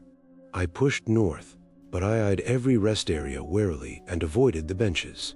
The unease built up, and my body felt tense at every road sign. At home, I would cook simple meals, like eggs in a skillet, but the taste was flat, like diner grease. My arm itched faintly where I had wiped the sugar away, but there was no mark. Spring brought the green leaves back, and the creeks swelled loudly for a while. I fished the banks and watched my line dip, but my thoughts drifted back to that counter and the customers staring eternally. I reeled in empty-handed because the pull of the memory was too strong. The summer heat made the roads shimmer. On a local trip, I spotted a similar neon sign. I swerved hard with my heart in my throat. It was just a gas station, but the shaking stayed with me. Fall winds stripped the branches of the trees, and the silence deepened. The festering grew, and my dreams pulled me every night toward Route 33. Winter came again, and the hollow was snowbound. I hunkered down inside with a wood stove for company, but the flames danced like flickering neon lights. I lost time while reading. Hours would vanish in what felt like minutes. I quit trucking in 2020 and sold my rig. I tend the land now, but the snare still tugs at me. Every quiet moment feels like a loop. The stares of those customers haunt me. They were silent and their plates were cold, as if they knew they were in a trap. I escaped when the shift changed. There was a new face and the door finally opened. But what if I hadn't? Would I have faded away like them? The knowing smile on May's face is what chills me the deepest. She was refilling that cup without a word, endlessly. I reckon the hills hold spots like that, where wrongness snares the lonesome. There is no cell service and no neighbor. It makes for the perfect trap. My dreams changed. I wasn't just looping anymore. The customers were turning their heads slowly. Their eyes were empty, and they were mouthing the word, "Stay." I wake up scratching my hands, as if there was sugar under my nails. The memory is a constant now. In the mornings, my coffee tastes bitter like the diners, and my hands feel phantom stickiness. I avoid the highways and stick to the paths in the hollow. But the pool still whispers to me, creating detours in my thoughts. The years grind on. I feel like my time is snared and the loops are stealing my breaths. One fall at dusk, I was driving into town. I saw a sign ahead with dim neon lights. I blinked, and it was gone. But the shaking stayed with me. It persists. It wears a man down, that eternal stop.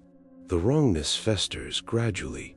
My body remembers the loop, and I get tense whenever I walk through a door. I don't know how to explain it, but it turned rest into dread. Every break feels like a potential forever. The diner is waiting, I reckon. It's waiting for me, or for the next person. It keeps the nights long, and I can still hear that jingling bell echoing in my head. Strolinidine. I've spent my days holed up in this quiet hollow outside of Charleston, West Virginia, where the hills dip low and the trees pack in so dense they block out most of the sky. The silence from those woods is crushing. It feels like it has its own gravity, pulling every sound down into the dirt. No cell service reaches these parts. It cuts out sharply a mile from the main road. My nearest neighbor is the old widow Klein, and she lives 4 miles away through the thicket. much too far for any lantern to shine through the dark. I'm getting weary with the years. My back stooped from carrying too many loads, and I don't drive those big rigs anymore. But there is one haul from back in 2021 that still clings to me, fogging up my nights and leaving me coughing awake in the dark. If I'm being honest, I try not to dwell on it, but it seeps into my mind like mist through cracks, keeping me staring at the ceiling until the birds start singing. I'd been dodging debts with long hauls since 2012, after my shop folded and left me scraping by. That run on Route 60 through Tennessee was supposed to be straightforward, but the fog that rolled in wasn't any ordinary weather. It breathed, turning the air wrong and settling in places it shouldn't. Back then, I was running whatever loads came my way. Pallets of hardware, crates of produce, anything to keep the creditors off my porch. My rig was an old Freightliner, the cab cluttered with receipts and empty thermoses.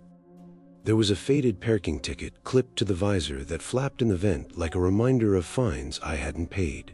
That night in 21, I was hauling spools of wiring from Huntington down to Knoxville.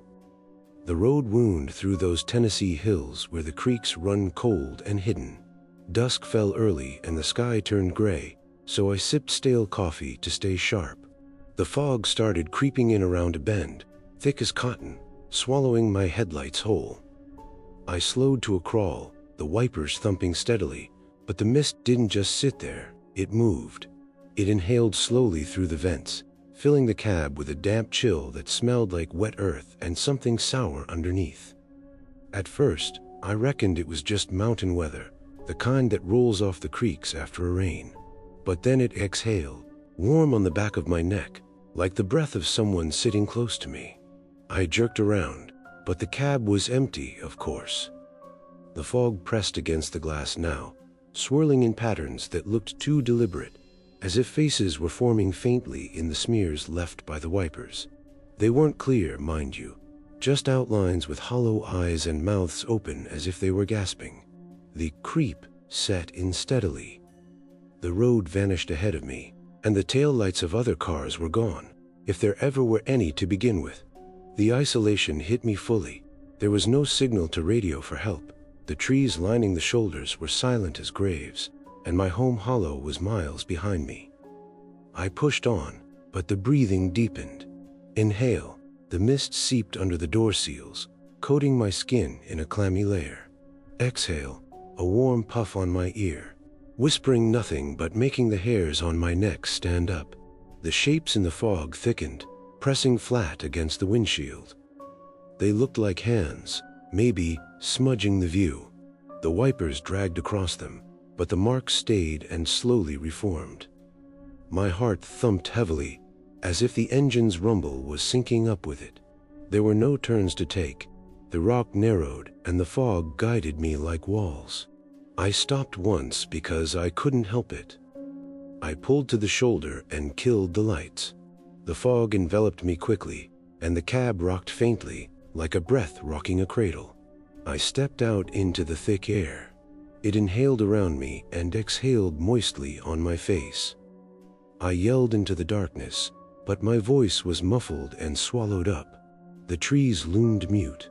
There was no wind and no critter stirring. I got back in the rig quickly and locked the doors, even though it felt pointless. The wrongness burrowed into me then, as if the mist were settling in my lungs. I started a dry cough. Dawn eventually crept in, and the fog thinned into wisps. The road reappeared, looking as normal as pie. But the coughs lingered, and I was hacking up phlegm that tasted like that sour earth. I made the delivery with shaky hands and drove home warily. Locals at a gas stop muttered about living mists from hollow graves, old fogs that breathe and take root inside a person. I laughed it off then, but the haunting had started. Back in the hollow, the feeling persisted. During nights by the wood stove, I'd cough suddenly and feel that exhale on my neck. My dreams were filled with Route 60 and the fog inhaling me whole. The mist returned sporadically. On other drives, a haze would roll in, breathing again and pressing shapes against me. I avoided Route 60, but the mist found ways to get to me. My coughs got worse during the winters, and the doctors said it was just allergies. But I knew better. It had settled deep inside me, making every bit of haze feel alive.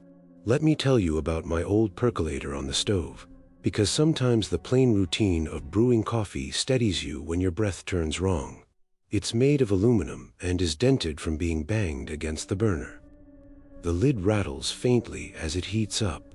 In the mornings, I'd scoop grounds from the tin, bitter dust clinging to my fingers, and the water would bubble up with that sharp roast smell filling the kitchen. It mixed with a faint scent of rust from the pot's seams. The handle is made of wood, worn smooth and dark from years of gripping, and it cools slowly as the coffee steams. The spout pours unevenly, dribbling if you tilt it the wrong way and leaving spots on the counter that are scarred from spills. That counter is made of formica and is peeled at the edges from knives. It gets sticky when the air is humid. The stove grate clanks with a low thud when you shift the pot, and the window nearby fogs up from the vapor. Beads of water trickle down to soak the sill where the paint is curling and yellow. Nearby, the cast iron skillet hangs heavily. Its grease smell lingers thick, a pungent, burnt lard bite from frying bacon and onions. A yellow crust layers the sides like forgotten grime.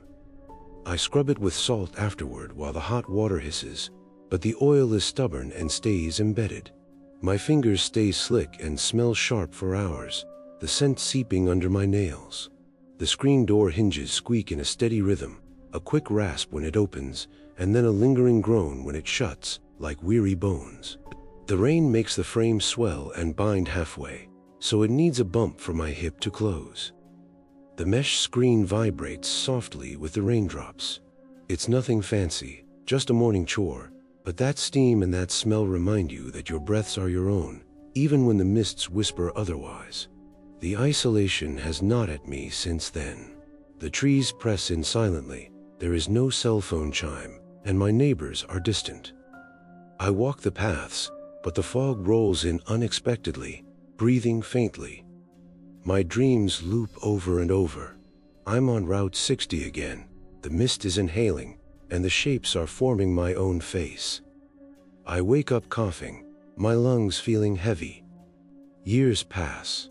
I skirt around foggy runs, but a haze anywhere triggers the feeling, that exhale on my neck and the cough rising up. If I'm being honest, it aged me. I feel the mist inside of me, and every breath feels like it might be wrong.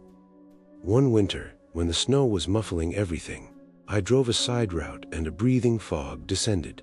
I pulled over, gasping for air. It cleared quickly, but the settle lingers inside me. I don't know how to explain it, but that fog turned the air into something wrong. Even warm days carry a chill now. The trip replayed in my quiet hours. I'd be mending a fence, twisting the wire, and I'd zone out. I'd feel that inhale and see the shapes in my mind's eye. I'd snap back to reality coughing, and the phlegm would taste sour. Folks in town whispered more, about mists from graves that live off stolen breaths. I just nodded and kept my story to myself. But when I was alone and the silence was thick, I'd trace my lungs with my fingers and wonder. The wrongness is rooted deep. Every haze is suspicious, and every cough is a reminder. I reckon that mist is still waiting on Route 60, breathing for the next lone driver. It keeps me awake, that warm puff of air in the dark. Mile by haunted mile, it settles. The coughs come sporadically now. They are worst in the winter while the wood stove is popping, but the hacks rise unbidden, and I can taste the earth. I stay home more now. The hollow is my whole world. The trees watch me mutely, and the creek is just a distant babble. My dreams have evolved. It's not just the fog anymore. The shapes are calling to me silently, inhaling my air. I wake up short of breath, checking the mirrors for any swirls of mist. The memory festers gradually. In the mornings, my coffee is steaming, but the taste is flat, like it's been dampened by the mist. I avoid the roads at dusk and stuck to day halls before I finally quit. But the pull still whispers to me, creating detours in the fog. The years grind on. I feel like my breaths are numbered and the mist is claiming me slowly. One fall at twilight, the yard started fogging up. I felt an exhale on my neck as clear as day. I spun around. Nothing. But I had a hard coughing fit. It persists. It wears a man down, that living breath. The wrongness creeps in steadily. My body remembers the inhale, and I get tense whenever it gets hazy. I don't know how to explain it, but it turned the weather into a traitor. Every cloud feels like a potential living thing. The route haunts me. I've traced maps to avoid Route 60, but my eyes are always drawn back to it. The local tales grew, stories of valley graves giving birth to mists that seek out lungs to fill. I escaped by morning, but what if the night had held me? I would have been breathed away in swirls. I think of May. No, that was the waitress from a different story. But here, it's the fog's knowing press. Wait, the fog had no face, but the shapes did. They were pressing and gasping. I reckon the hills give birth to such wrongs. The isolation is perfect for letting them settle in. The dreams pull at me every night. I'm on Route 60. The mist is enveloping me, and it is inhaling endlessly. I wake up hacking, my lungs burning. The lingering feeling is constant. Whether I have a warm blanket or not, the chill seeps in. I quit in 23, and my rig is gone. I tend my small plot of land, but the fog still rolls into the valleys, breathing faintly. The customers. No, that's the diner. Here, it's the shapes in the mist, looking like silent pleaders. It breathed with me, syncing its rhythm to mine. The knowing, the realization that it is alive, and it has settled. I reckon it waits for the next person, that breathing fog. It keeps the nights full of coughing and that sour taste in my mouth. Mile by settled mile, it haunts. Story 20. I've kept to this same hollow outside of Wilkesboro, North Carolina, for most of my years. It's a place where the ridges rise steep and the trees grow so close together they turn day into dusk before the sun is even halfway down. That quiet they carry is thick. It presses in on you until you feel like the only breathing thing left in the world. No cell service makes it this far up. The signal bars drop off quickly once you leave the paved road. My nearest neighbor is Old Man Pritchard, and he lives 5 miles away through the laurel thickets, much too far for any call to reach. I'm worn down now.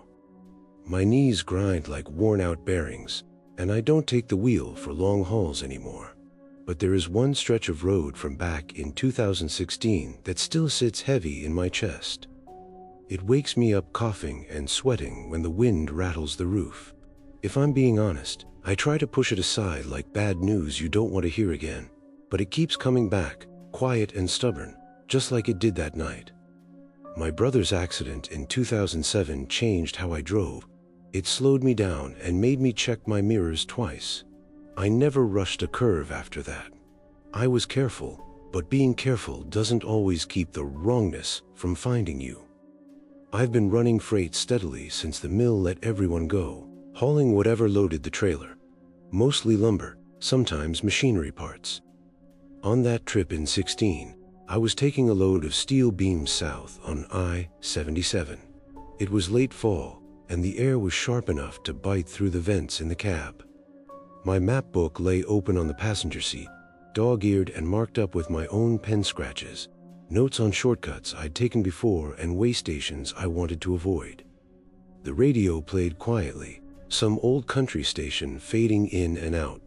The sun dipped early behind the hills, stretching long shadows across the lanes.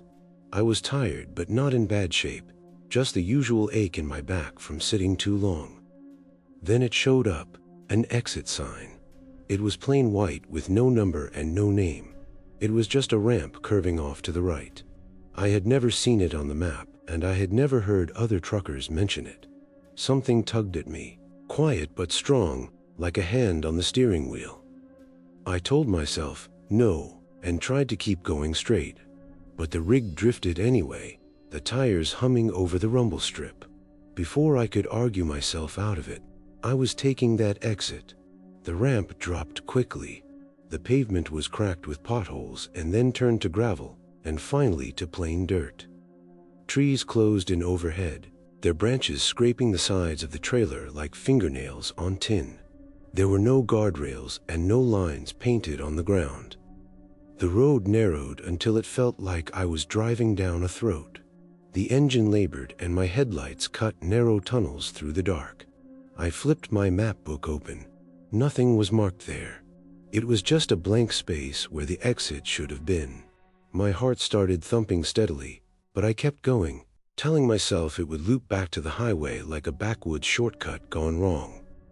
It didn't. The road ended suddenly in a wide clearing ringed by pine trees.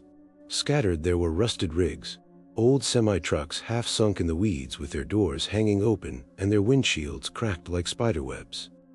There were no lights and no movement. There were just those shapes sitting silently, as if they had been waiting for years. The engine coughed once, then twice, and then it quit dead. Silence rushed in, heavy as wet wool. There were no crickets, no wind in the branches, and no distant hum of traffic. There was only my own loud breathing in the cab, and then soft footsteps circling outside. They were slow and deliberate, crunching the gravel in a wide loop around the truck. I killed the headlights and sat perfectly still. My hand was on the door handle, but I didn't dare pull it. The footsteps paused behind the trailer and then started again, moving closer to the driver's side. Something scraped against the metal. It might have been fingernails or a branch. I couldn't tell. Dread built up slowly, a cold weight in my gut that spread until my teeth chattered. I whispered to myself, "Wait for light, just wait." The hours dragged on. The footsteps kept circling.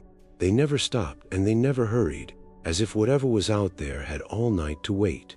Dawn came gray and thin, with light filtering through the trees. The footsteps faded gradually, as if they knew the sun was coming. The engine turned over on the first try, running rough but catching. I backed up slowly, the trailer swaying, while I kept my eyes on the mirrors looking for shapes in the weeds. I found the dirt track again and followed it out until the pavement returned under my tires. It felt like waking from a bad dream. I hit the interstate shaking and pulled into the first truck stop I saw. My hands were trembling as I held my coffee. I checked the map book again. There was still no exit marked, just an empty page. I asked around at the counter, but the other drivers just shrugged. One old man muttered about ghost ramps, places the highway forgets but something else remembers, luring trucks off the road to sit quietly until the driver isn't there anymore. I drove home carefully, but the wrongness clung to me. Back in the hollow, during nights by the wood stove, I would hear faint footsteps on the gravel outside, circling slowly. I never saw anything, but the sound matched perfectly. Crunch, pause, crunch. The trees stood silently, pressing close to the house. There was no cell signal to call for company, and my neighbors were too far away to hear me yell. Let me tell you about my old toolbox in the shed, because sometimes plain things anchor you when memories start circling. It is made of metal, with red paint chipped down to gray in some spots, and the lid is dented from years of me dropping it shut too hard. Inside, the sockets roll loose in the trays, and there is black grease on the handles. That thick, oily smell rises up every time you pop it open, a sharp and burnt scent that mixes with a faint rust from the hinges. The wrenches lie in a jumble. Some have tape wrapped around the grips where the rubber peeled off, and others are pitted from the salt on the roads. The head of my hammer is scarred from many strikes, and the handle is cracked but still solid. The jaws of the pliers are worn crooked from gripping frozen bolts. The bottom drawer sticks half the time and needs a hard yank. It's full of odds and ends, wire nuts, fuse pulls, and rolls of duct tape that are sticky on the edges. The lid slams with a loud clang that echoes in the quiet shed, and the latch is bent so it closes crookedly, but it still holds. Nearby, the workbench vise grips tight with a squeak, its jaws scratch deep, and the shop light buzzes overhead with a soft clinking chain. It isn't anything special, just the grit of the workshop, but sorting through it reminds you that you're still here, piecing things together, even when something else is circling outside. The footsteps didn't stop after that night. Some evenings, with the porch light off, I would sit still and hear them, a slow circuit around the cabin, the gravel shifting under some weight. It never came closer, and it never left tracks in the morning. The dream started. I was pulling off that exit again. The clearing was waiting, the rigs were rusting even deeper, and the footsteps were closing in. I woke up gasping for air and checking the locks, even though it felt pointless. I started avoiding I-77 and stuck to the back roads. But every off-ramp felt like a question. Should I take it or keep going straight? My heart would jump at the sight of blank signs, and my hands would sweat on the wheel. I eventually quit long hauls and sold the rig to a young man who didn't know the stories. I stayed put in the hollow where the trees hush everything, where there is no signal buzzing and no neighbors knocking. But the memory doesn't fade. On winter nights, with the snow muffling the world, I would swear I heard that crunching sound again, circling slowly. The stove would be crackling, but a chill settled over me anyway. The spring thaws brought the creaks running loud for a while, but the silence underneath stayed thick. If I'm being honest, it changed how I look at exits. Every ramp now carries a risk, like a door that might not open back up.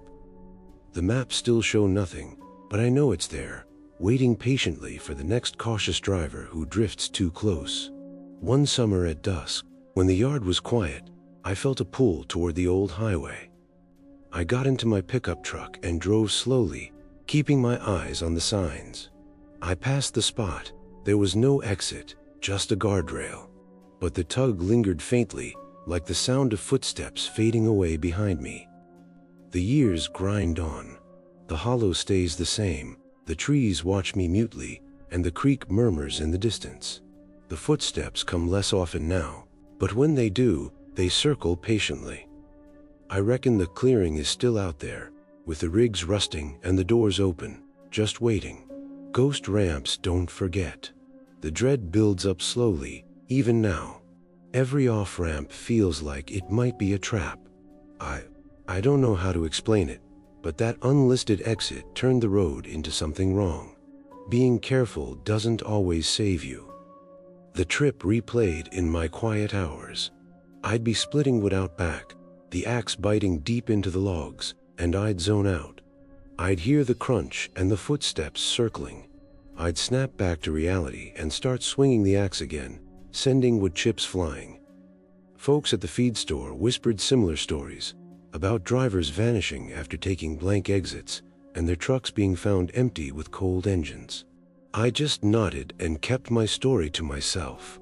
But when I was alone and the silence was pressing in, I would trace the map with my finger and wonder. The wrongness has taken root. Every highway sign is suspicious, and every exit is a risk. I reckon it's still waiting, that blank sign, ready for the next person who drifts off the path. It keeps me awake, that slow circle in the dark. Mile by cautious mile, it follows.